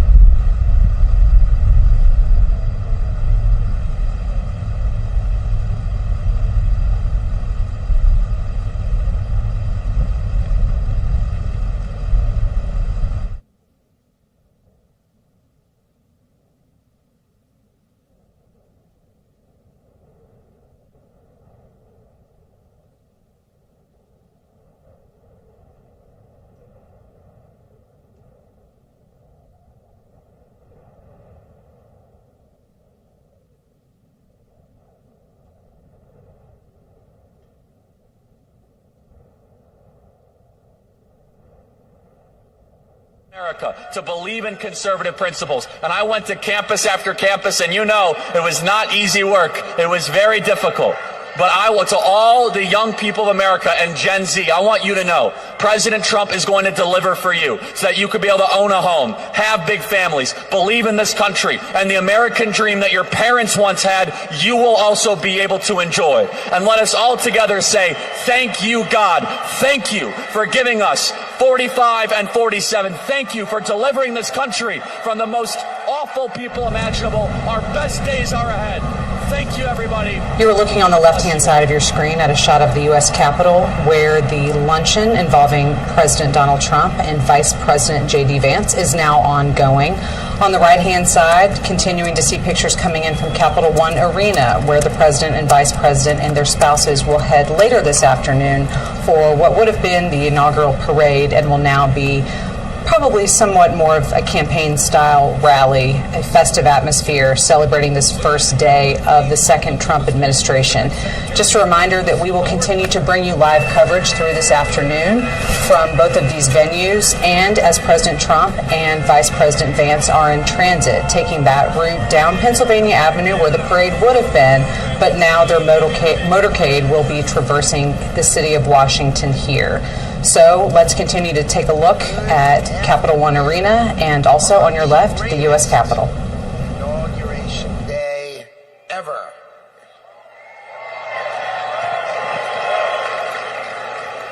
Today is one of the most important days in American history because Donald J. Trump is right now heading back to the White House. I could not be prouder to be standing before you because 77 million Americans voted for Donald Trump to make sure that it is always America first. So I want to tell you some stories because no president, Donald Trump is now the oldest president to take office, but no president has ever had his work ethic, his energy, or his intuition. So when the president sees a problem, he calls it out. You know it, right? He's the one who said fake news. He's the one who said the swamp. He's the one who said the deep state. We've all heard him say it, and now we all know it's true. And his intuition is always right, so he starts talking about bad trade deals. That's what he thinks. So let me tell you a story about the last day on the campaign trail. So I went to meet the president in North Carolina, okay? He gets up in the morning at 8 o'clock. We get in the motorcade. He gives a speech. He goes to 3 states, 4 rallies, an hour and a half each rally, finishes midnight. We start 8 a.m. He finishes midnight, gets on the stage midnight in Grand Rapids, Michigan, speaks for 2 hours. 2 hours, never takes a nap. And when he's on the stage, he's never taken a sip of water. The man is power. He is power.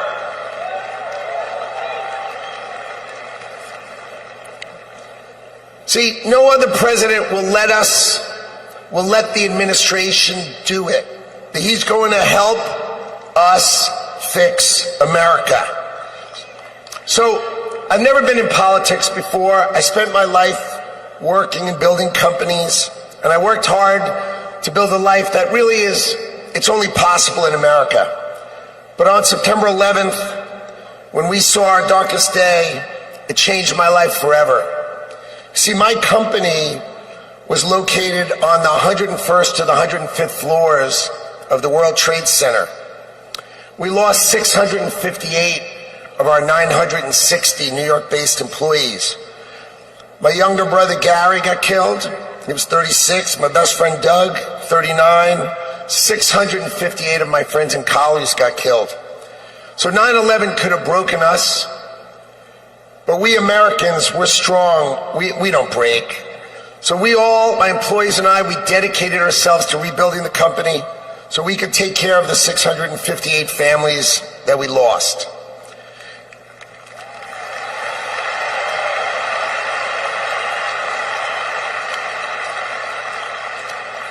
And I want you to know, we received thousands and thousands of cards and letters, and most importantly, we received all of your prayers, and that mattered to us and helped carry us through. So the events of September 11th, they instilled in me a sense of community and dedication for the country. So when the president asked me to join him in his administration, I jumped at the chance.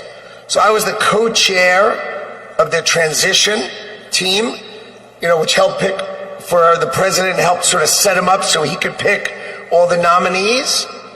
And then I'm really proud to tell you that he was nominated, President Trump has nominated me to be the next Secretary of Commerce for the United States to serve all of you.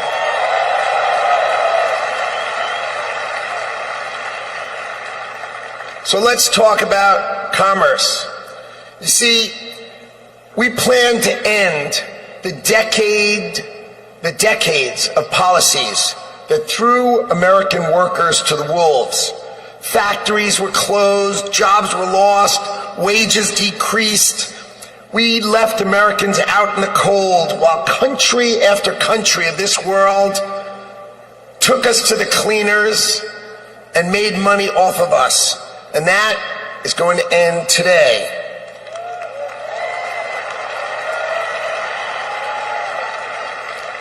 At the start of the 20th century, America was the richest country on earth, and we defended our workers from unfair trade policies with tariffs. And we only made money. We had no income tax. All we did is charge other countries and foreign companies, if they wanted to sell to America, you had to pay for entry. Okay, so imagine this.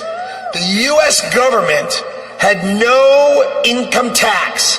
Americans got to keep all their hard-earned money, and foreigners paid the price. So now, what's happened? We have the Internal Revenue Service. That means charge us internally. Now imagine politicians who can't even balance their own checkbook, taking our money, and what do every year? Let's just take more, let's just take more, let's just take more. So this is how Donald Trump is going to end it and fix it. Last week, he announced that we're going to return America to greatness by creating, and today is its birthday, the External Revenue Service. So if you're always wondering, is some bureaucrat going to cut your benefits? Not under Donald Trump. Not under Donald Trump. It means foreign companies are going to pay if they want to come and sell products to the wealthiest country on earth. And if they want to compete with American workers, then let's just not tax our American workers. It means creating level playing fields, and it means that America will be great by reducing the taxes that we pay and driving the ones that they pay.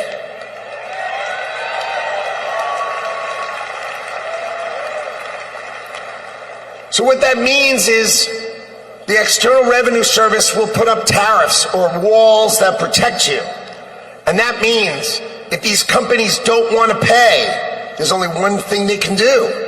Build the factories in America, hire Americans with great high-paying jobs.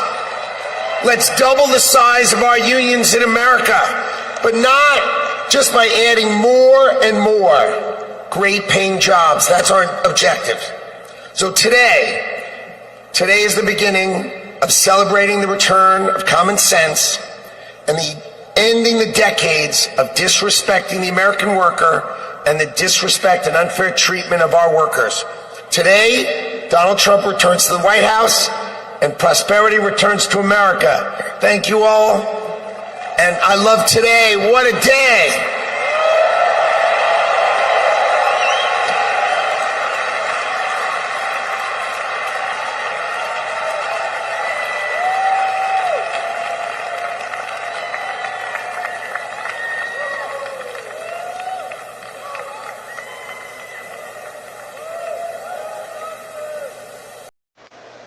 Ladies and gentlemen, please welcome to the stage Governor Glenn Youngkin.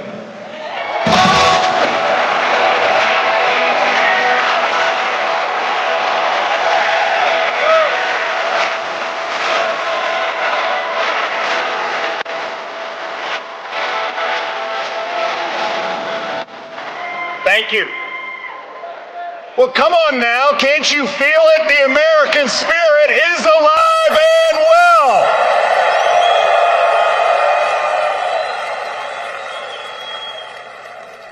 This is the dawn of the golden age of America because we inaugurated the 47th President of the United States of America, Donald J. Trump. Come on.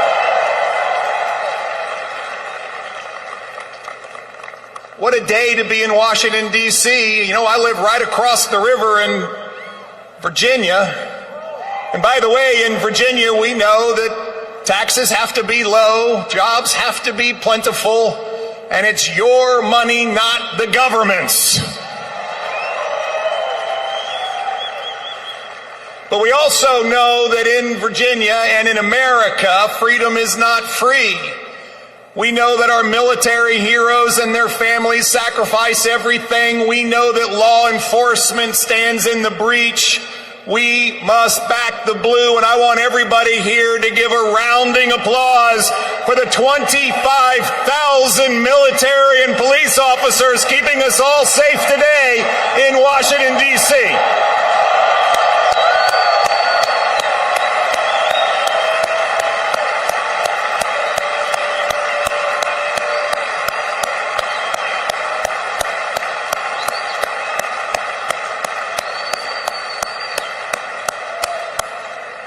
God bless America. My friends, we are standing here on the dawn of a new age, and we are seeing the sun set.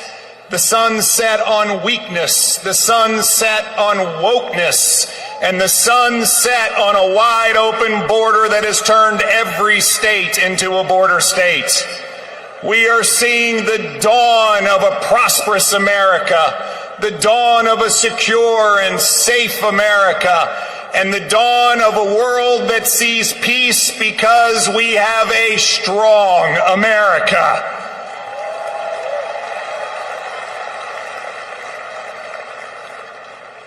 Our new president, Donald J. Trump, has never, ever lost faith in America. They tried to take him down legally. They tried to put him in jail. They tried to even assassinate him. And he never gave up on America, and America, we will never give up on him.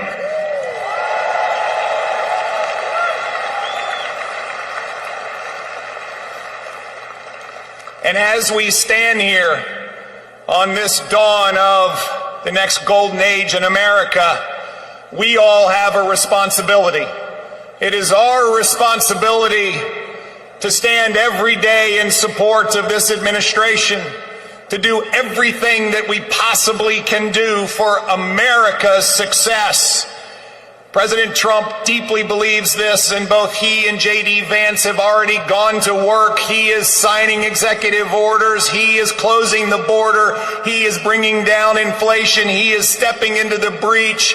Ladies and gentlemen, it is time for America to be prosperous again. It is time for America to be safe again. It is time for America to be strong again. And it is time for America to be great again.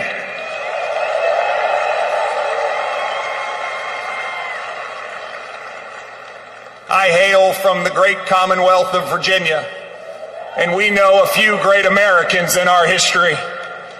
From George Washington to Thomas Jefferson to James Madison to Patrick Henry, who echoed, "Give me liberty or give me death." My friends, those words that Thomas Jefferson penned, which are the greatest words, at least in this hemisphere, ever written, that we hold these truths to be self-evident, that all men are created equal and we are endowed by our Creator with certain unalienable rights, and among them are life, liberty, and the pursuit of happiness. Well, ladies and gentlemen, we stand here on the dawn of a new age where life, liberty, and the pursuit of happiness are available to every American. And we must stand together as we collectively say, God bless America, and God bless Donald J. Trump and JD Vance. Thank you all very much. God bless you.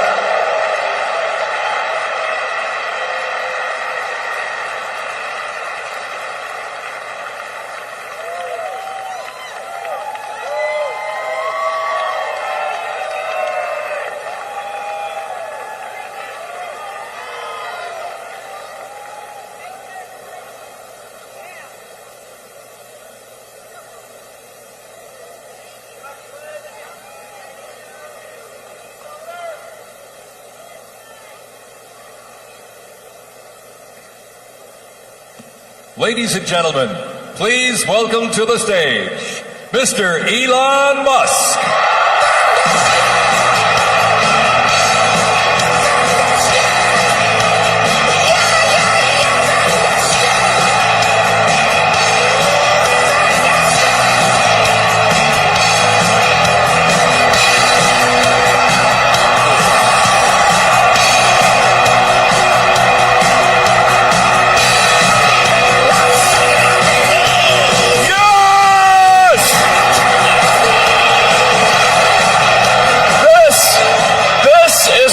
Victory feels like. Yeah!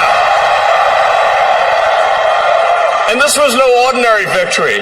This was a fork in the road of human civilization. Okay. You know, there are elections that come and go. Some elections are, you know, important, some are not. But this one, this one really mattered. And I just want to say thank you for making it happen. Thank you.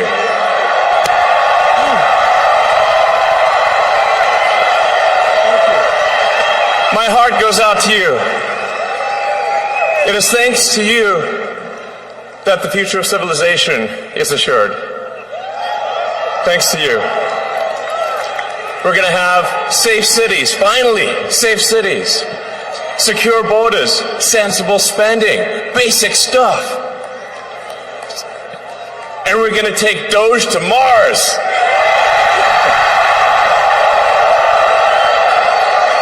I mean, can you imagine how awesome it will be to have American astronauts plant the flag on another planet for the first time?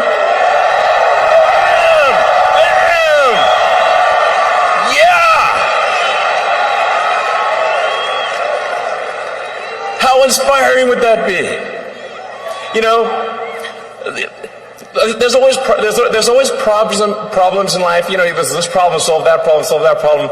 But you know, there need to be things that inspire you. There need to be things that make you glad to wake up in the morning and say, I'm looking forward to the future. Yeah. And I love you guys.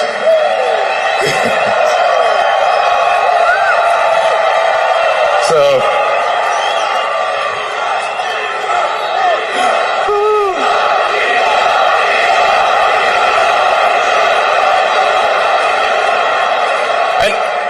and let me tell you, I'm going to work my ass off for you guys. So, I really will. So, and yeah, but I'm super fired up for the future. It's going to be very exciting. As the president said, we're going to have a golden age. It's going to be fantastic. And one of the fundamental things, one of the most American values that I love is optimism, and this feeling like we're gonna make the future good. We're gonna make it good. So, man, I can't wait. This is gonna be fantastic. So thank you again, and yeah. I'm just so excited about the future. Thank you, guys. Thank you.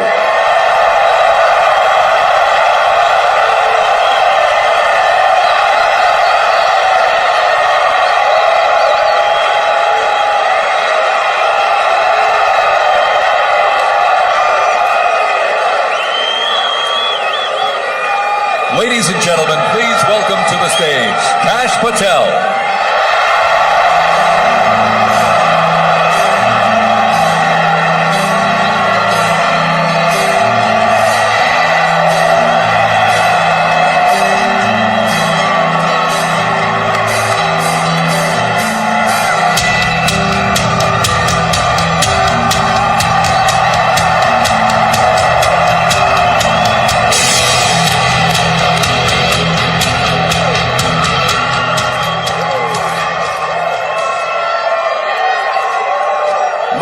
How do you follow Elon Musk when he tells you you're going to take you to Mars?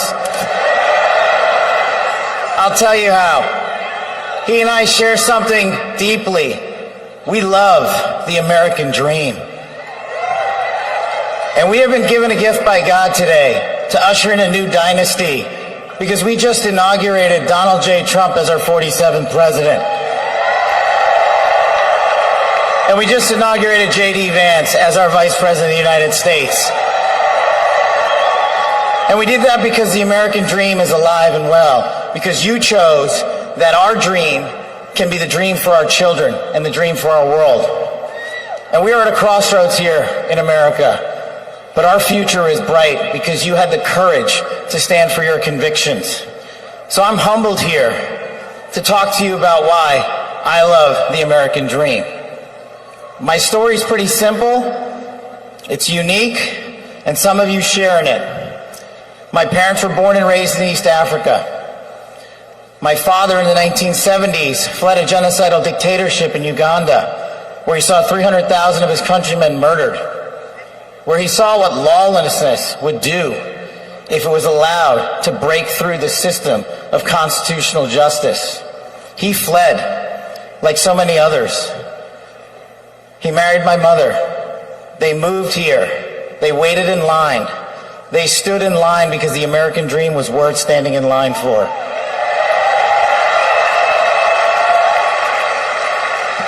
That dream is woven into the fabric of this nation, and our immigration policy is the greatest policy in the world. And now that we have Donald J. Trump and JD Vance, it will become the greatest policy in the world again.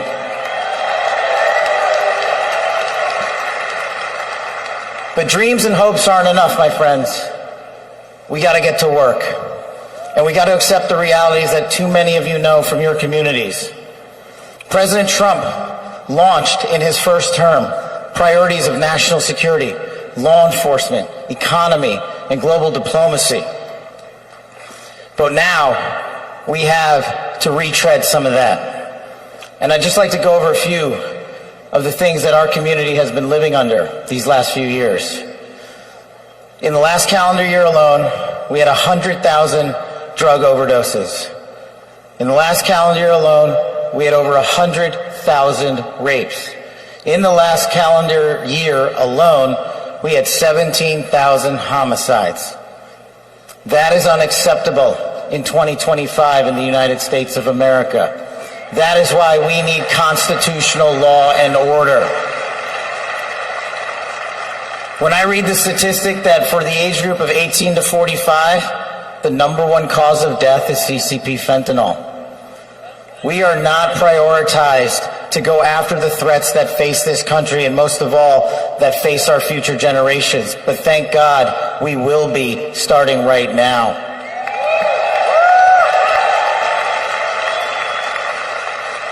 President Trump and JD Vance's leadership and administration will usher in the priorities that I cherished during my 16 years in government service.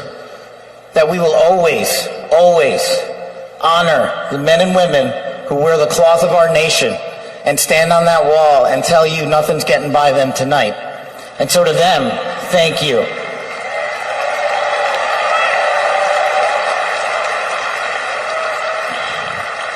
To our teachers and our frontline workers and our first responders, y'all choose to show up every single day for our children, for our communities, and we will now show up for you. Thank you for keeping us safe.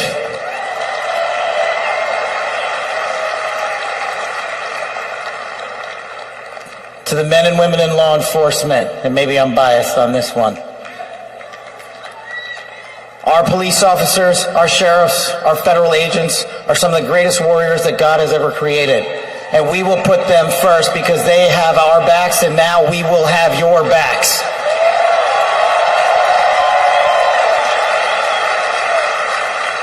I am standing here because of the American dream. I am not standing here because of the color of my skin. I'm standing here because I earned my right on this stage, and you earned your right to be here with me.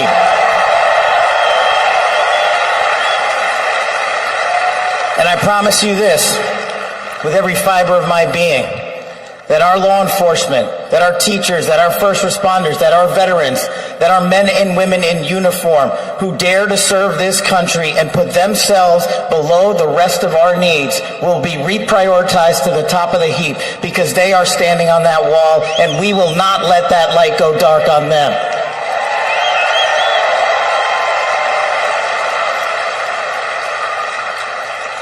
Whether I was a national security prosecutor, a public defender, President Trump's deputy director of national intelligence, his chief of staff at the Department of Defense, or so many other roles that I was humbled and privileged to serve when I swore an oath to that Constitution, which I hope to do so again one day soon.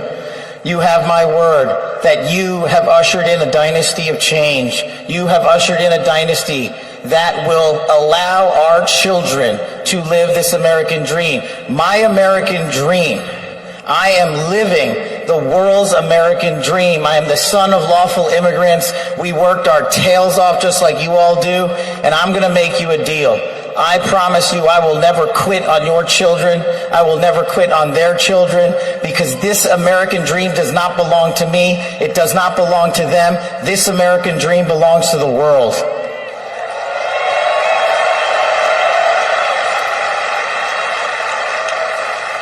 So in closing, I just want to tell you this. It's pretty cool to be speaking in Capital One Arena right before the boss.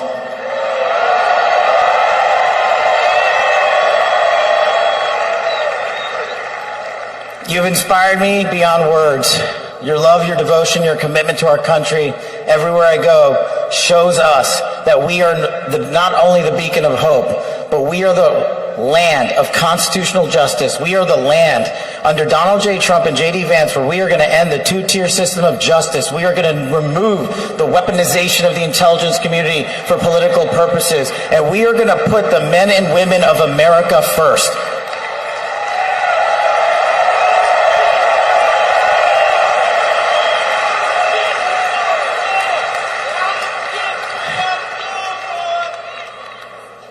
So listen, there's just one thing left to do. We all got work to do. We've got the greatest president and the greatest vice president in the history of the world. And so I just need y'all to do a little bit more. Every time you see a law enforcement officer, every time you see a veteran, every time you see a teacher, shake their hand. Give them a little bit of your time, because they're giving us all of our time. And don't forget to enjoy the ride, ladies and gentlemen. God bless America. God bless these United States of America. God bless every one of you. I'm living the American dream. My name is Kash Patel, and I ain't going anywhere. Let's go to work.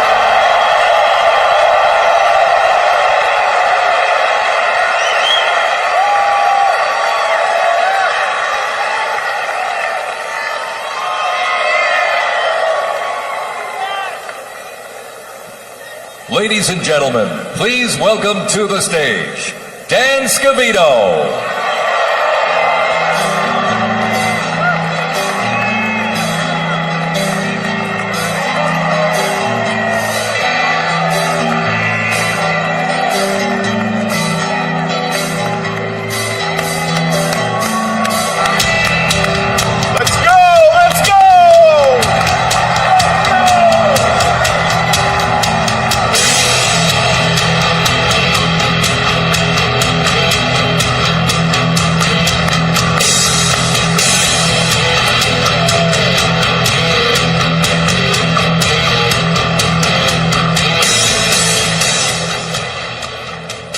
Hello, Patriots. How's everybody doing this evening? We're back!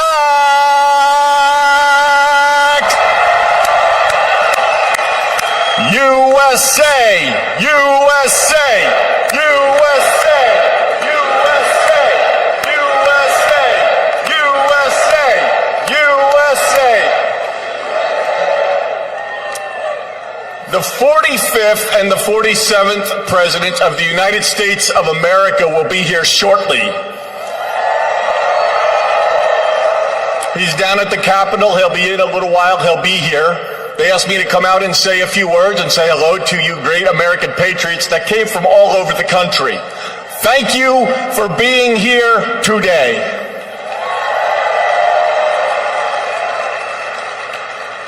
One thing I just noticed when we were leaving the Capitol after the swearing in that really hit me hard after the journey we have been on over the last 9 years, especially over the last 4 years. It really hit me when they took the presidential seal right here and put it on front of the podium for when the president gets here. President Trump often says to us on Team Trump over the years, "You're so lucky that I took you on this journey." In the good times and the bad times, no matter what would be happening, we'd be sitting on Trump Force One, Air Force One, in the Oval Office, at Mar-a-Lago, no matter where it may be. Good times, bad times. You are so lucky I took you on this journey. And you know what, Mr. President? You are damn right. You took all of us on this journey.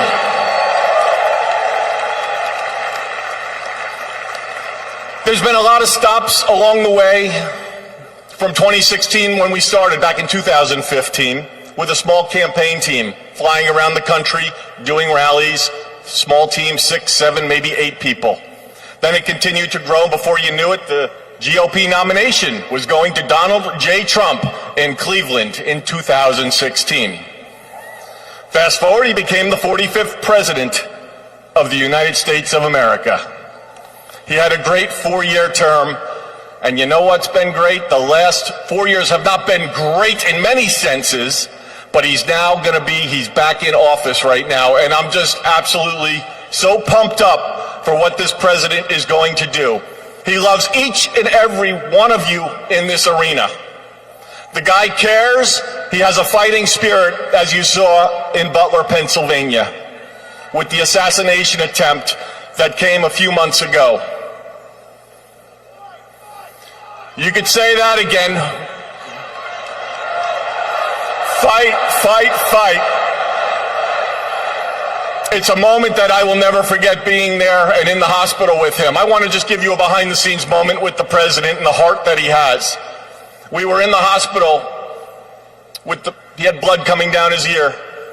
He wanted to know how his staff was. Myself and Susie were with him, and Stephen Chung and Walt, and even the Secret Service. How are you guys doing? The guy just got shot in the damn head, and he's worried about us. Are you guys okay? He's on the phone with his family. Showed him a picture, the iconic photo of his fist raised in the air. Told him it was from Doug Mills from the New York Times, a great photographer. He looked at the picture, he's staring at the picture, one of the most historical photos of all time. There'll never be anything like it. He said, call Doug and see if he's doing okay. That's the attitude he had in that hospital.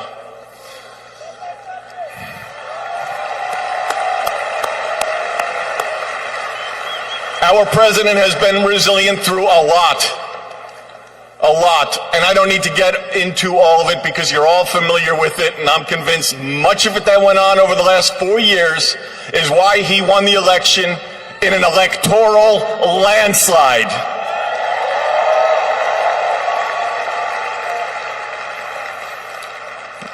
In Butler, Pennsylvania, when he got up and he raised that fist and he shouted, fight. He will do that for every one of you, for the United States of America. He will always put America first, without question. He loves what he does. He's got a great administration and a great team behind him. What a journey. McDonald's, drive-through window, garbage trucks showing up at a rally, and him on the plane putting on his orange vest. Sir, are you going to take that off? I'm going to the rally in my orange vest. The guy is 1 in a trillion. There will never be anybody like this man again. Enjoy this moment. Enjoy this movement. And together, we will continue to fight, fight, fight, put America first, and make America great again. God bless everybody here. We love you. Thank you.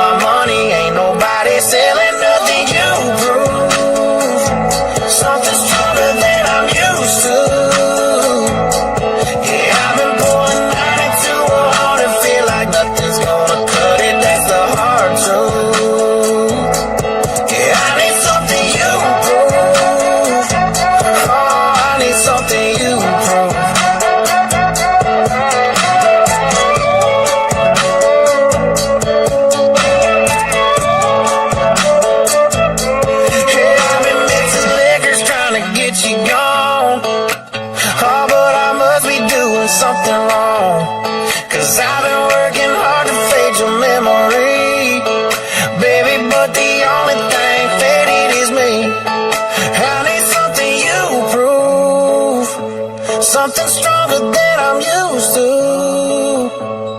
Yeah, I've been pulling 92 on to feel like nothing's gonna cut it. That's so hard to. I need something you prove. Oh, I need something you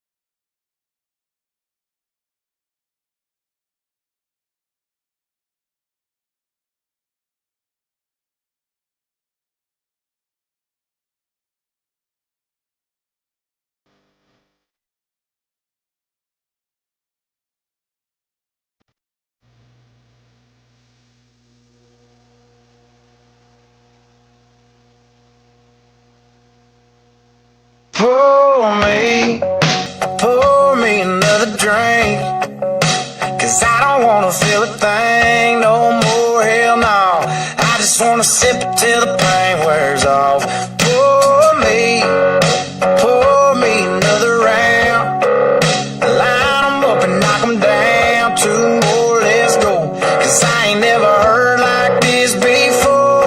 Don't wanna think about her or wear a ring without her. Don't wanna hit the karaoke bar, can't sing without her. So make them drinks strong, 'cause brother, she's gone. And if I'm ever gonna move on, I'ma need some whiskey glasses. 'Cause I don't wanna see the truth. She's probably making out on the couch right now with someone new. Yeah, I'ma need some whiskey glasses if I'm gonna make it through. If I'ma be single, I'ma need a double shot of that heartbreak proof and see the world through whiskey glasses. See the world through whiskey glasses. Last call, I swear this'll be my last call. Now I ain't drunk, darling, no more at 3 a.m. Mr. Bartender, hit me again. Don't wanna think about her or wear a ring without her. Don't wanna hit the karaoke bar, can't sing without her. So make them drinks strong, 'cause brother, she's gone. And if I'm ever gonna move on, I'ma need some whiskey glasses. 'Cause I don't wanna see the truth. She's probably making out on the couch right now with someone new. Yeah, I'ma need some whiskey glasses if I'm gonna make it through. If I'ma be single, I'ma need a double shot of that heartbreak proof and see the world through whiskey glasses. Oh, see the world through whiskey glasses. Yeah. Line 'em up, line 'em up, line 'em up, line 'em up. Knock 'em back, knock 'em back, knock 'em back, knock 'em back. Fill 'em up, fill 'em up, fill 'em up, fill 'em up. 'Cause if she ain't ever coming back, line 'em up, line 'em up, line 'em up, line 'em up. Knock 'em back, knock 'em back, knock 'em back, knock 'em back. Fill 'em up, fill 'em up, fill 'em up, fill em up. 'Cause if she ain't ever coming back, I'ma need some whiskey glasses. 'Cause I don't wanna see the truth. She's probably making out on the couch right now with someone new. Yeah, I'ma need some whiskey glasses if I'm gonna make it through.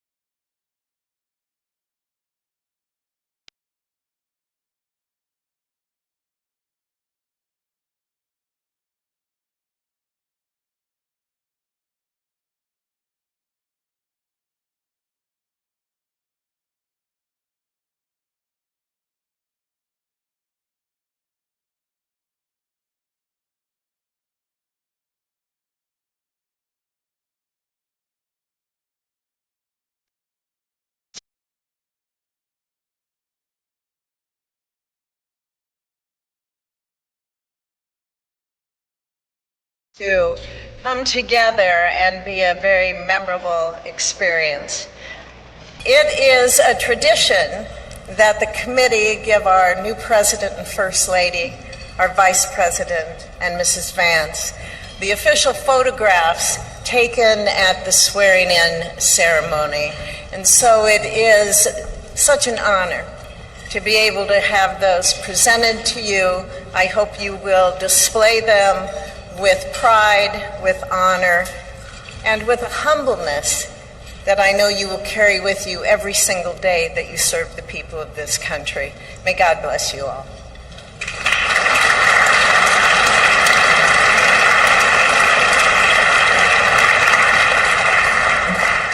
Thank you, Senator Fisher. Now on behalf of the Joint Congressional Committee on Inaugural Ceremonies, I'd like to present the President and Mrs. Trump and the Vice President and Mrs. Vance with these crystal Lennox vases. See them over here? For the 10th consecutive inauguration, Lennox has provided the official inaugural gift.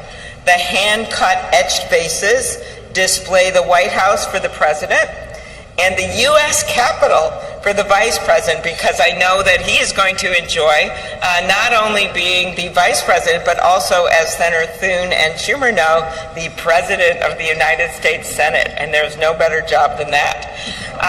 These gifts symbolize our equal branches of government as well as our enduring democracy. There they are.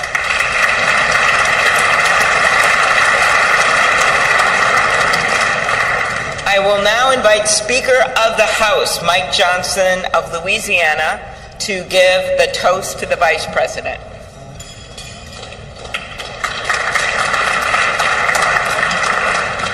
Thank you so much. It is my great honor to offer a toast to our new Vice President, Mr. JD Vance. JD, you wrote something very poignant in your memoir, actually many things very poignant, but let me quote you here. What separates the successful from the unsuccessful are the expectations they had for their own lives. That's really meaningful. That expectation is a powerful thing. We remember the people in our lives who provided that to us. We all need that. Everybody needs hope and encouragement. They need a greater expectation. We need people in our lives who will make us look farther and reach higher. JD's written a lot about the people in his life that have done that. He's written about, we know the great story of your grandparents and what they did in your life. He's written about his professors and mentors that he met in law school. He speaks a lot about his gracious, beautiful wife, our new second lady, Usha. Is a great inspiration as well. And JD, you yourself have been inspiring people. Your story really has. It's one of the reasons that I believe God has raised your platform as he has, because you've been so faithful to tell that story and to inspire so many others. And so our hope and our prayer is, as you continue to do this, that as you go to help us execute on the America First agenda, that you also do what you've been doing so well all along, and that is providing a model for what is possible in America. What a great story. What an inspiring story you've had, and it's just getting started. I pray specifically that you inspire a lot of the young men in America. Some of them feel hopeless and stagnant sometimes, and you're a great example to all of them and to all of us, that if you work hard and you play by the rules and you do the right thing, you can make a better life. You're now the Vice President of the United States, my friend. So everyone, will you please join me in raising a glass to our own mentors, the people who inspired all of us, to the possibilities of our own future, to these great new horizons. What a perfect choice this was for the painting, the artwork today, and to the great example of our new Vice President, Mr. JD Vance. You're here.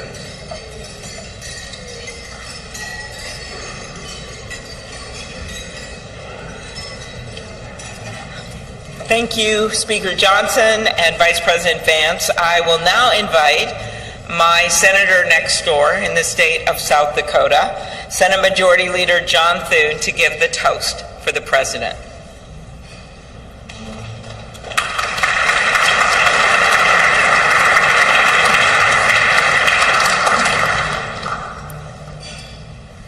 Well, Mr. President, Madam First Lady, congratulations. It is an honor for all of us to be able to be here today with you on this historic day as we celebrate your inauguration. Mr. President, one of the most important influences in my life when I was getting started in politics was Ronald Reagan. His philosophy of limited government, his belief in peace through strength, the strength of his convictions, were all things that appealed to me. But I was also drawn by his optimism and by his belief in America. And Mr. President, those are qualities that I see in you. One of the things that resonated throughout your campaign was the unshakable belief in our country and in her citizens. You remind us of everything that's possible in America. I'm looking forward to working with you over the next 4 years to build up our great country. It says in the scriptures that if you ask for wisdom, it will be given to you and given to you generously. And so I pray, and our prayer is, that God will richly bless you in the years ahead and grant you not only strength, but wisdom. And ladies and gentlemen, I ask you to join me in raising a glass to the President of the United States, President Donald Trump. Hear, hear.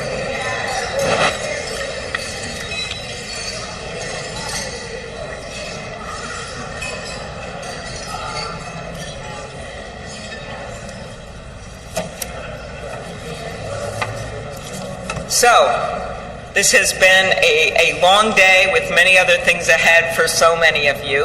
But I want to thank you for attending the 60th inaugural ceremonies. And as we close, we ask that you pick up a gift. All of our guests are going to get a set of commemorative glasses in embossed leather featuring the Great Seal of the United States, which Senator Fisher and I selected together, and maybe Senator McConnell added some bourbon from Kentucky. Just saying. It is now my privilege to conclude this luncheon by asking Margaret Kibben, the chaplain for the House of Representatives, to deliver the benediction. Thank you. And we know we love this eagle podium. It's pretty good, Mr. President. Ladies and gentlemen, please rise for the benediction.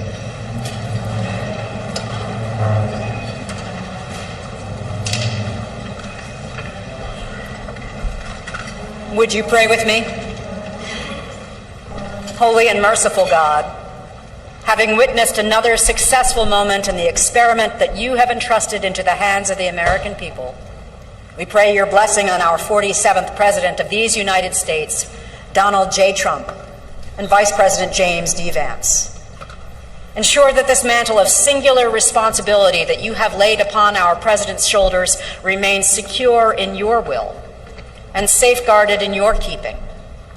Uphold him as he preserves, protects, and defends the Constitution to the best of his abilities, relying on your divine help. God of power and might, grace and mercy, grant that your spirit of counsel has access to the President's heart to search it, to his mind to examine it, to his will to test it, that his faithfulness would bear witness to your truth. Surround him with angels and advisors who will serve as your agents to guide and guard him, caution and encourage him to remain upright and blameless in your sight. Buckle the belt of truth around his waist. Place the breastplate of righteousness over his heart. Fit his feet with readiness, that your gospel of wisdom and justice will shine forth throughout President Trump's administration. We offer this prayer to the one whose voice we follow to guide all that we do and all that we hope for. Amen. Ladies and gentlemen, please be seated. Please remain at your seats as President Trump, Vice President Vance, the Joint Congressional Committee on Inaugural Ceremonies, and the official party depart National Statuary Hall.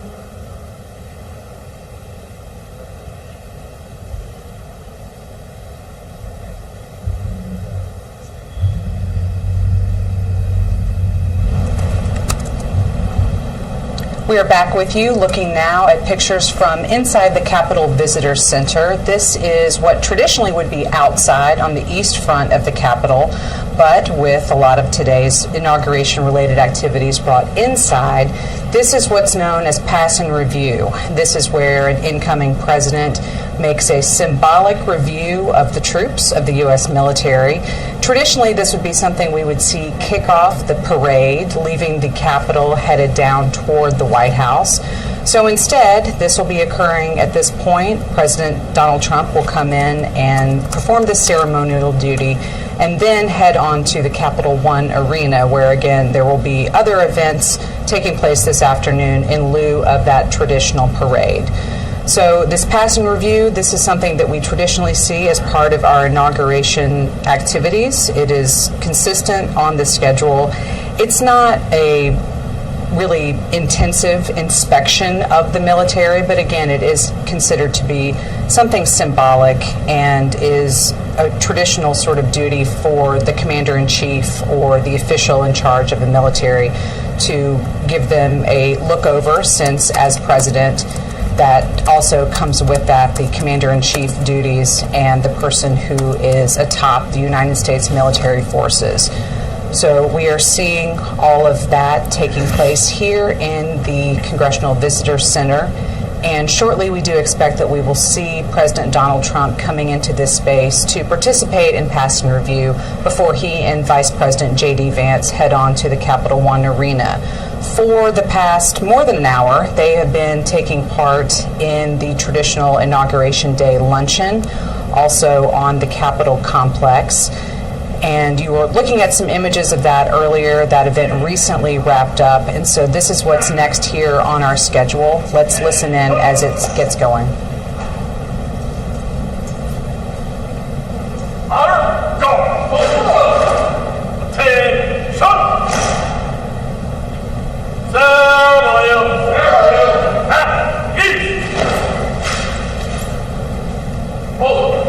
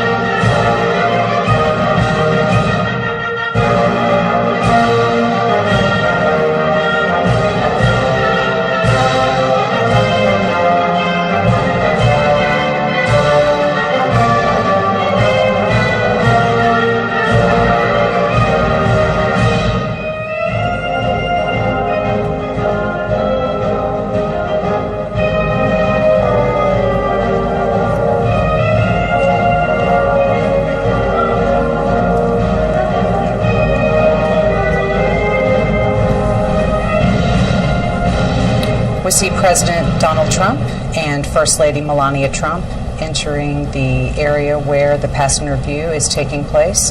So let's listen in as the newly incoming president does his official inspection of the U.S. military forces.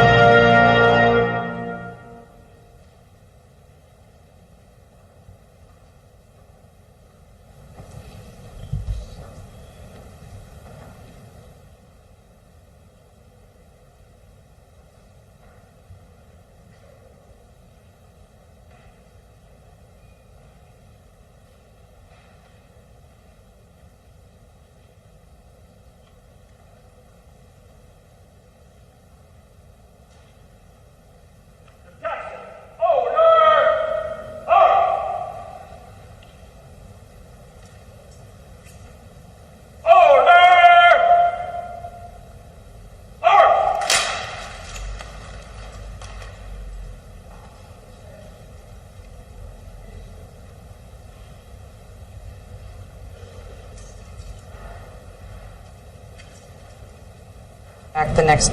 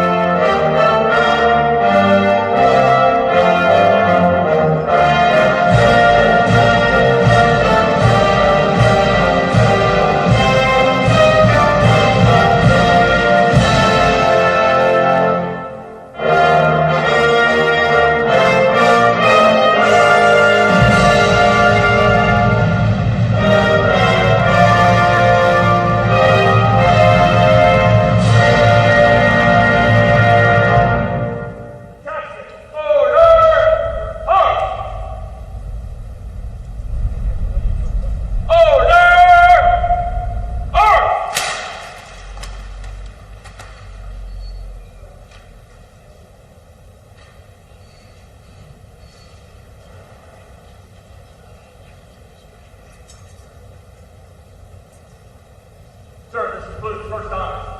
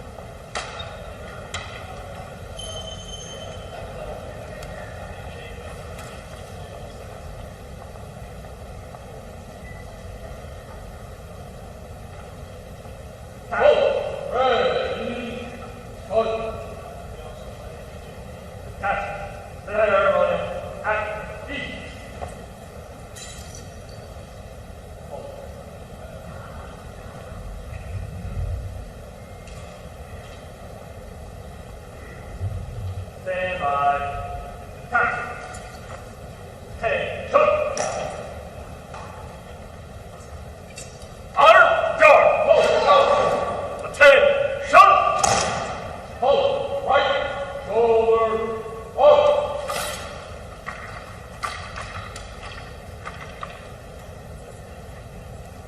Hold. Ready. One. Commanders. Take charge of your units.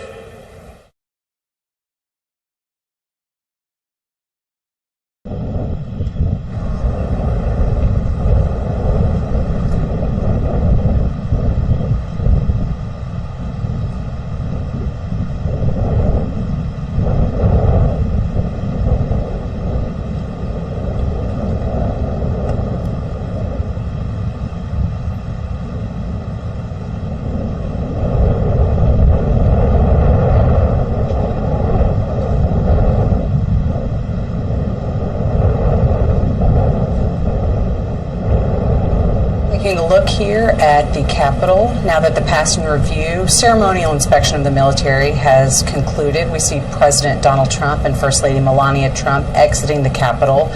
Their motorcade has been awaiting them. This will be their initial trip as President and First Lady officially getting into these vehicles that will be their official modes of transportation, at least when they're on the ground in Washington and throughout the world, really. These same sorts of vehicles will be transporting them.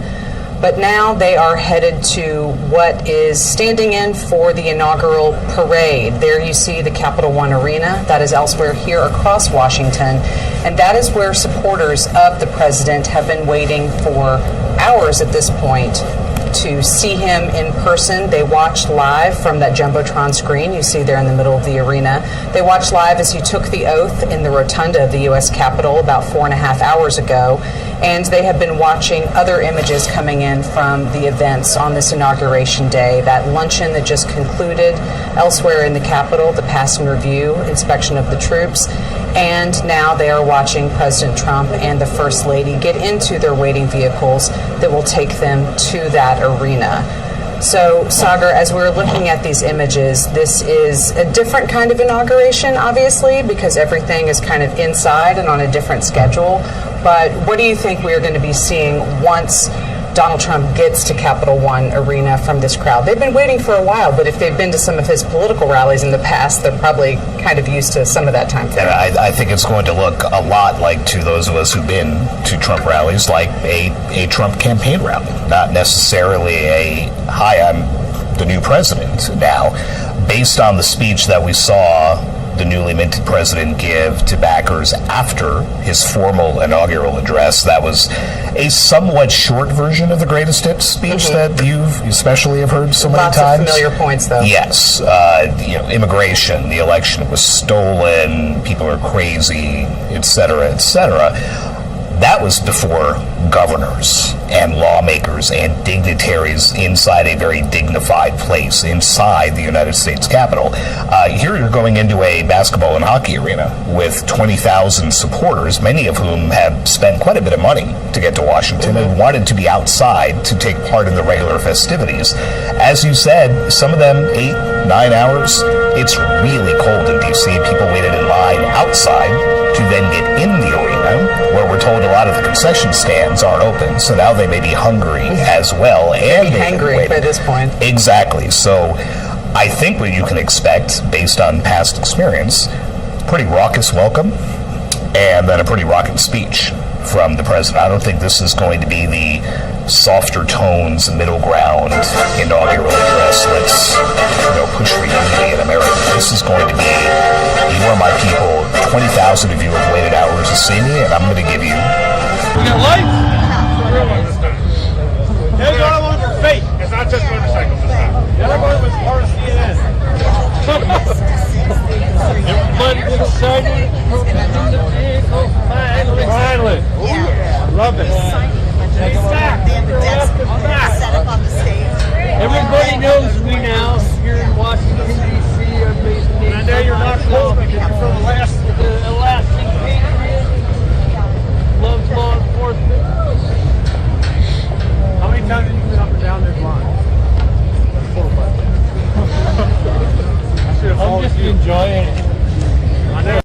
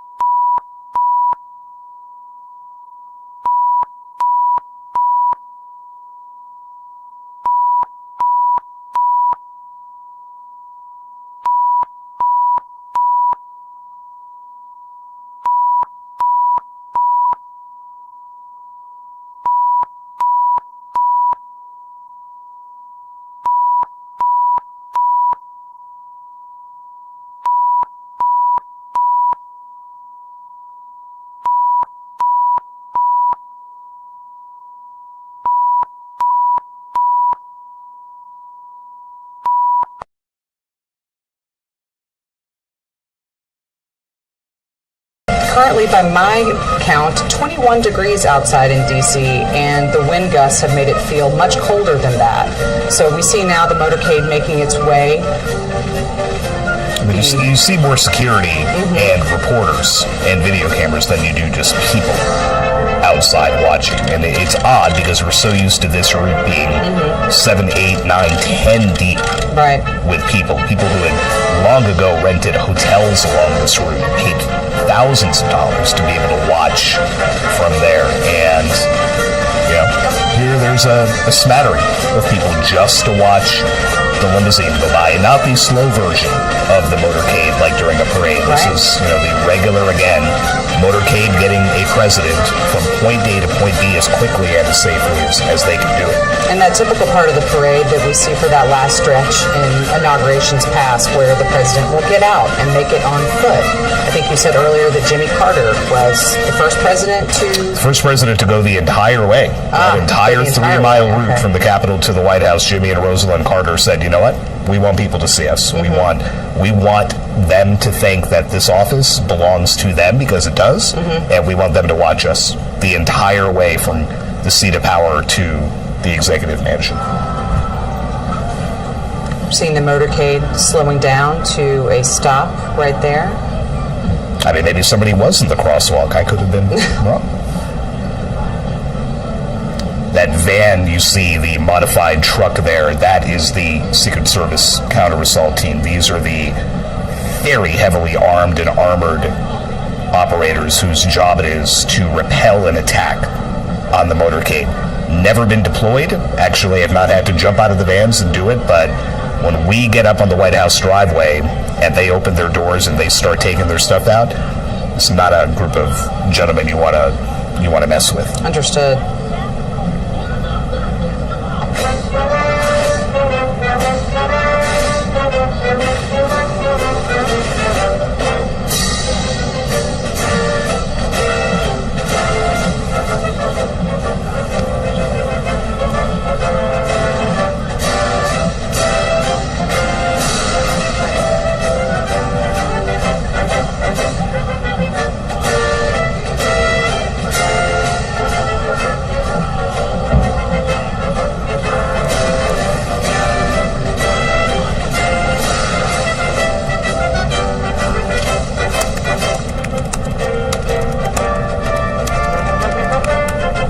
Continuing to take a look there at the Capital One Arena, where the crowd is now awaiting, maybe not the next speaker to take the stage, but certainly the one they've been waiting for all day, and that will be President Donald Trump, who is continuing to make his way to this sports arena in Washington in his motorcade for the next of these official events as part of the inauguration. I would imagine that a lot of the folks in that arena who've been waiting there today have probably been to some, if maybe one or maybe several of Donald Trump's campaign rallies or other events along the way.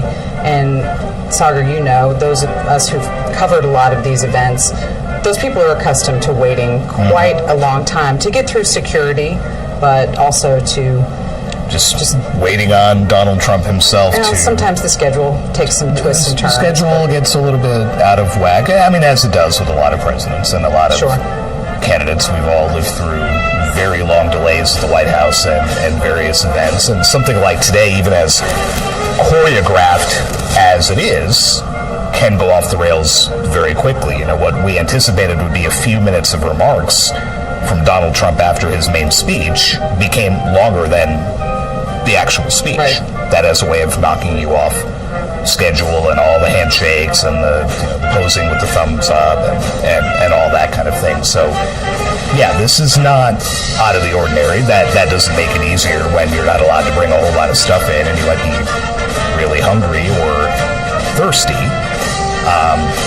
But the anticipation of seeing the new president may be enough to offset a lot of that. And especially, I guess, coupled with the fact that there are a lot of events that folks who've come here to Washington to experience this haven't really been able to get that same feel. We're all these set pieces of being on the west front of the Capitol and the parade and those moments where his supporters would get to see in person Donald Trump at this point not really having that because of all of the weather-related changes, but that is very understandable because it's for safety and it is extremely, extremely cold. I mean, there have been a lot of the usual parties, Friday night, Saturday night, Sunday night receptions, but that might not be something the average Trump supporter might attend. I mean, we're talking balls where people are, black tie, paying thousands of dollars to get in. High-level donors and supporters. Right, exactly. Folks who are willing to put out that kind of money, whereas a lot of times in Washington for inaugurations, you have people who bring their kids and their families just to be able to say, we watched this peaceful transfer of power, a hallmark of American democracy. We wanted our kids outside to watch the outgoing president and the new president roll by. They didn't get that today. Did some of those folks get in the arena? Maybe. Capacity 20,000. That's less than a tenth of the number of people that were expected to be on the West Front and on the Capitol grounds. Forget all the general admission areas on the National Mall, along the parade route, wherever else. You're looking at, maybe in the neighborhood of 300,000 people, and now you're down to 20,000. I'm not great with the math, but that math doesn't seem great. A lot of people who wanted to see something are not going to get to see it. Just a fraction of what would have been possible, but still. Fraction, that's probably a better way than to try to actually do the math in my head. But this arena that's been hosting NBA and NHL games and concerts, and I mean, I've taken my nephews and niece to the circus and to see the Harlem Globetrotters in this building. I mean, it's hosted everything. This is a new one. This is not something that what used to be called the MCI Center, then became the Verizon Center, is now Capital One Arena. This is not something that it's ever hosted. This is not something that's really happened on this scale. The old Capitol Center in the D.C. suburbs in Maryland hosted a very truncated celebration for Ronald Reagan's 1985 inauguration. That was the last time something was moved indoors, but there was no parade. How, again, they're going to pull off an actual parade in this building? Again, I've seen a lot of different kinds of events in there over the years, but this will be something different. I've been to many college basketball games in that arena back when it was the MCI Center, kind of dating myself a bit, but I still refer to it as simply Verizon with my wife, and that it hasn't been called that for a couple of years now. I'm not violating any naming deals or anything, but to me, it was MCI, like for you, for a long time, and then Verizon. And people in D.C. who remember the old Capitol Center, long since demolished, have been conflating the two names. So you have Capital One Arena, the new one. The Capitol Center no longer exists. The Capitol. So there have been all kinds of, well, wait, which building is what? What time's the Cap Center thing? Like, well, it's not, because they blew up the building 20 some odd years ago. A lot of concerts and games there as well.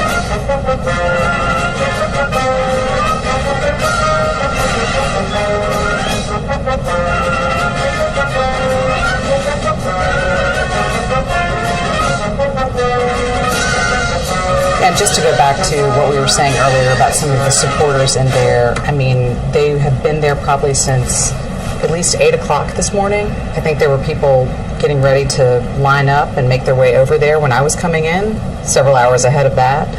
So this has literally been an all-day affair for the people there in the Capital One Arena. Musical outreach organization, the United States And Army they're Field Band, obviously going to wait a little while longer. We have not quite seen, nor are we expecting necessarily to see President Trump or Vice President Vance make their way into the arena itself. But the crowd will be sure to let you know once it gets its first look at the now 47th President of the United States. And appearing regularly on major television and streaming. And what we're seeing now is, if this had been a parade, we would see a lot of marching bands and different musical acts kind of participating, as we often see. But I think we're getting somewhat of a sense of that now from what we have just heard and from what you're seeing on your screen.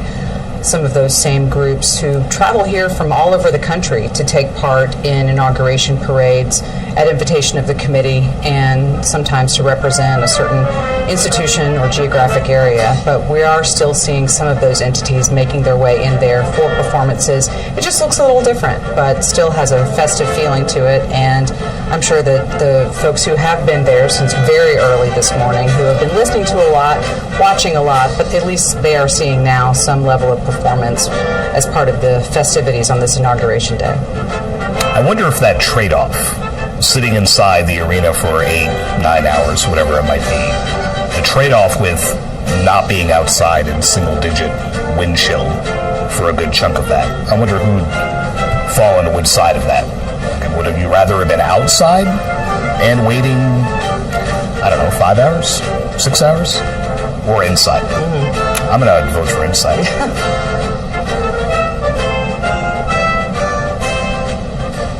And if you did bring little kids, then you're just hoping your bag had some, I don't know what you would need there to keep them occupied for 8 hours, but bring it on. And too, just logistically, Sagar, when we think about this is the same arena where Donald Trump spoke last night, and it's really only been in the last 48 hours, really, that all of the logistics for this inauguration have been completely transformed from everything we've talked about of what usually happens to what we see happening now. So using this space for multiple different things, trying to figure out how to accommodate not only the supporters that have been there since early this morning, but also these musical groups and other participants taking place in what would have been the parade. I can't imagine all the work that it takes to get into that, but for whatever level of frustration anybody has been feeling about this is what we're seeing. They were able to figure out how to make it all come together. It's just kind of important to note all of the planning that usually takes years for an inauguration and for all of the events that come together had to be changed at the very, very last minute to accommodate this Arctic blast that we're feeling here in Washington. And the Capitol Rotunda is always the fallback, the bad weather fallback, since it was for Ronald Reagan 40 years ago, but it hasn't had to be used. But there exists that possibility, at least. They've done it before. There is a way to obviously secure that building and secure that space. To transfer a pro sports arena into this, I mean, you imagine what the logistics involved in this have been over the last 48, 72 hours. You know, we all first got word Friday afternoon, like, hey, they might move it inside, to, oh, wow, they moved it inside. Oh, wow, that must be a terrible. I mean, I have a headache thinking about that for them.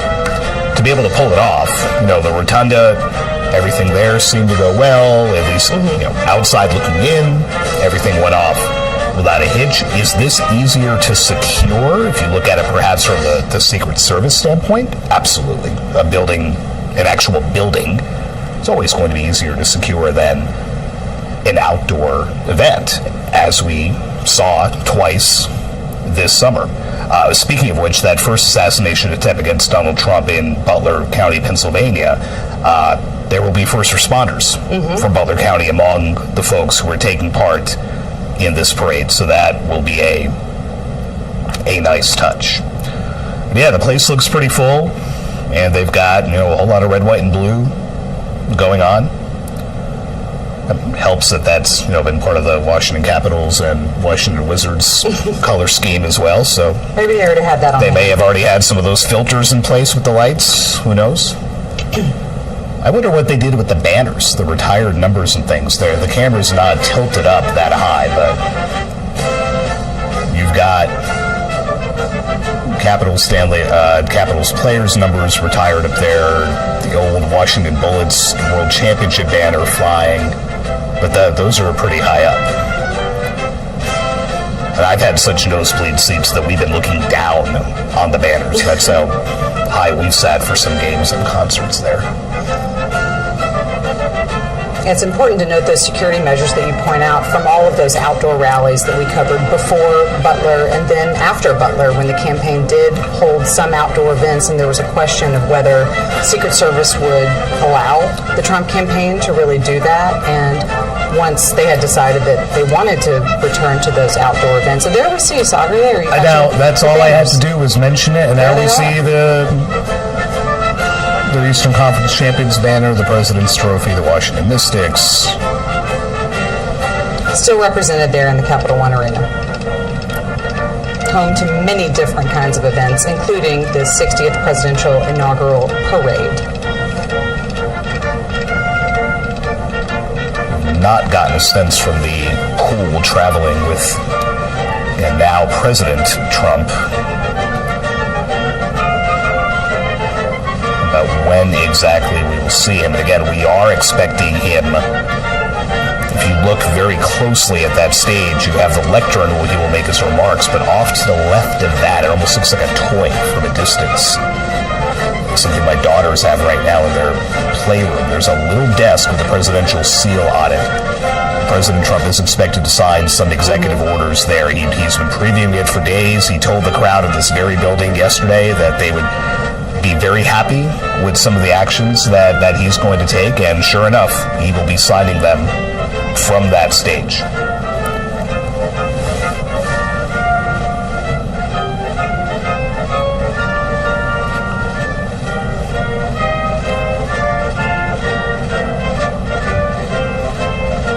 Yes, Sagar, and if we see remarks from President Trump, signing of those executive orders that you were talking about, this isn't the last thing on their dance card, so to speak, for the evening.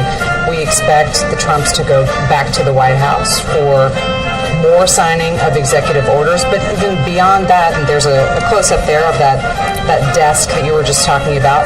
But after that, there's a series of inaugural balls where we expect the President and First Lady to attend this evening. There's the Commander-in-Chief inaugural ball, there's the Liberty inaugural ball, and then the Starlight Ball. So 3 separate events where we expect to see the President and First Lady beyond what's going to be happening in this arena. So they're extreme close-up there of that desk with a stack of what we presume are executive orders and other proclamations that President Trump will be signing once he gets there to the Capital One Arena. But after that, then the parties, those first dances between the President and First Lady that we think we'll be seeing later on tonight. It's not like it used to be. Ronald Reagan, I believe, had 9 inaugural balls once a year, and one year, and he joked about if we just go and spend 10 minutes at each, maybe we'll fall asleep by the end of them. I don't know, that's a lot of transit. That's a lot of in and out of the vehicles and dancing, and 3 seems a little bit more manageable. There we can see some of the pool photographers who have been traveling around with President Trump today. So anticipate that when we see them, that means that we will be seeing him at least relatively shortly, so they can be out front to get those shots as he and First Lady Melania Trump, we believe, will be coming into this arena. Almost smack in the middle of the screen is Evan Vucci, who's the AP's chief Washington photographer, who's covered more inaugurations than I can think of. So, well, don't date him too much. Don't make him feel too old. Let me rephrase that. More big Washington events than I can think of. Yeah, I don't think he would like any kind of age reference there. But if we see Evan Vucci there and he's right in front, then you know that we know there's a president pretty close whomever by. the dignitary is recovering here, he's getting close. You saw on that little table, which I'm not sure why I think that's funny, but it just looks like this tiny little table in this giant arena. The box with the pens. It would look to be that the Trump Sharpies are back.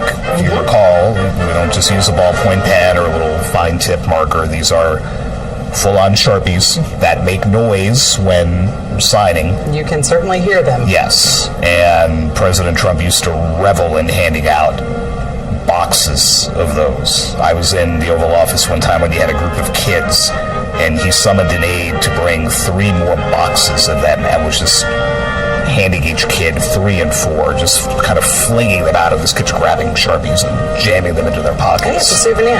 Like, I would take a presidential Sharpie. but it just makes such a distinct sound. I was about to say, we saw earlier as the president was signing some other proclamations dealing with a lot of staff and some other things aside from the executive orders that we believe will be coming later. But we could hear on the audio from that those Sharpings were in action. So and he always reveled in signing things in the Oval Office or whatever event he was speaking at, and turning around that folio and holding it up in the air, and that thick signature with that Sharpie was almost as big as some of the actual news in that document. So I trust with these EOs to cheers, he will be showing that off today as well. And then my guess would be that some of those Sharpies get flung into a crowd, and some of these folks are going to walk away with a souvenir.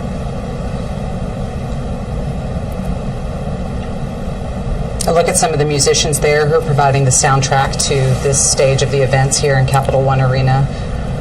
Otherwise, they would probably be marching outside on the cold streets of Washington, but they are inside, as are all of our parade-related events this afternoon.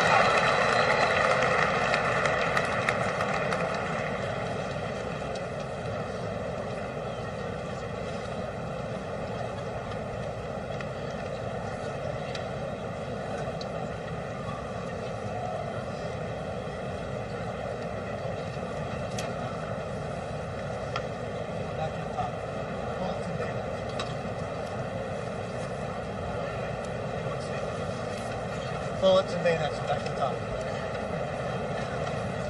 Bullets.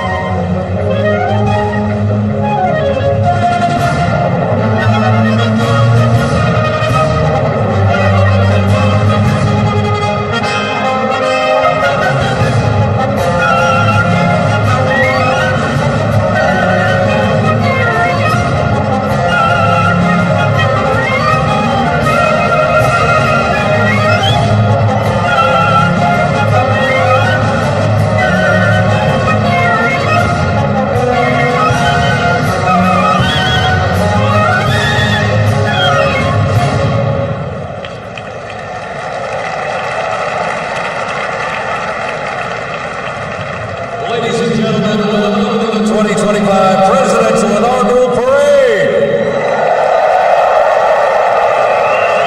My name is Dan Tanner, and I'm very honored to be requested by our president to be your parade announcer. And it's great to be here with you. I have to say it is a bit of a different format for a parade, but of course our president wanted to keep us safe, wanted to keep us warm.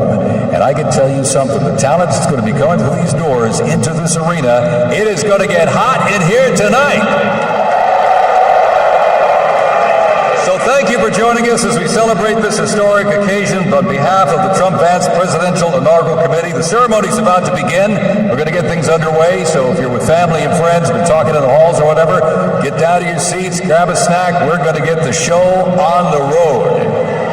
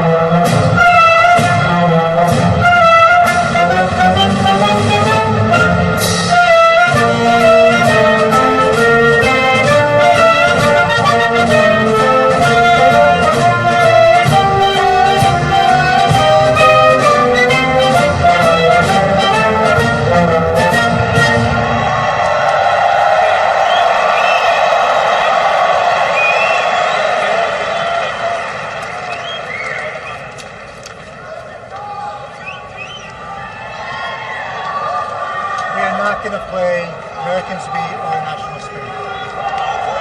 No Americans We or National Spirit. Next up is honors.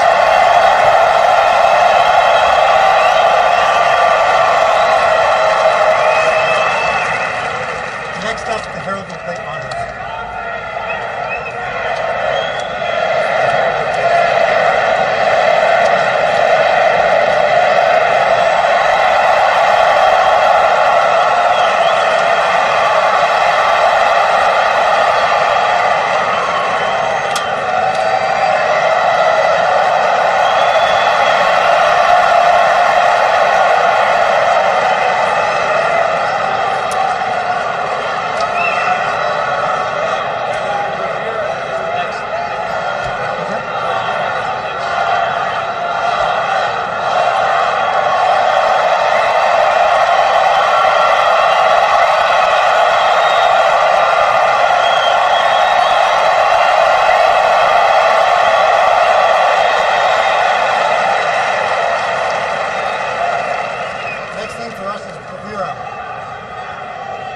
Next thing for us is bravura.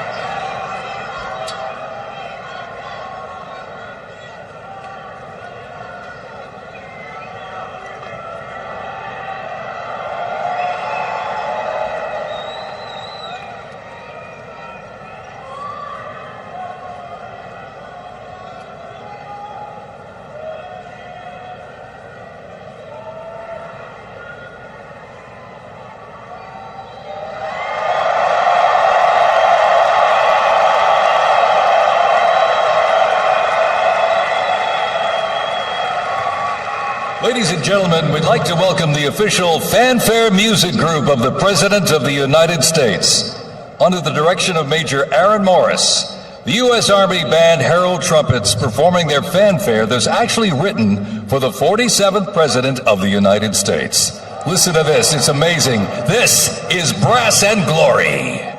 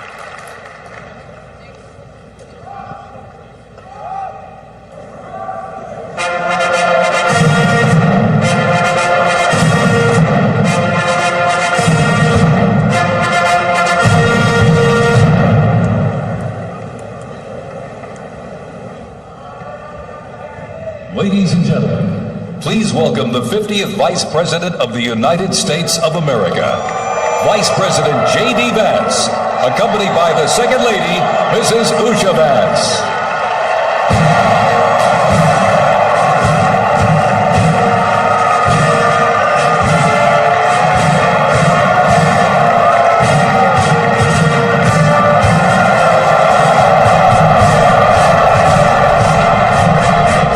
So now we see Vice President JD Vance entering the Capital One Arena to a lot of fanfare. Again, these people have been there all day for probably at least 9 hours at this point, probably longer for some of them.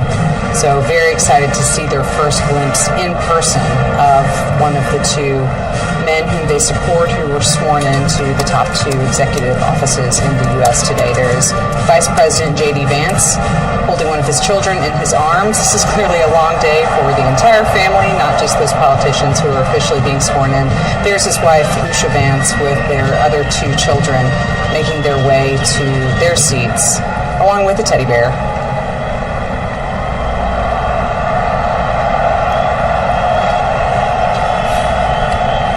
Mirabelle was sucking the thumb during her dad taking the oath, and I don't know if that thumb's come out of her mouth since then, but, at age 3, why not when you're on stage in front of 20,000 people? Just making it through the day. Do what you have to do. She's not crying, so that's a win for Mom and Dad Vance right there. Indeed. Over the past couple of minutes leading up to this, we've seen Donald Trump's children filing into this arena. They are on the other end of that aisle where you see the Vances taking their seats.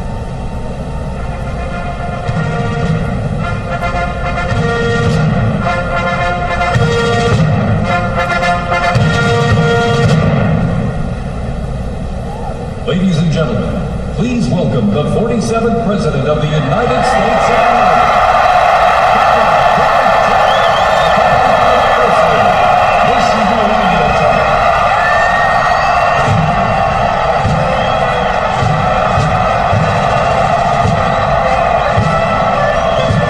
Now this is the moment they've been waiting for, with President Donald Trump making his way into the Capital One arena. On their feet with cell phones, capturing this moment, the first time that many of these people who've been waiting all day will be getting their first glimpse in person of their newly sworn president. Again, this is not the last stop of the day for the President and First Lady. They will be taking part in these parade festivities. There's President stopping for a selfie or maybe a video with a supporter. But after this, they will head to the White House, which will be their residence once again. The President's expected to sign a number of executive orders. He will do some of that here in Capital One Arena.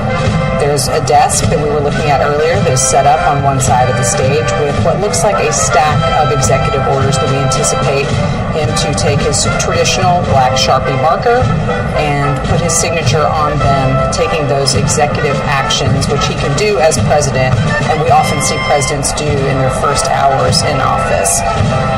After the events here in Capital One, again, they will head back to the White House, and then later this evening there will be several inaugural balls where the President and First Lady will greet their supporters, will take part in a traditional first dance at each one, and it's a long evening, but it caps off a long inauguration day full of celebrations, pageantry, and tradition, albeit a little bit different here with many of these events being moved inside. We will let you listen and watch to the events of what we expect will be somewhat of a campaign rally, but we will continue to bring you live pictures coming in from across Washington from the other events that will take place throughout the rest of this inauguration day and evening. But for now, I'm Meg Kennard in Washington along with Sagar Magani. Thank you for being along with us as we have walked through many of the events on this inauguration day in Washington of Donald Trump as the 47th President of the United States. Thanks for being with us.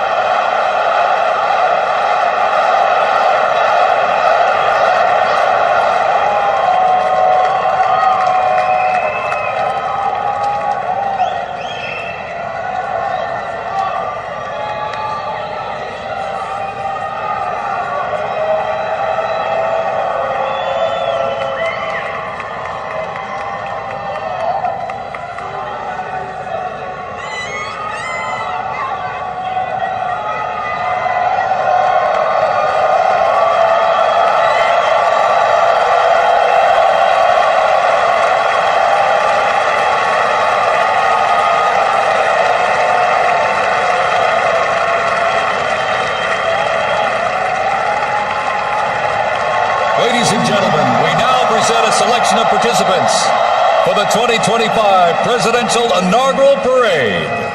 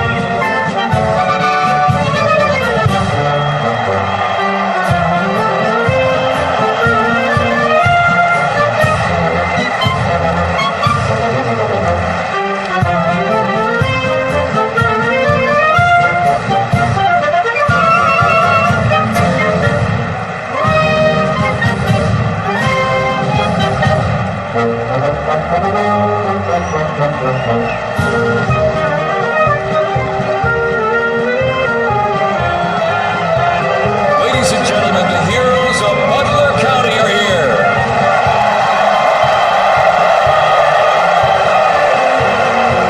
And they are here to pay homage to life, selfless community service, and sacrifice of Corey Comparatori.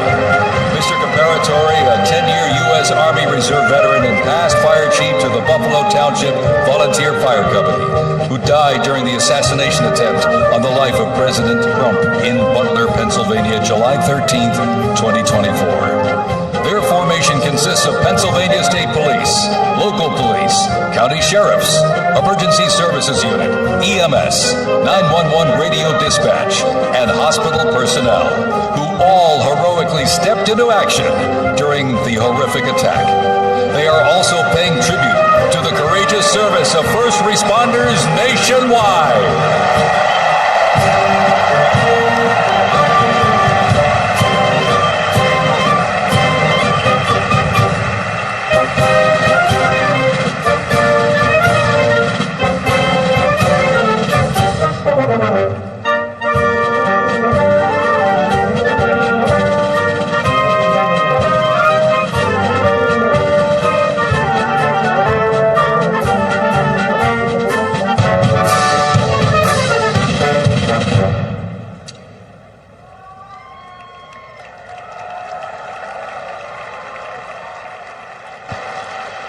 Ladies and gentlemen, at this very special event, let us now take a moment of silence in honor of Corey Comparatori.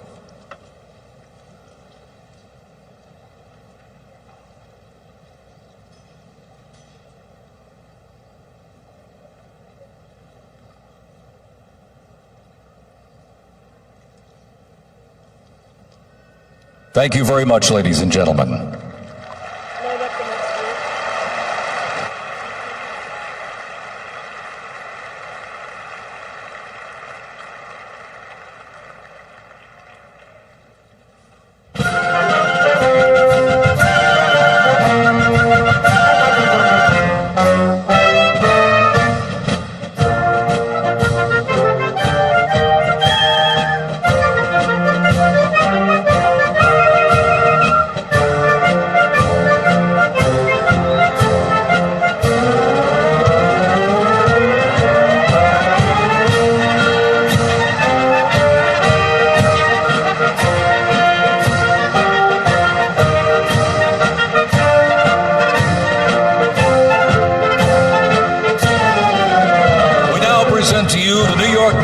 Academy from Cornwall-on-Hudson, New York. New York Military Academy stands stands out due to its unique connection to the president himself. President Trump is a 1964 graduate and has been enshrined as one of our alumni of distinction. This historic academy has been named the Junior Reserve Officer Training Corps, that's JROTC, and are marching with their cadet dress uniforms. Look at these, all modeled after post-World War I General Blackjack Pershing's gray uniform.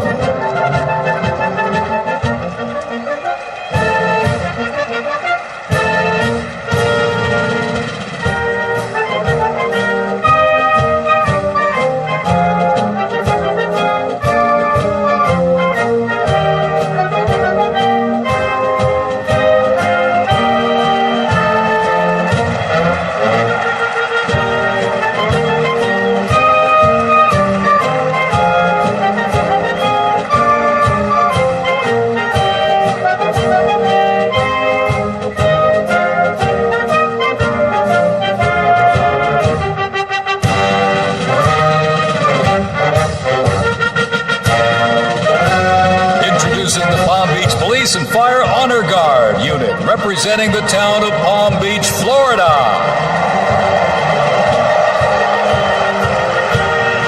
This group consists of police officers and firefighters from the town of Palm Beach, home to some of the most prestigious people in the world, including President Donald J. Trump.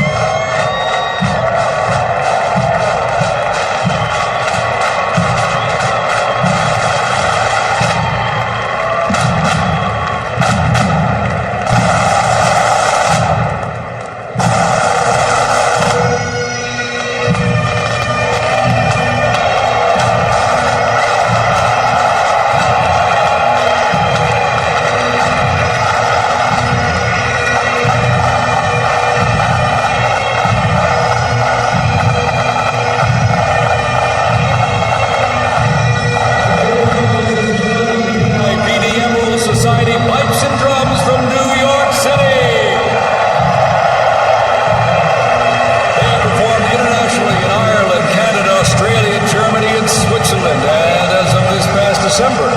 The band has had the distinct honor to perform at the 75th commemoration of the attack on Pearl Harbor in Oahu, Hawaii. The band has also played for hospitalized children, military veterans, as well as the 1980 and 2005 presidential inaugural parades, and His Holiness Pope John Paul II. The NYPD Emerald Society Pipes and Drums formed way back in 1960. And you know, they are the oldest, largest police pipe band in the United States, comprised of all active and retired police officers of various ranks and assignments. Listen to those bagpipes. Let's hear it for them, folks.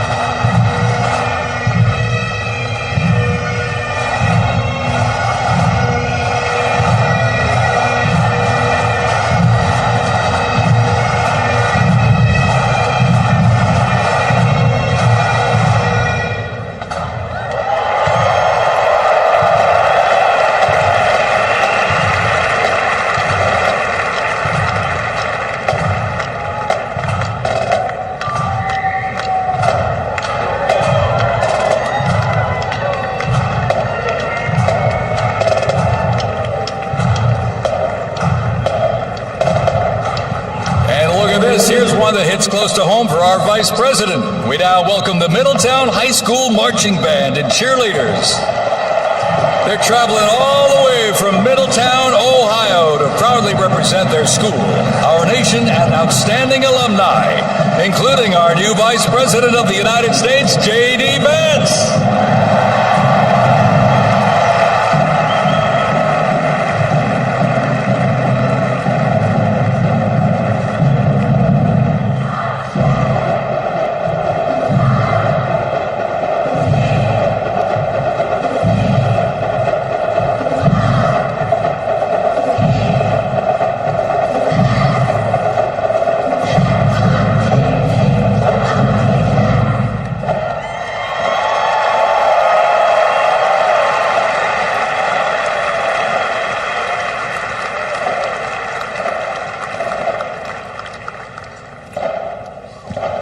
The band has performed in countless parades, community and sporting events, as well as competitions. They have also always qualified for the Ohio Music Educators Association state finals for 23 years straight. How about that?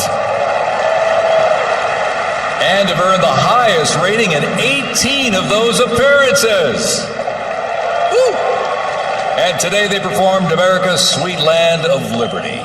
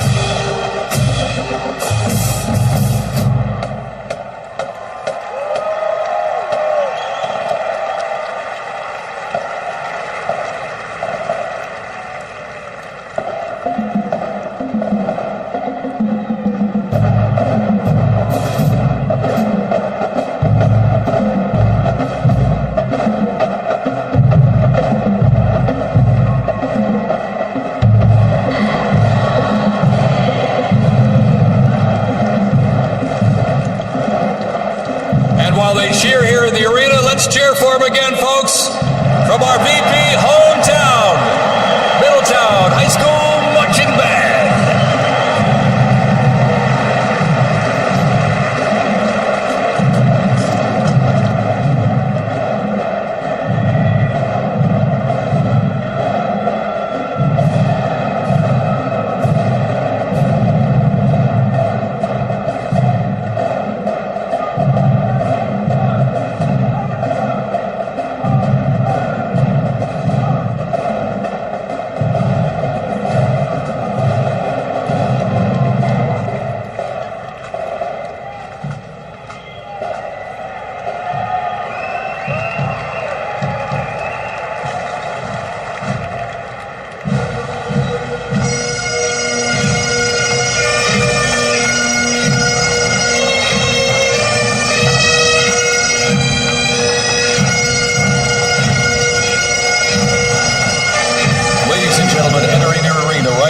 traveling from Boca Raton, Florida, the Florida Firefighters Pipes and Drums. And they are well seasoned when it comes to civic events. They've played and participated in parades, memorials, and other ceremonial events across both the United States and Europe. Today, they are wearing their most notable uniforms. What a great photo opportunity. Consisting of the Glengarry headgear and kilts. And they are proud to honor their fallen brothers and sisters each and every day.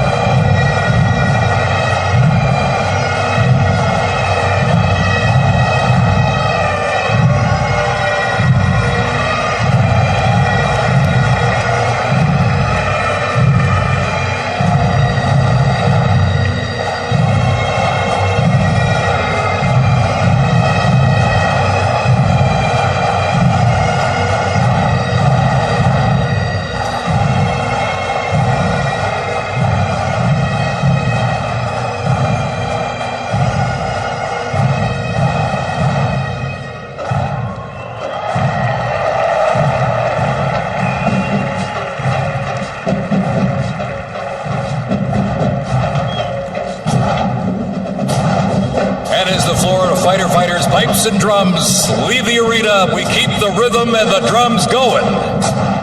Please welcome the Stewart's Creek High School Marching Band. Traveling all the way from Smyrna, Tennessee, they are proud to represent the volunteer state in the 2025 Presidential Inaugural Parade.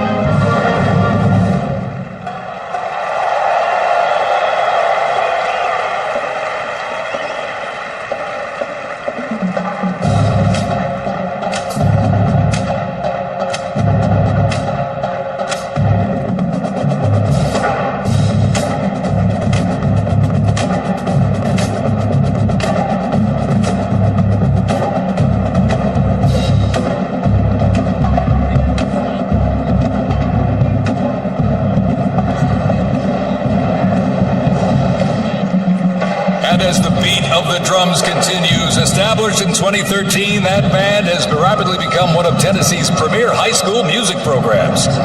This band has participated in numerous civic events that honor significant moments in our nation's history, like the 75th anniversary of the attack on Pearl Harbor, Captain Jeff Cuss, United States Marine Corps Memorial Dedication, Chicago Thanksgiving Day Parade, and a Lincoln Memorial performance as well. The Stewart's Creek High School Marching Band, everybody! Make them feel welcome here in D.C.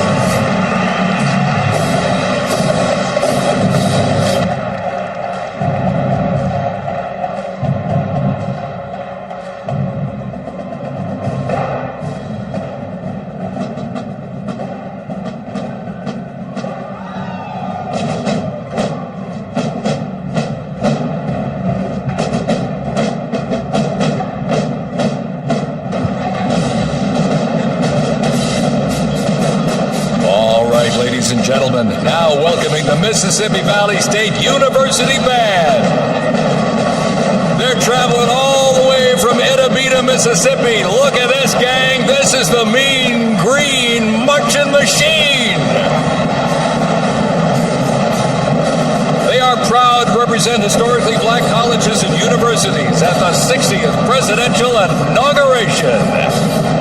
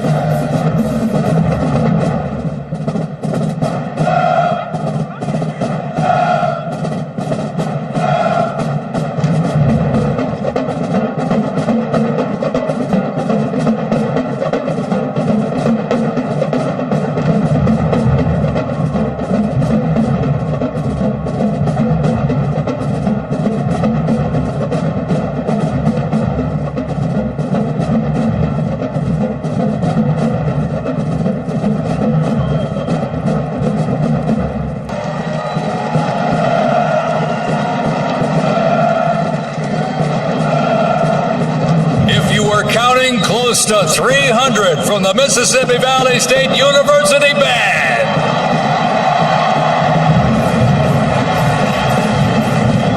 You know, since its founding, the band has consistently played a significant role at their university and across the United States. They have performed for athletic events, Mardi Gras parades, Rose Bowl parades, and many, many more. The Mississippi Valley State University Band takes great pride in presenting culturally diverse presentations for students, faculty, and the surrounding Mississippi communities. Take a look at that brass out there. Woo! That's just part of the big green marching machine. The Mean Green Marching Machine from Idabina, Mississippi, ladies and gentlemen.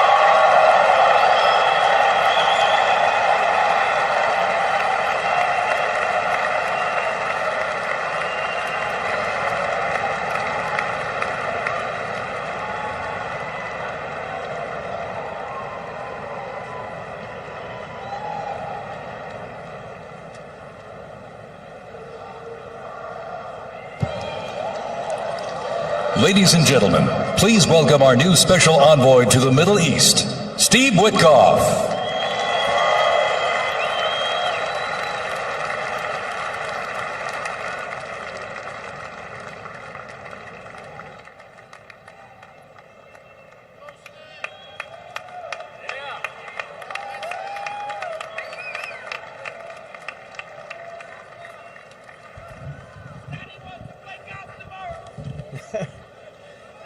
Good evening, everybody. I was appointed by President Trump to be the special envoy for peace in the Middle East.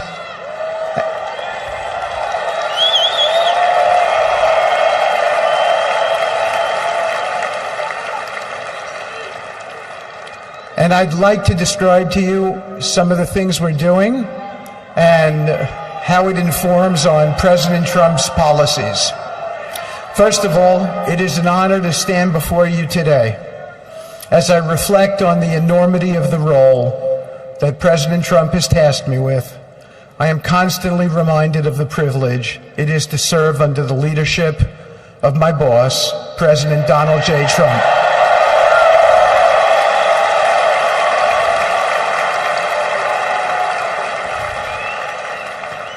His presidency has provided a clear, bold vision for the Middle East, and it is this vision that guides every step I take in the mission. President Trump's leadership has redefined what is possible in the pursuit of progress and stability in the Middle East.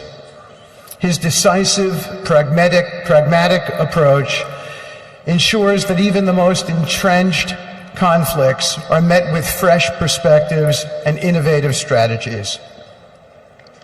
His policies have already delivered remarkable successes, such as yesterday's release of hostages in Gaza.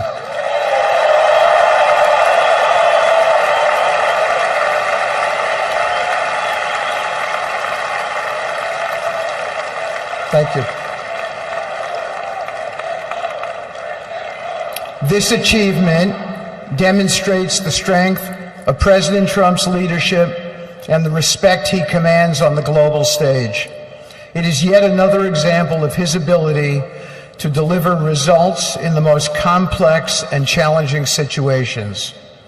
The Abraham Accords, a testament to his vision and determination, have also brought historic progress to the region, transforming old rivalries into new alliances. These agreements are not merely symbolic. They represent a practical roadmap for peace, economic cooperation, and mutual respect across nations. My role, as President Trump has tasked me, is straightforward yet profoundly challenging: to turn his vision into actionable outcomes. He sets the agenda, he lays the framework, and he inspires people like me into bold action. My responsibility is to implement his vision, engaging with leaders across the region to find pathways towards sustainable peace and stability. And let me tell you, having Donald Trump as a boss makes this task not only possible, but far more effective.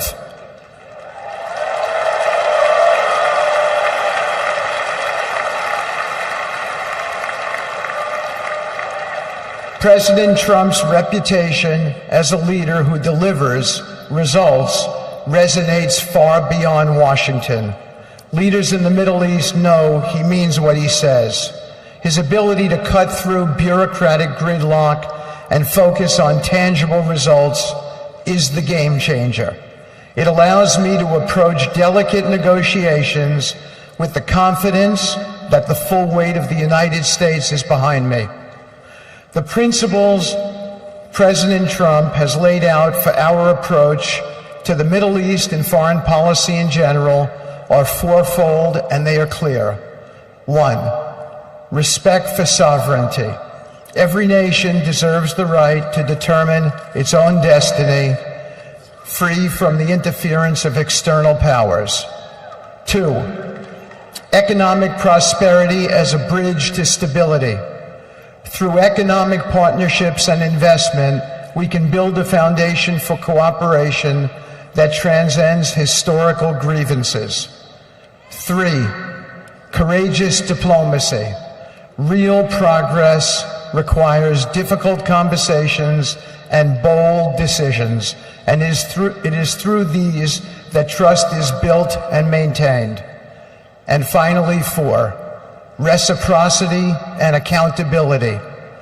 The United States requires reciprocal actions from our partners. We are done carrying the financial burden for nations that are unwilling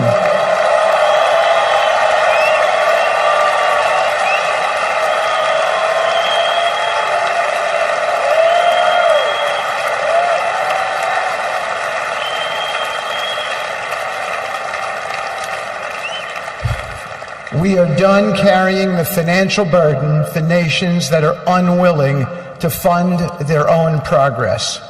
The days of blank checks are over.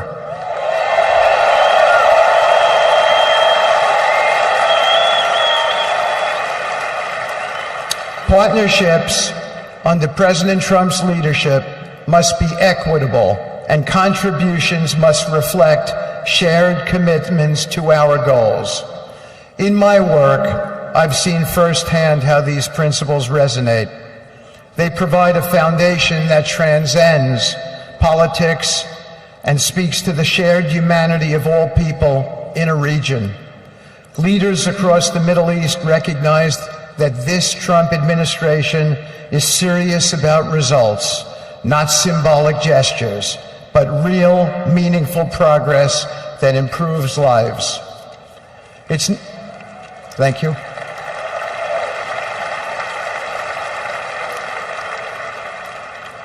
It's not always easy. There are moments of deep challenge and frustration. Decades of mistrust cannot be undone overnight. Yet I take comfort in knowing that I am not in this alone. President Trump's clarity of vision ensures that I never have to question what success looks like. His leadership provides the confidence and direction necessary to navigate these complexities. As we move forward, my commitment is to continue the work of advancing President Trump's vision for the Middle East.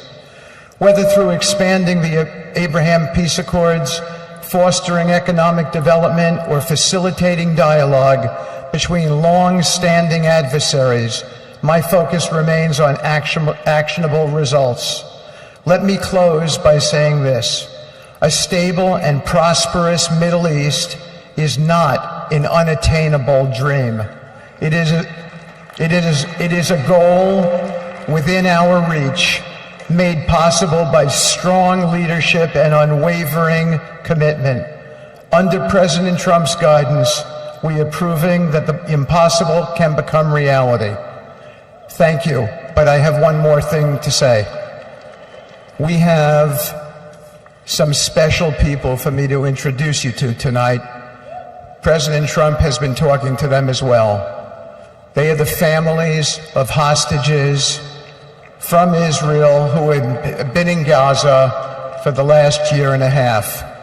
There are many of them here today. Several of the families have lost children and loved ones, and they're here because they're part of an effort to retrieve their bodies so they can be buried in a proper way. Several have children who are still in captivity. There is an American family here whose loved one is scheduled to come out in 14 days, and they're going to be meeting the president tonight. So let's give them all some love and a big hand. Come on up.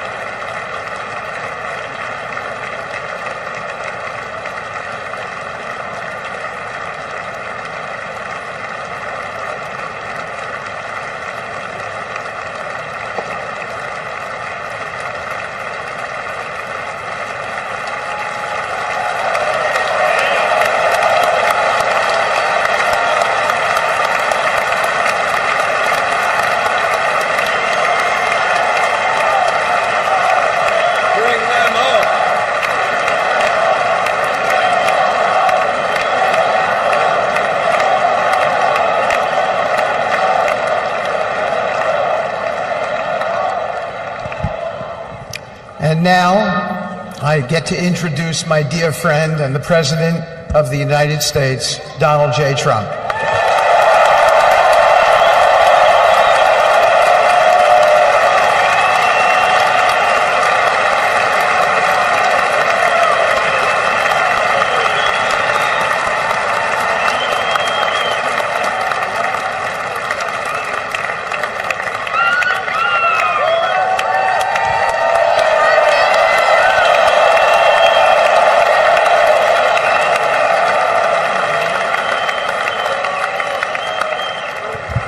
Thank you very much, everybody. Appreciate it. Thank you.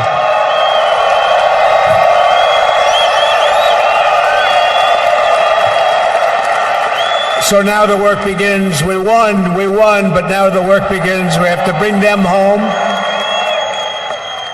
And, you know, tonight I'm going to be signing on the J6 hostages, pardons, to get them out.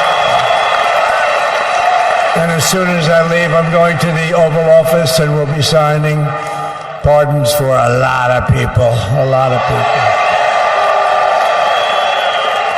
And thank you to Steve Witkoff. He's a great guy. He's a friend of mine. He's been a very successful man. He's a great negotiator. He's a wonderful guy. People love him. And he's got a tremendous power of persuasion. And that's what we need. We don't need stiffs. We got a lot of stiffs. You just had a whole load of them.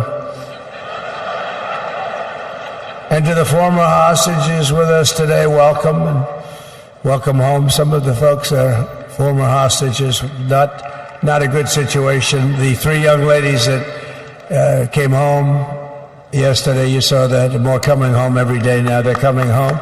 But they were hurt. One had her head blown off, fingers on her hand, and her hand indeed was blown off. She was trying to defend herself from a bullet being fired. Do you believe this? A bullet knocked off her hand. I don't know. You look at it, it's a disgrace. We never stopped praying for you, and we're so glad that you're reunited with your friends and families, and God bless you all. And some of them are just saying, no, my son is gone. But please just bring home his body, right, Steve? Any of you have told me that your son is gone, but bring home his body. It should have never happened. 3 years, it's ridiculous. Should have never happened. Wouldn't have happened. I also want to express my tremendous gratitude to the hundreds of thousands of proud American patriots who came from all across the country to join us in this celebration. It's a celebration of a big win.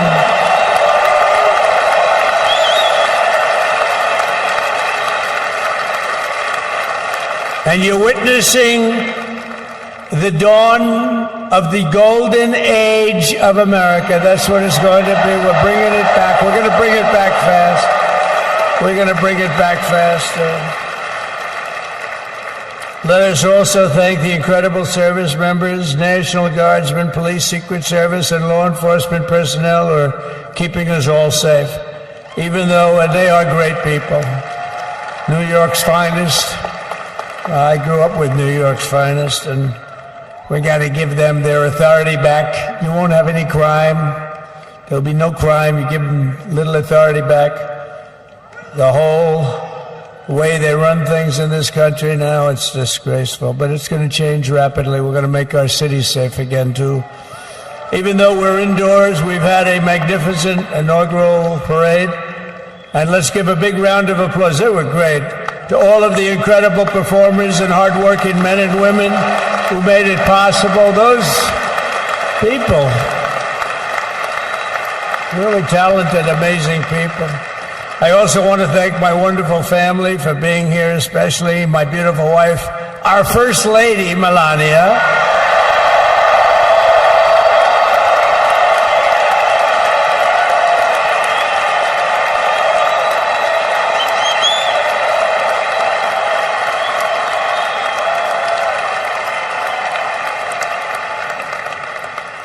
They love our First Lady. And also JD. How good has JD been? And his beautiful wife, Usha. How good is JB? JD has been great. He's another good negotiator, Steve. He's a great negotiator, too. We need negotiators in this country. But so many of the people on the stage behind, not only family members, as an example, Lara Trump, the wife of Eric. She was the head of the Republican Party, along with my friend Michael. Stand up, the two of you. What a job. What a job they did. They worked so hard. They knew there'd be rigging, but they said, we're going to make it too big to rig, and we did. We made it too big to rig. We won every swing state by a lot. We won the popular vote by millions and millions of votes. We won the whole ball of wax. And now we're going to go and drill, baby, drill, and do all the things that we've wanted to do and bring your costs down, your prices down, and make our country safe. So thank you very much, Michael. Thank you very much. What a job you've done, Michael. I'm never moving you, you know. He was thinking about getting a nice job in the administration. I said, no, I'm leaving you right where you are. You've done a very good job. We're not moving you, Michael. I'm sorry. Anyway, thank you very much. Appreciate it. Appreciate it very much. Right here with us also in the arena, I'm about to sign some very important executive orders of our new administration. Hey, Don, will you stand up, please? Don is another one. How about Don? This guy.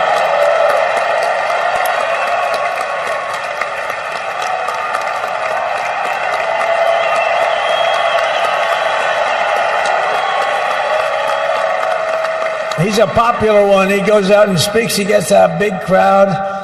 He's a little on the rough side sometimes, but that's what you want. He's done a fantastic job, and he loves our country. Thanks, Don. Great job. You've done a great job. And Ivanka.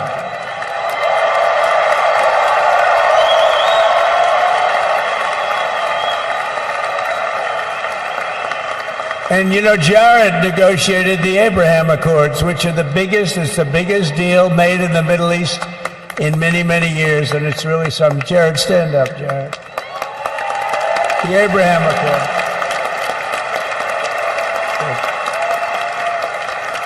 And Tiffany's going to have a little baby. And Michael.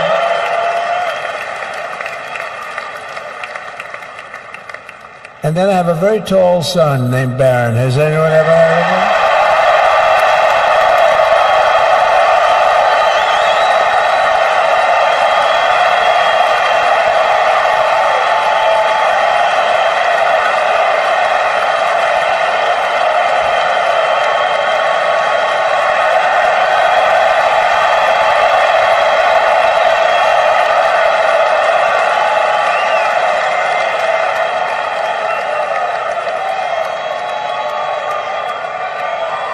Thank you.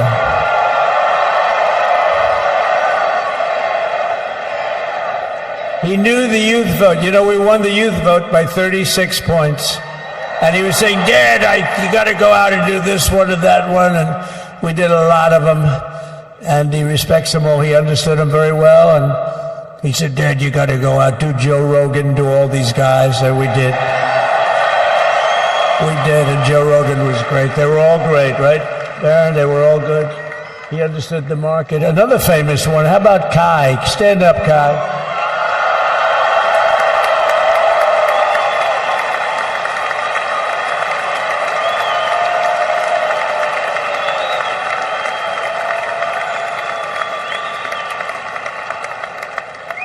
Is that Byron Donalds back there? Stand up, Byron. Stand up. What a future this one has. What a future. That's great, Byron. Thank you very much. And how about Lutnick, Secretary of Commerce? He's going to take in more money than any country has ever even thought about. He's going to take in some money.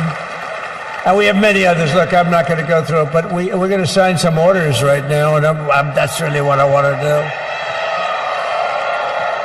So we're going to sign executive orders. First, I'll revoke nearly 80 destructive and radical executive actions of the previous administration, one of the worst administrations in history. Maybe not one of them, the worst. Anybody that would allow millions of people to pour through our borders from jails, prisons, mental institutions, insane asylums, gang members to be taken off the streets of Venezuela and deposited in our country, and many, not just Venezuela. You know, crime in Venezuela is down 74% because they took their criminals and gave them to us through an open border policy of the previous administration.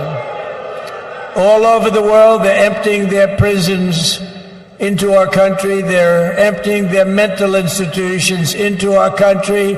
It stops as of 1 o'clock this afternoon. Okay, it stops.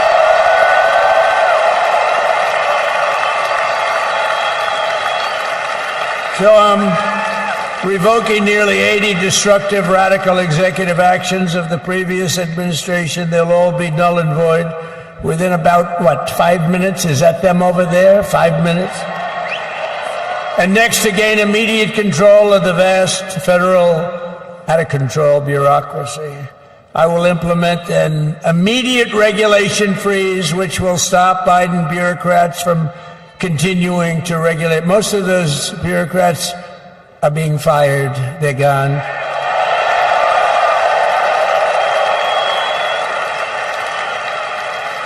Should be all of them, but some sneak through, but we have to live with a couple, I guess. I'll also issue a temporary hiring freeze to ensure that we're only hiring competent people who are faithful to the American public. And we will pause the hiring of any new IRS agents. We will also require that federal workers must return to the office in person. And we're going to take the 88,000 people that they hired to go after you with guns. By the way, they're allowed to use guns and harass you like they were so many other people. Remember this. Okay, remember? Do you remember a little statement about tips? Does anybody remember that little statement? I think we won Nevada because of that statement. But they went out and harassed you over the tips. In other words, we are restoring control of our government to the people. We're going to take those 88,000. Let's see if they'd like to work on the border, because that's where we want them, really.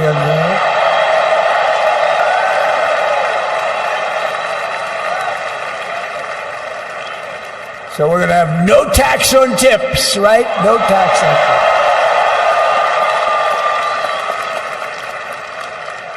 tips. We may have, like the Speaker of the House. Is he here? He's done such a good job.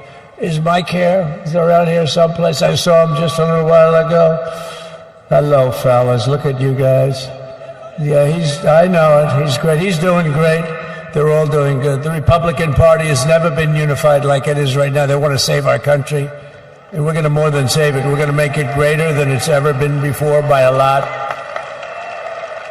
Next, I'm going to sign a presidential memorandum directing every member of my cabinet to marshal every power at their disposal to defeat inflation and rapidly bring down the cost of daily life, because your costs have gone through the roof in the last 4 years. Perhaps you didn't notice. Does anyone notice their costs are like double, triple, quadruple? You can't buy bacon. Apples have doubled in price. You want an apple, anybody? Pay twice what you did 2 years ago. We'll put more money in your pocket, and we'll bring back the American dream, and to reduce energy costs and liberate our economy. So we have more oil and gas than any country in the world, and we're going to use it. We're not going to do the wind thing. Big, ugly windmills, they ruin your neighborhood, they ruin you. If you have a house that's near a windmill, guess what? Your house is worth less than half. And did you see up in New England with the whales? You see what's happening? So they had 2 whales killed in about 14 years. Last year and the year before, total, they had 28. So if you're into whales, you don't want windmills either. and they're the most expensive form of energy that you can have by far. And they're all made in China, by the way, practically all of them. And they kill your birds and they ruin your beautiful landscapes. But other than that, I think they're quite good, right? Now, remember when we used to joke and kid when we were kidding, but we don't kid anymore? They want to watch the debates on television. They want to watch your favorite president on television. But the wind isn't blowing, so we can't watch television that night, Gladys. Remember? Gladys, I'm sorry, the wind is just not blowing. We're not watching Trump tonight. But I'm immediately withdrawing from the unfair, one-sided Paris Climate Accord ripoff. The United States will not sabotage our own industries while China pollutes with impunity. You know, China, I mean, look, they use a lot of dirty energy, but they produce a lot of energy. And when that stuff goes up in the air, you know, it doesn't stay there. It's not like you got a wall. We love walls, don't we? Not like you have a wall around and it doesn't. It floats into the United States of America after 3.5 to 5.5 days. It floats across the oceans and it comes right over your neighborhood and it falls into your neighborhood. So they all say, we have to fight for cleaner air, but the other dirty air is dropping all over us. So what the hell are they talking about? Unless everybody does it, it just doesn't work. You know, we had the cleanest air and the cleanest water that this country's ever had under the Trump administration, and we didn't do anything to stop jobs and stop production. Believe me, you're going to see a lot of companies come pouring back because tariffs. I always say tariffs is the most beautiful word to me in the dictionary. Then I was reprimanded by the fake news. They said, what about love, religion, and God? I said, I agree. Let's put God number one. Let's put religion number two. Love, I don't know. We got to put that number 3, I guess, right? And then it's tariff. Because tariffs are going to make us rich as hell. It's going to bring our country's businesses back that left us.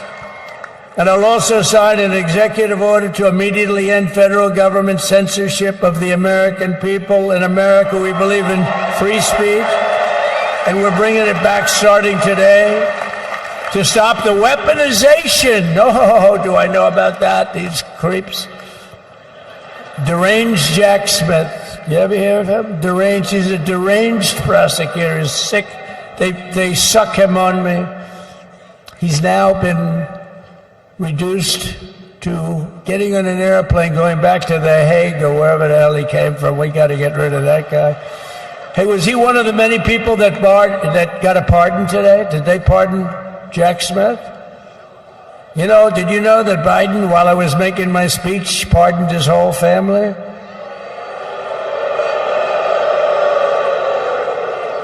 The brother, the whole deal was pardoned. Can you imagine that? While I was making my speech. Did everybody hear my speech? Did you like my speech?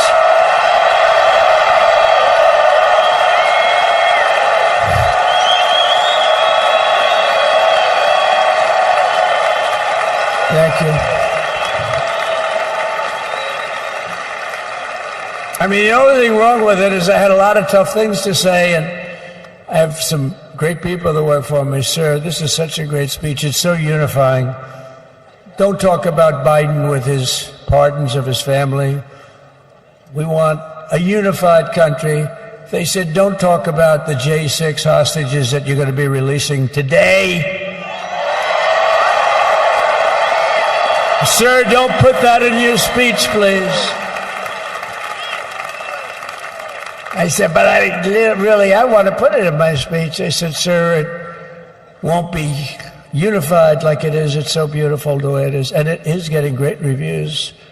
You know, if I put things like that in, I'll get terrible reviews. One little paragraph that's a little bit wrong with the fake news goes crazy, right? So I said, all right, I won't put it in my speech, but you know what? I'm speaking in front of a hell of a lot of people. at a place called Capital One Arena, and I'll talk about it there. So we're going to be going over the beautiful Oval Office, one of the great offices in history. Even if it wasn't beautiful, it's the Oval Office, but it is beautiful. And we love the Oval Office. It all starts with the wars start and end there. Everything starts and ends at the Oval Office. We love it. But we're going to go to the Oval Office. We're going to release our great hostages that didn't do, for the most part, they didn't do stuff wrong. You take a look at what went on, and look what happens in other parts of the country. In Portland, where they kill people, they destroy the city, nothing happens to them. In Seattle, where they took over a big chunk of the city, nothing happened. Minneapolis, where they burned down the city, nothing happened. Essentially nothing happened. All they want to do is go after the J6 hostages. A 76-year-old grandmother was arrested the other day because she was looking at the Capitol or something like that. No, we're not going to put up with that crap anymore.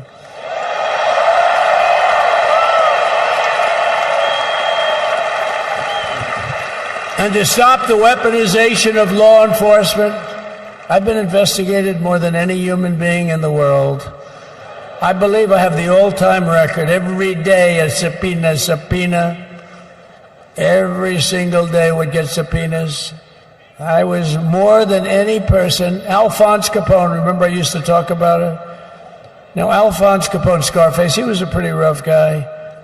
He was investigated about 1/100th what Trump was investigated. My father's looking down at me, my mother, how the hell did this happen? You know what it is?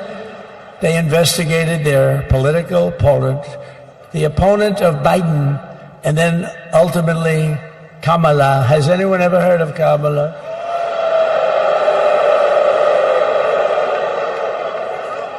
We had to beat two opponents, we had to beat Biden, then we beat him.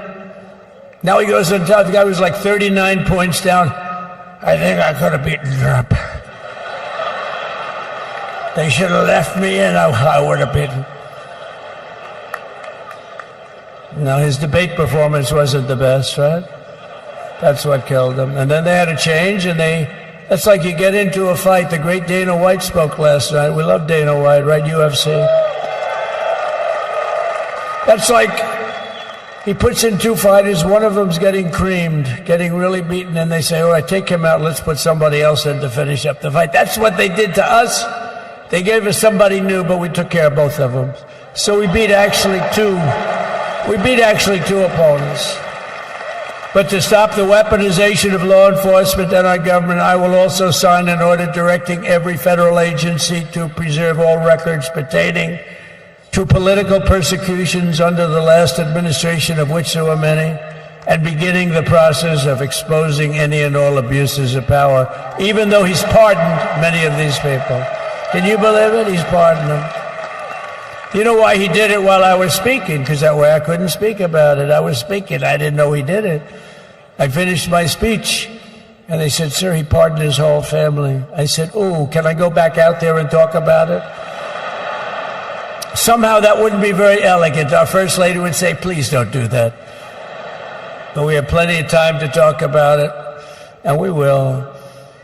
We're doing all of this on our very first day in office. Don't forget, we've been in this position, really, where we won the primaries in record time. We're the fastest win of a primary ever in political history, which is a very nice thing. It's nice to know.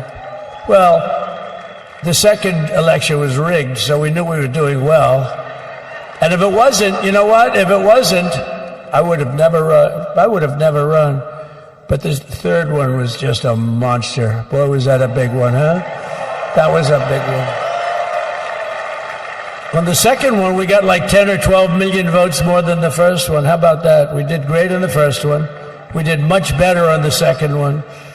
But bad did we do well on the third one. So we're gonna have some fun. It's very simple. We're gonna make our country great. We're gonna make our country great again. We're gonna make America great again. How good a name is MAGA, though, right? I was going to say keep America great, but unfortunately it wasn't great. Can't say keep it great. It will be great again, but CAG, keep America great, CAG, I don't think it's ever going to replace MAGA. Does anybody like CAG? I don't think so. It's never replacing MAGA. Nothing will ever replace MAGA. MAGA was the most successful political operation, political movement in the history of our country, maybe in the history of the world. Let's see what happens, because we're not finished yet. We're not finished yet. We got a long way to go. But we're doing this on the very first day in office, and in just a few moments, I'm not only signing the release of the J6 hostages, I'm signing other things that you're going to love. Oh, you're going to be happy reading newspapers tomorrow and the next day and the next day and the next day. So I just want to thank, I mean, look at this place. It's full to the rafters. You don't have any. Look at those people up there. You don't have any empty seats. And by the way, the Capital One owners, they are so good. We got to root for their teams because they have been so great to MAGA, to us. And I just want to thank Ted and everybody. You guys have been fantastic. And the ice hockey team's doing great. Ovechkin's pretty good, right? They're doing great. So I want to thank them, Capital One arena owners. They have been absolutely fantastic. And thank you once again to everyone. And I can only tell you, you're going to be very happy. You're going to watch a lot of good things happen. We got to stop some wars that are happening and going on. Some stupid things are happening. The war with Ukraine would have never happened, and it has. As you know, Israel would have never been hit on October 7th, and none of you would be up here. None of you would even know anything about this tragedy that you're going through right now. But Iran was broke. Anybody that bought oil from Iran, they couldn't do any business with us. You're not going to do business with America. China passed, everybody passed, they were broke. They didn't have money for Hamas, they didn't have money for Hezbollah. And your sons would be alive, and they certainly wouldn't be incarcerated like they are. It's a shame, but we're getting a lot of people out in a short period of time. So I'm going to go right over to here, and I'm going to sign in front of you. Is that okay? Good.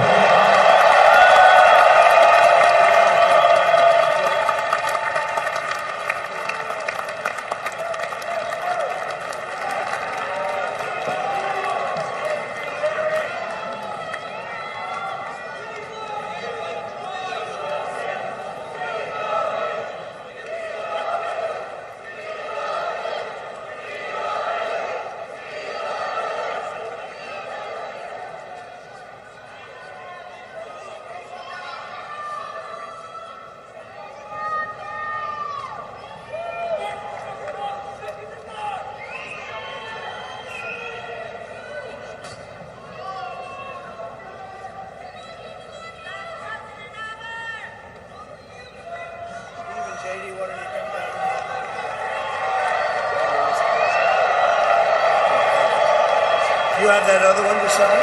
Sorry, what's it? You have the other one to sign? We don't have it over here yet, sir. We'll have it for you back at the over. The first is the rescissions of 78 Biden-era EOs and presidential memoranda.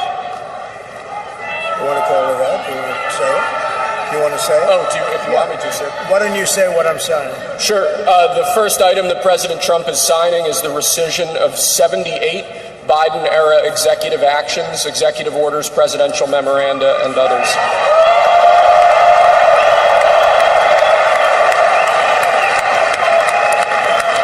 Thank you, sir.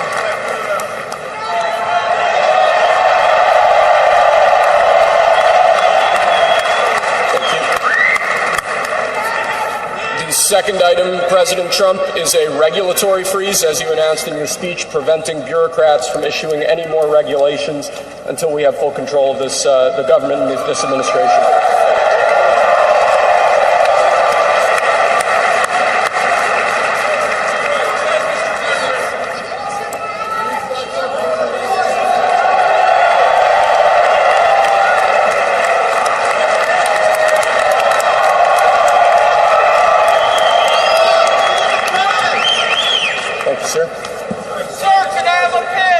next item, sir, is a freeze on all federal hiring, excepting the military and a number of other excluded categories, again, until full control of the government is achieved and we understand the objectives of government going forward.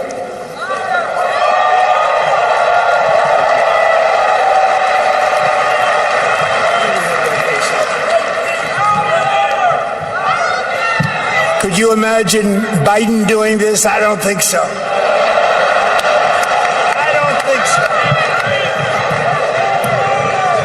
Sir, the next item, as you announced in your speech, is a requirement that federal workers return to full-time in-person work immediately.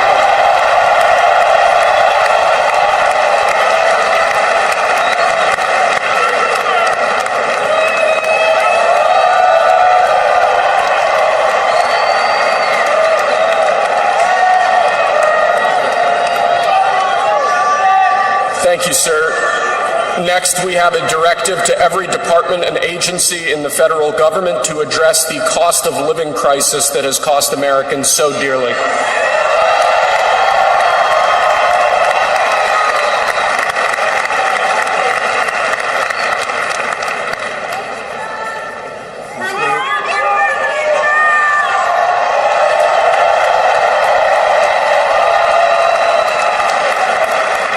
Thank you, sir. The next item here is the withdrawal from the Paris Climate Treaty.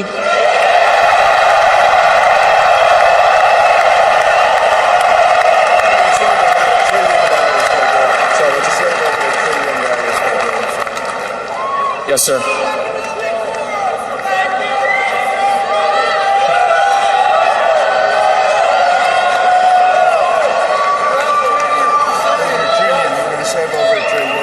We're going to save over $1 trillion by withdrawing from that treaty.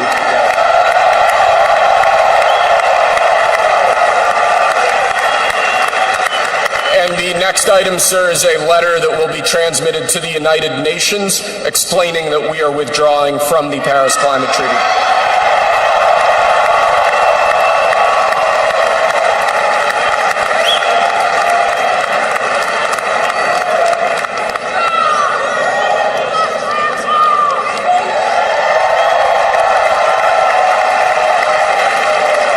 Thank you, sir. This next item is a directive to the federal government ordering the restoration of freedom of speech and preventing government censorship of free speech going forward.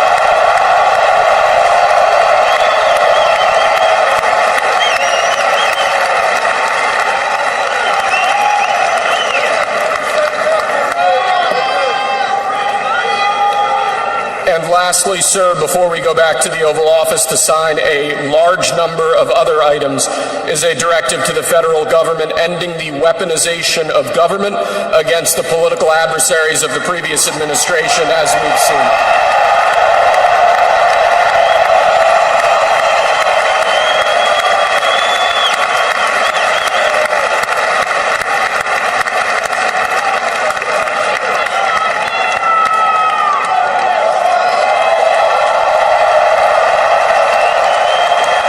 Thank you very much, sir.